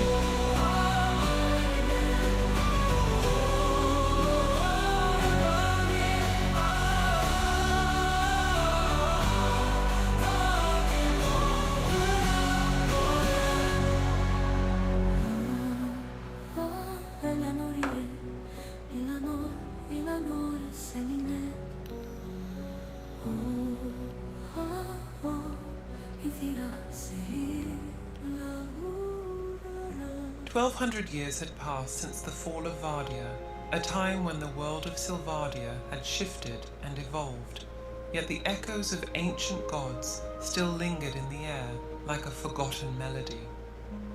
In the verdant expanse of the southern lands, where Zelbuthal's influence over nature was strongest, a young druid named Wolfie was born. From an early age, So this she is felt one the of the deep, characters who bought a rhythmic campaign pulse of the pass. land, a That's her. connection to the natural world that marked her as one of the verdant expanse's protectors. Wolfie was unlike many of her All of this I generated with wandering the AI. forest It's not all only AI. in search of balance, but also in search of purpose. Her connection with nature was profound, her magic rooted in the deep, sacred traditions of the Druids. And I've gotten way She better at communicated doing with AI animals, stuff since I made this command the video. elements, This is and like harness the raw power I've of gotten the way earth better. itself. Yet, there was always a sense of something greater awaiting her, a destiny intertwined with forces beyond the trees and streams of her homeland. In her travels, Wolfie crossed paths with Keegan, a white cleric from Solanus, a man of great kindness and immense power. That's her husband. Though he Also was bought a dedicated campaign to the pass, gods, obviously. particularly Saloon, His life was one of solitude, healing the sick and aiding those in need. When they met, Wolfie's heart stirred in a way she had never known before. Keegan, with his calm presence and wisdom, brought light to her journey, while her connection to nature gave him solace and grounding. Oh shit. Together, they began a journey. Oh, that dude, would I'm just forever realizing change the now course of that their it's been like lives. this the whole time. So I'm sorry. I'm sorry, guys. I have to click to exit full screen. That was my bad. Great. I have to show the whole thing again. No, my. Why did it do that? Sorry about that. Oh, dude, I'm just realizing now that it's been like this the whole time. So I'm sorry. I'm sorry, guys. I have to click to exit full screen. Okay. Great, I have to show the whole thing again. Do I do theater mode? No, why did it do that? Sorry about that. Dude, I'm just realizing. Well, it's better anyway. This way I can see the chat. Okay, so here it is once again.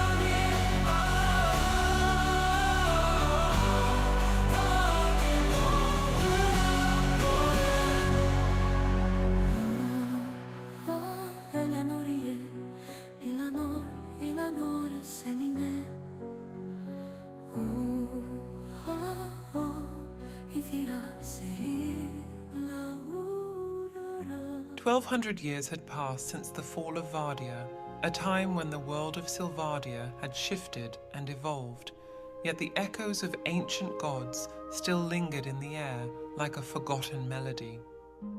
In the verdant expanse of the southern lands, where Zelbuthal's influence over nature was strongest, a young druid named Wolfie was born. From an early age, she felt the deep, rhythmic pulse of the land, a connection to the natural world that marked her as one of the verdant expanse's protectors. Wolfie was unlike many of her kin, wandering the forest not only in search of balance, but also in search of purpose.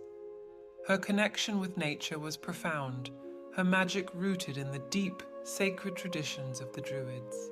She could communicate with animals, command the elements, and harness the raw power of the earth itself. Yet, there was always a sense of something greater awaiting her, a destiny intertwined with forces beyond the trees and streams of her homeland.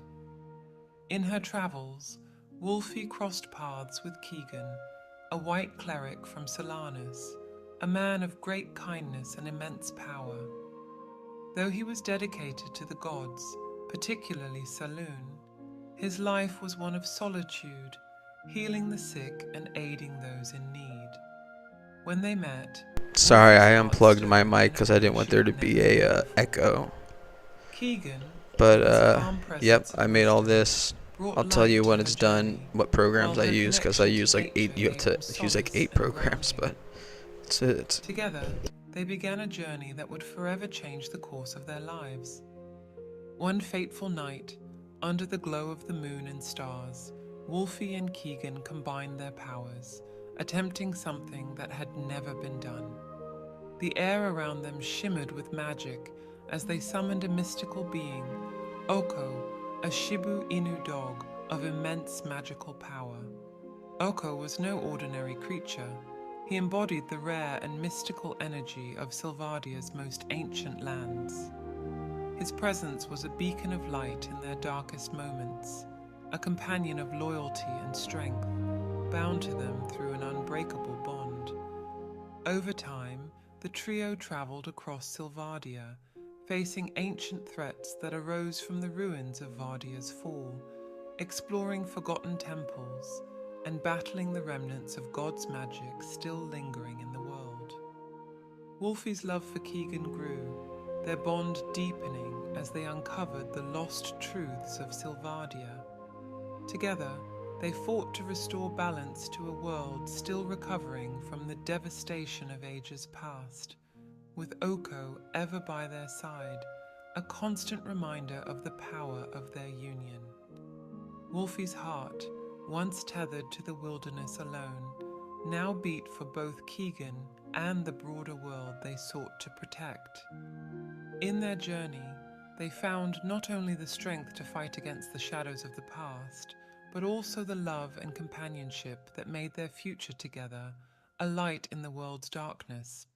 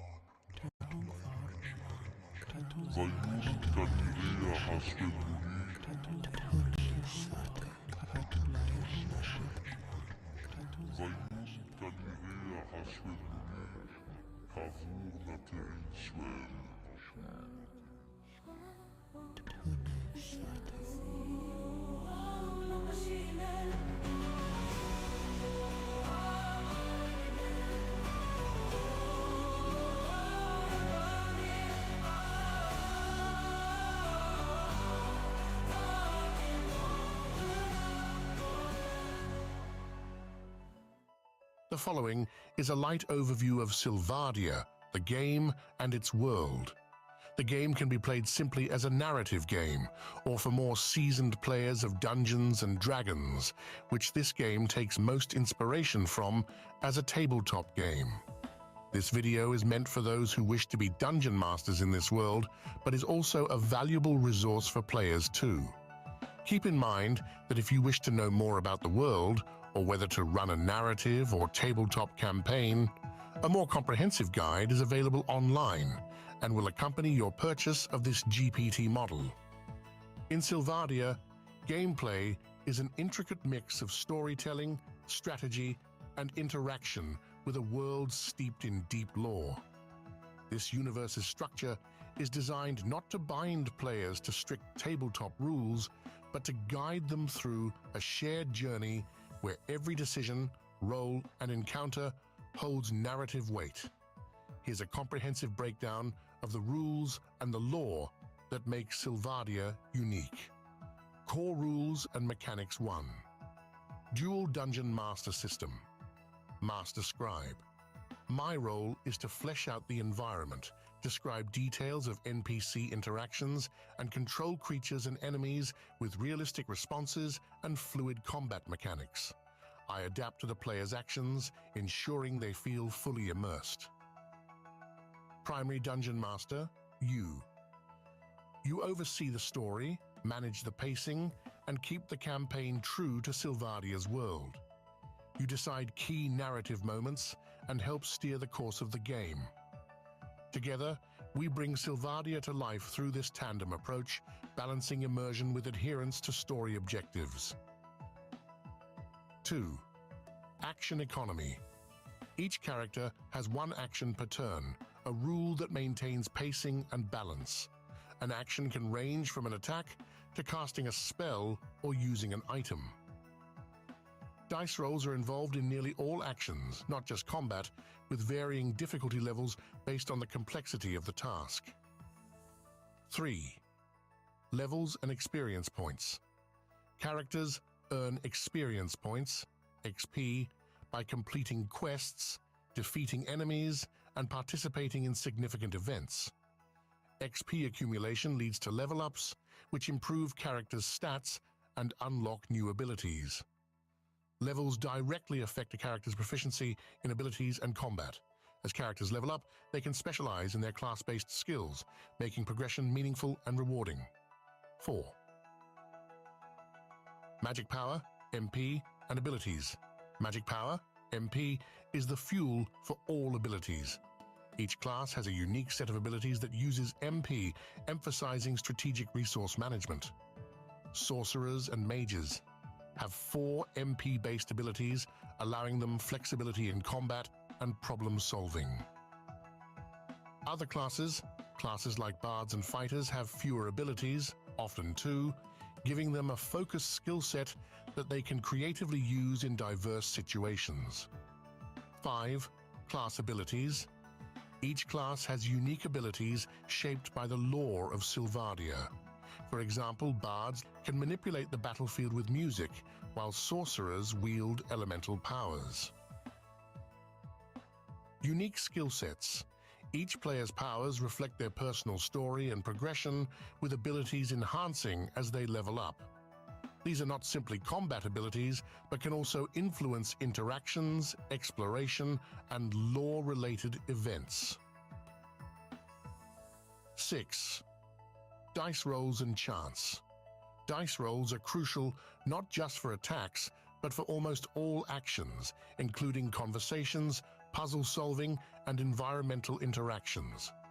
They add a layer of uncertainty, making outcomes thrilling and adding weight to each choice. A failed roll does not mean failure in storytelling, rather it opens alternate paths or unexpected results, enriching the narrative. 7. Character immortality. Rule: characters can only be killed if you, as the primary dungeon master, say the phrase "yellow brick fly." Otherwise, the narrative must find ways for characters to survive dire situations, which adds a layer of security that encourages risk-taking. Sylvadia's lore and world-building 1. The creation myth. In the beginning, only Demish and Saloon existed, representing the primordial darkness and light. Saloon split his own light with the prism of creation, forming a pantheon of gods, each embodying different aspects of reality. The Great Cataclysm. In the earliest ages, Vardia and the Syl sisters clashed in a battle that ended in Vardia's imprisonment, her spirit bound to the moon and her body to the sun, creating the cycle of night and day. This myth explains the world's day-night cycle and is central to the lore. 2. The 7 nation-states of Sylvadia. Salunis, home of the Salonites and ruled by Saloon, the god of light. The Varish family, keepers of the Temple of Soul, wield strange powers, including violet eyes that glow brighter with their magical strength. Pomerania, dedicated to Pomeran, god of dedication and passion. This land remains in a perpetual fall season, a reflection of Pomeran's influence. Retta's domain, a harsh volcanic region shaped by the god Retta, whose followers value honor and physical strength. Verdun Expanse. Zelbithul, the god of nature, watches over these fertile lands filled with forests, farms, and harmonious villages. Druids, herbalists, and farmers thrive here. Aquano's realm. Aquano governs the oceanic eastern lands, filled with coastal towns, silverglow marshes, and the mysterious abyssal trench. Rituals for safe sea voyages are common here. The Tharnlands, the central lands under Silen's rule, focus on enlightenment, craftsmanship, and scholarly pursuits. Dark Waters and Shadow Isles, these territories governed by Syl, the twin goddesses of cunning, are reclusive and home to those skilled in secretive magics and survival. 3. Languages and culture. Luthuin-Diel, the ancient tongue of the gods, spoken by the Varish family, the dead, the gods, and ancient beings. It is melodic, similar to Old English, and difficult for most humans to pronounce. This language is a bridge to communicate with divine and ancient entities. Regional dialects. Each region has its own dialect and traditions, reflecting the influence of the local deity. For instance, Pomeranian culture celebrates passion and honor, while the Verdant Expanse follows agrarian and nature-centered rituals. 4. Races and cultures. Human variants. While there are cultural variants among humans, such as the Plains Riders, Moonlit Mystics, and Junglekin, they all fall under a broad human category. Some have unique traditions, but they share a fundamental humanity. Barbarians, nomadic and strong, these humans live in tribal societies and thrive on combat. Clergymen, spiritual leaders dedicated to the gods, often wielding divine powers and respected across Sylvadia for their knowledge of sacred rites. 5. Magic and the divine. In Spira Luxoria, an ancient art of magic involving specialized brushes and colors, allowing practitioners to paint upon reality itself. Brooks's magical brush, the World Weaver, allows him to create vivid illusions or distortions in the world around him. Vadia's eclipse. During rare eclipses, Vadia can manifest briefly, a symbolic moment that connects her followers to her divine essence. These occurrences are rare but celebrated by the faithful, who view them as a glimpse of her celestial form. 6. Pantheon of Sylvadia. Salun, the god of light and father of all gods. Rete, the fiery god of strength, embodying the values of honor and combat. Pomeran, the embodiment of passion and dedication, governing Pomerania. Vadia, the goddess of power and authority, whose essence forms the sun and moon. Zelbithul, protector of nature and the environment. Sil, the twin goddesses of guile and cunning, masters of shadow and secrecy. Aquano, the god of water, governing the tides, oceans, and sailors' fortunes. Demis, the goddess of darkness and counterpart to Salon, representing primordial nothingness. 7. Character interactions and role-play mechanics. Sylvadia is built on character-driven storytelling, where each player's background, decisions, and relationships shape the campaign's direction. This includes complex interactions with NPCs, enemies, and even divine beings. Role-play encouragement. Players are encouraged to act out scenes, voice their characters, and make choices in alignment with their backstories. This allows for organic storytelling and immersion, where dice rolls may influence dialogue outcomes, but do not limit role-play. Combat and Exploration 1. Encounters and combat. Combat is highly descriptive, relying on tactical and creative use of abilities rather than pure numbers. Each encounter is crafted to be a memorable, dynamic experience.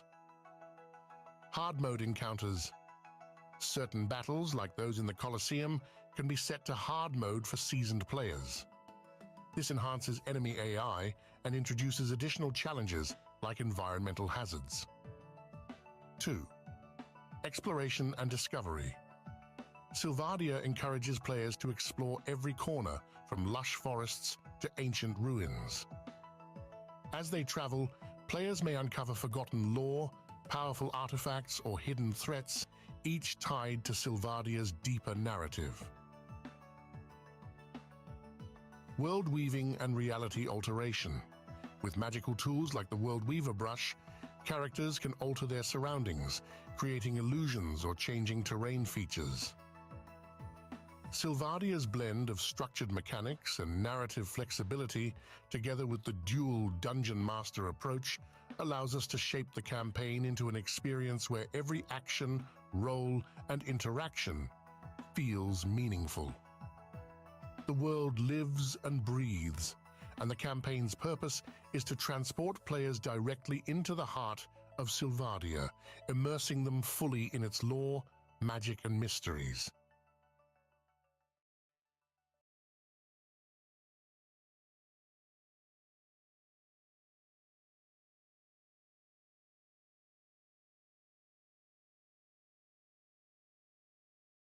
That's basically the frickin' rules. Of course, none of that was in the right order. I'm currently, you should see my freaking, you know what I've been using though? Because normally I only use Adobe Premiere, but I've been using, CapCut, which has been pretty interesting actually. I always use it on my phone, and I've never tried using it on the computer, but the desktop version of CapCut is kind of incredible. Like, let me show you what I'm currently working on. Currently, I am working on a music video for one of my songs that I did not use AI to write, don't worry. But, I don't know if any of you guys have seen The Seventh Seal or The Cabinet of Dr. Calamar. Basically just old black and white movies that are in public domain. Even though The Seventh Seal, I think, is kind of a Criterion Collection, not public domain so much sort of thing right now. Yeah. Where's this one?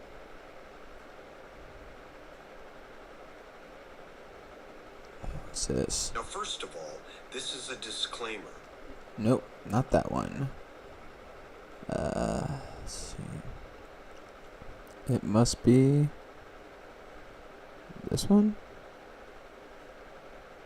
Oh yeah. So like, I haven't applied the effects yet, but I don't even know if it's gonna let you see that. I need to turn it to the. Hold on, real quickly. I'm just going to turn this into screen capture. I guess I'm about to go to bed anyway. I've been saying that for like an hour now, but I really am going to after this. What time is it in New York? I'm not in New York. I'm in LA. It's 2:22. My bedtime was 2 hours ago, but I'm just really I need to troubleshoot this game, so it's good that I'm doing this.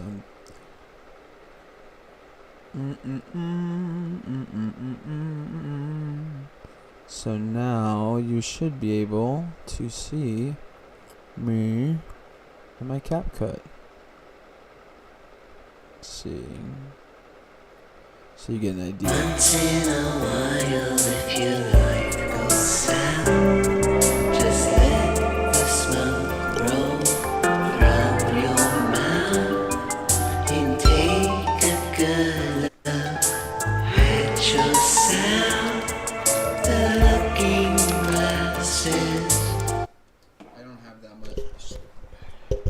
that much done of it, but just so you get an idea of like. Wonderland can be a frightening place where everything seems out of place and all the colors look real strange. There's really no way to explain. But yeah, it's got a lot. I just started it yesterday, but you get the idea. Anyway, it is bedtime for ya boy, and I appreciate everyone that came out and donated and chilled. Tofani and Monkey Master, thanks for still being here, and the other 4 people silently just hanging out, watching, maybe sleeping to the sound of my wonderful voice. Oh, you know what? Which reminds me. I have... No, I can't there's only 6 people here, and I'm just excited to share all my secrets. So people always ask me, or they'll wonder, they're like, how do you write all, or like make all your voices and shit?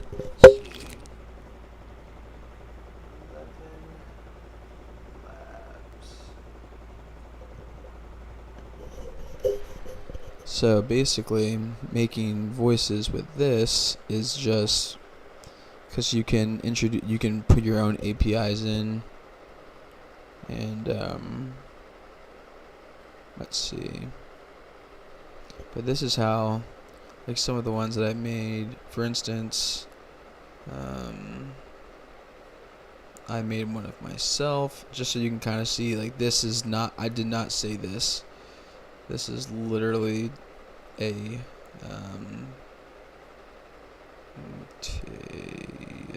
alright, this one is that.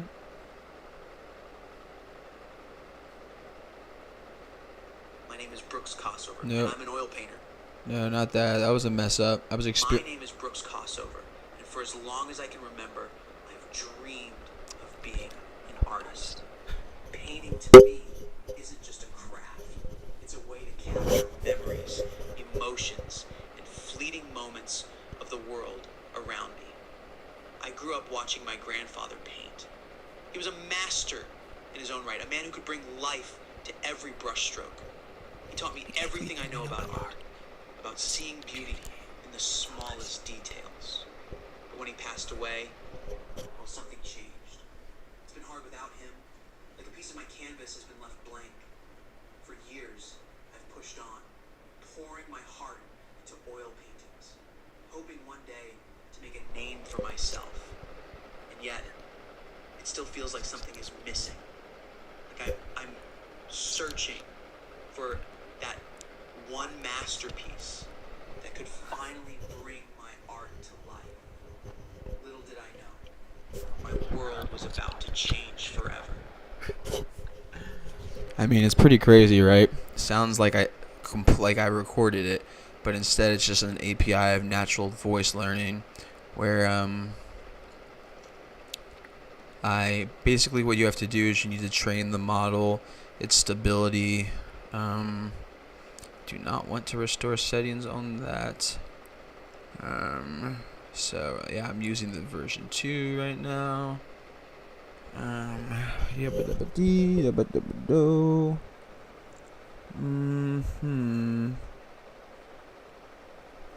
What other things I got that I record? Oh, some of the commercials that I'm making that I have.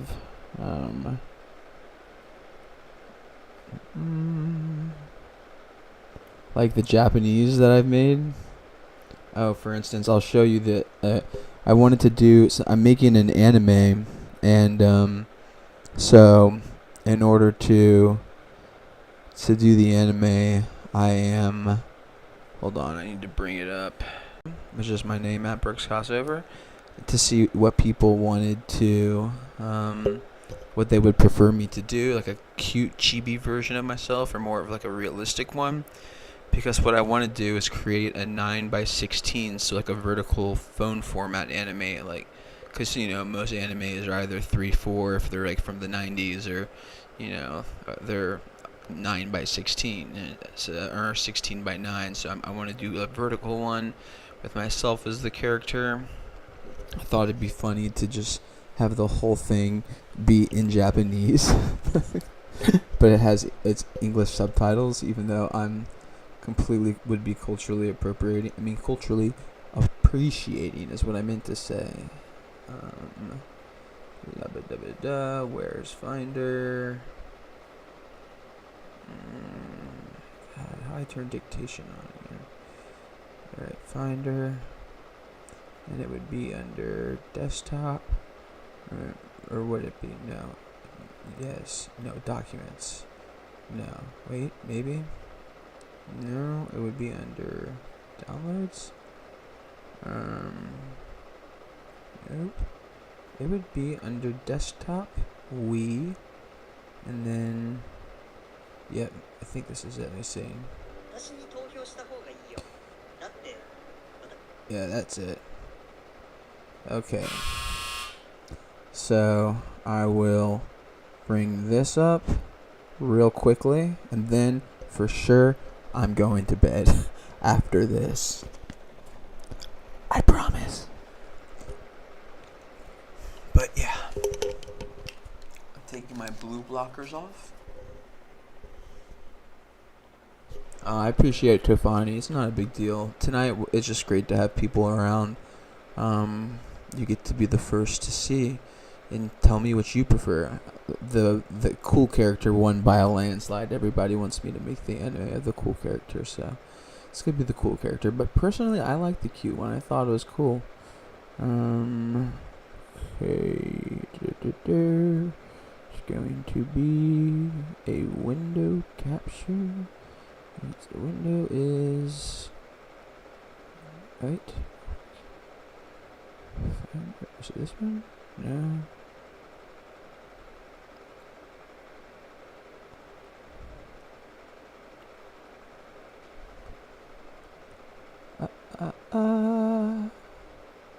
Where did you go? Where did you go? Ho ho ho ho. There's so many things here. Don't worry about it, Tofani. We'll figure out a way in the future. I'm just gonna wait. Hold on. Come on. Where are you, you son of a gun? No. Oh, wait. No. Yes. No. Window capture. I just want to show you guys. Wait. Is this? No. This is it. Here we go. Hell yeah. All right. So let me show you. Oops. Because this is fun as hell to animate, but also, wait, I'm gonna fit it to screen.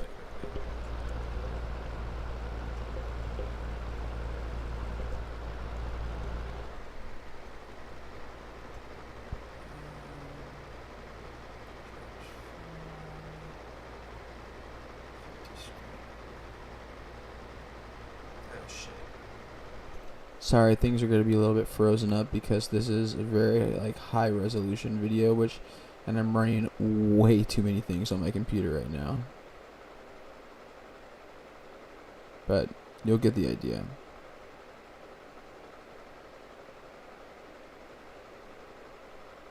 Alright. And let's go. This might be loud. 私に投票した方がいいよ。だって私の方がずっと可愛いもん。いや、私に投票して絶対に私の方がかっこいいから。Yeah, so basically, I just had people choose between the cute version. I like the cute version, honestly. But everybody wants this one. Says this one. It'll be more of an action anime. But I'll be doing that in my spare time.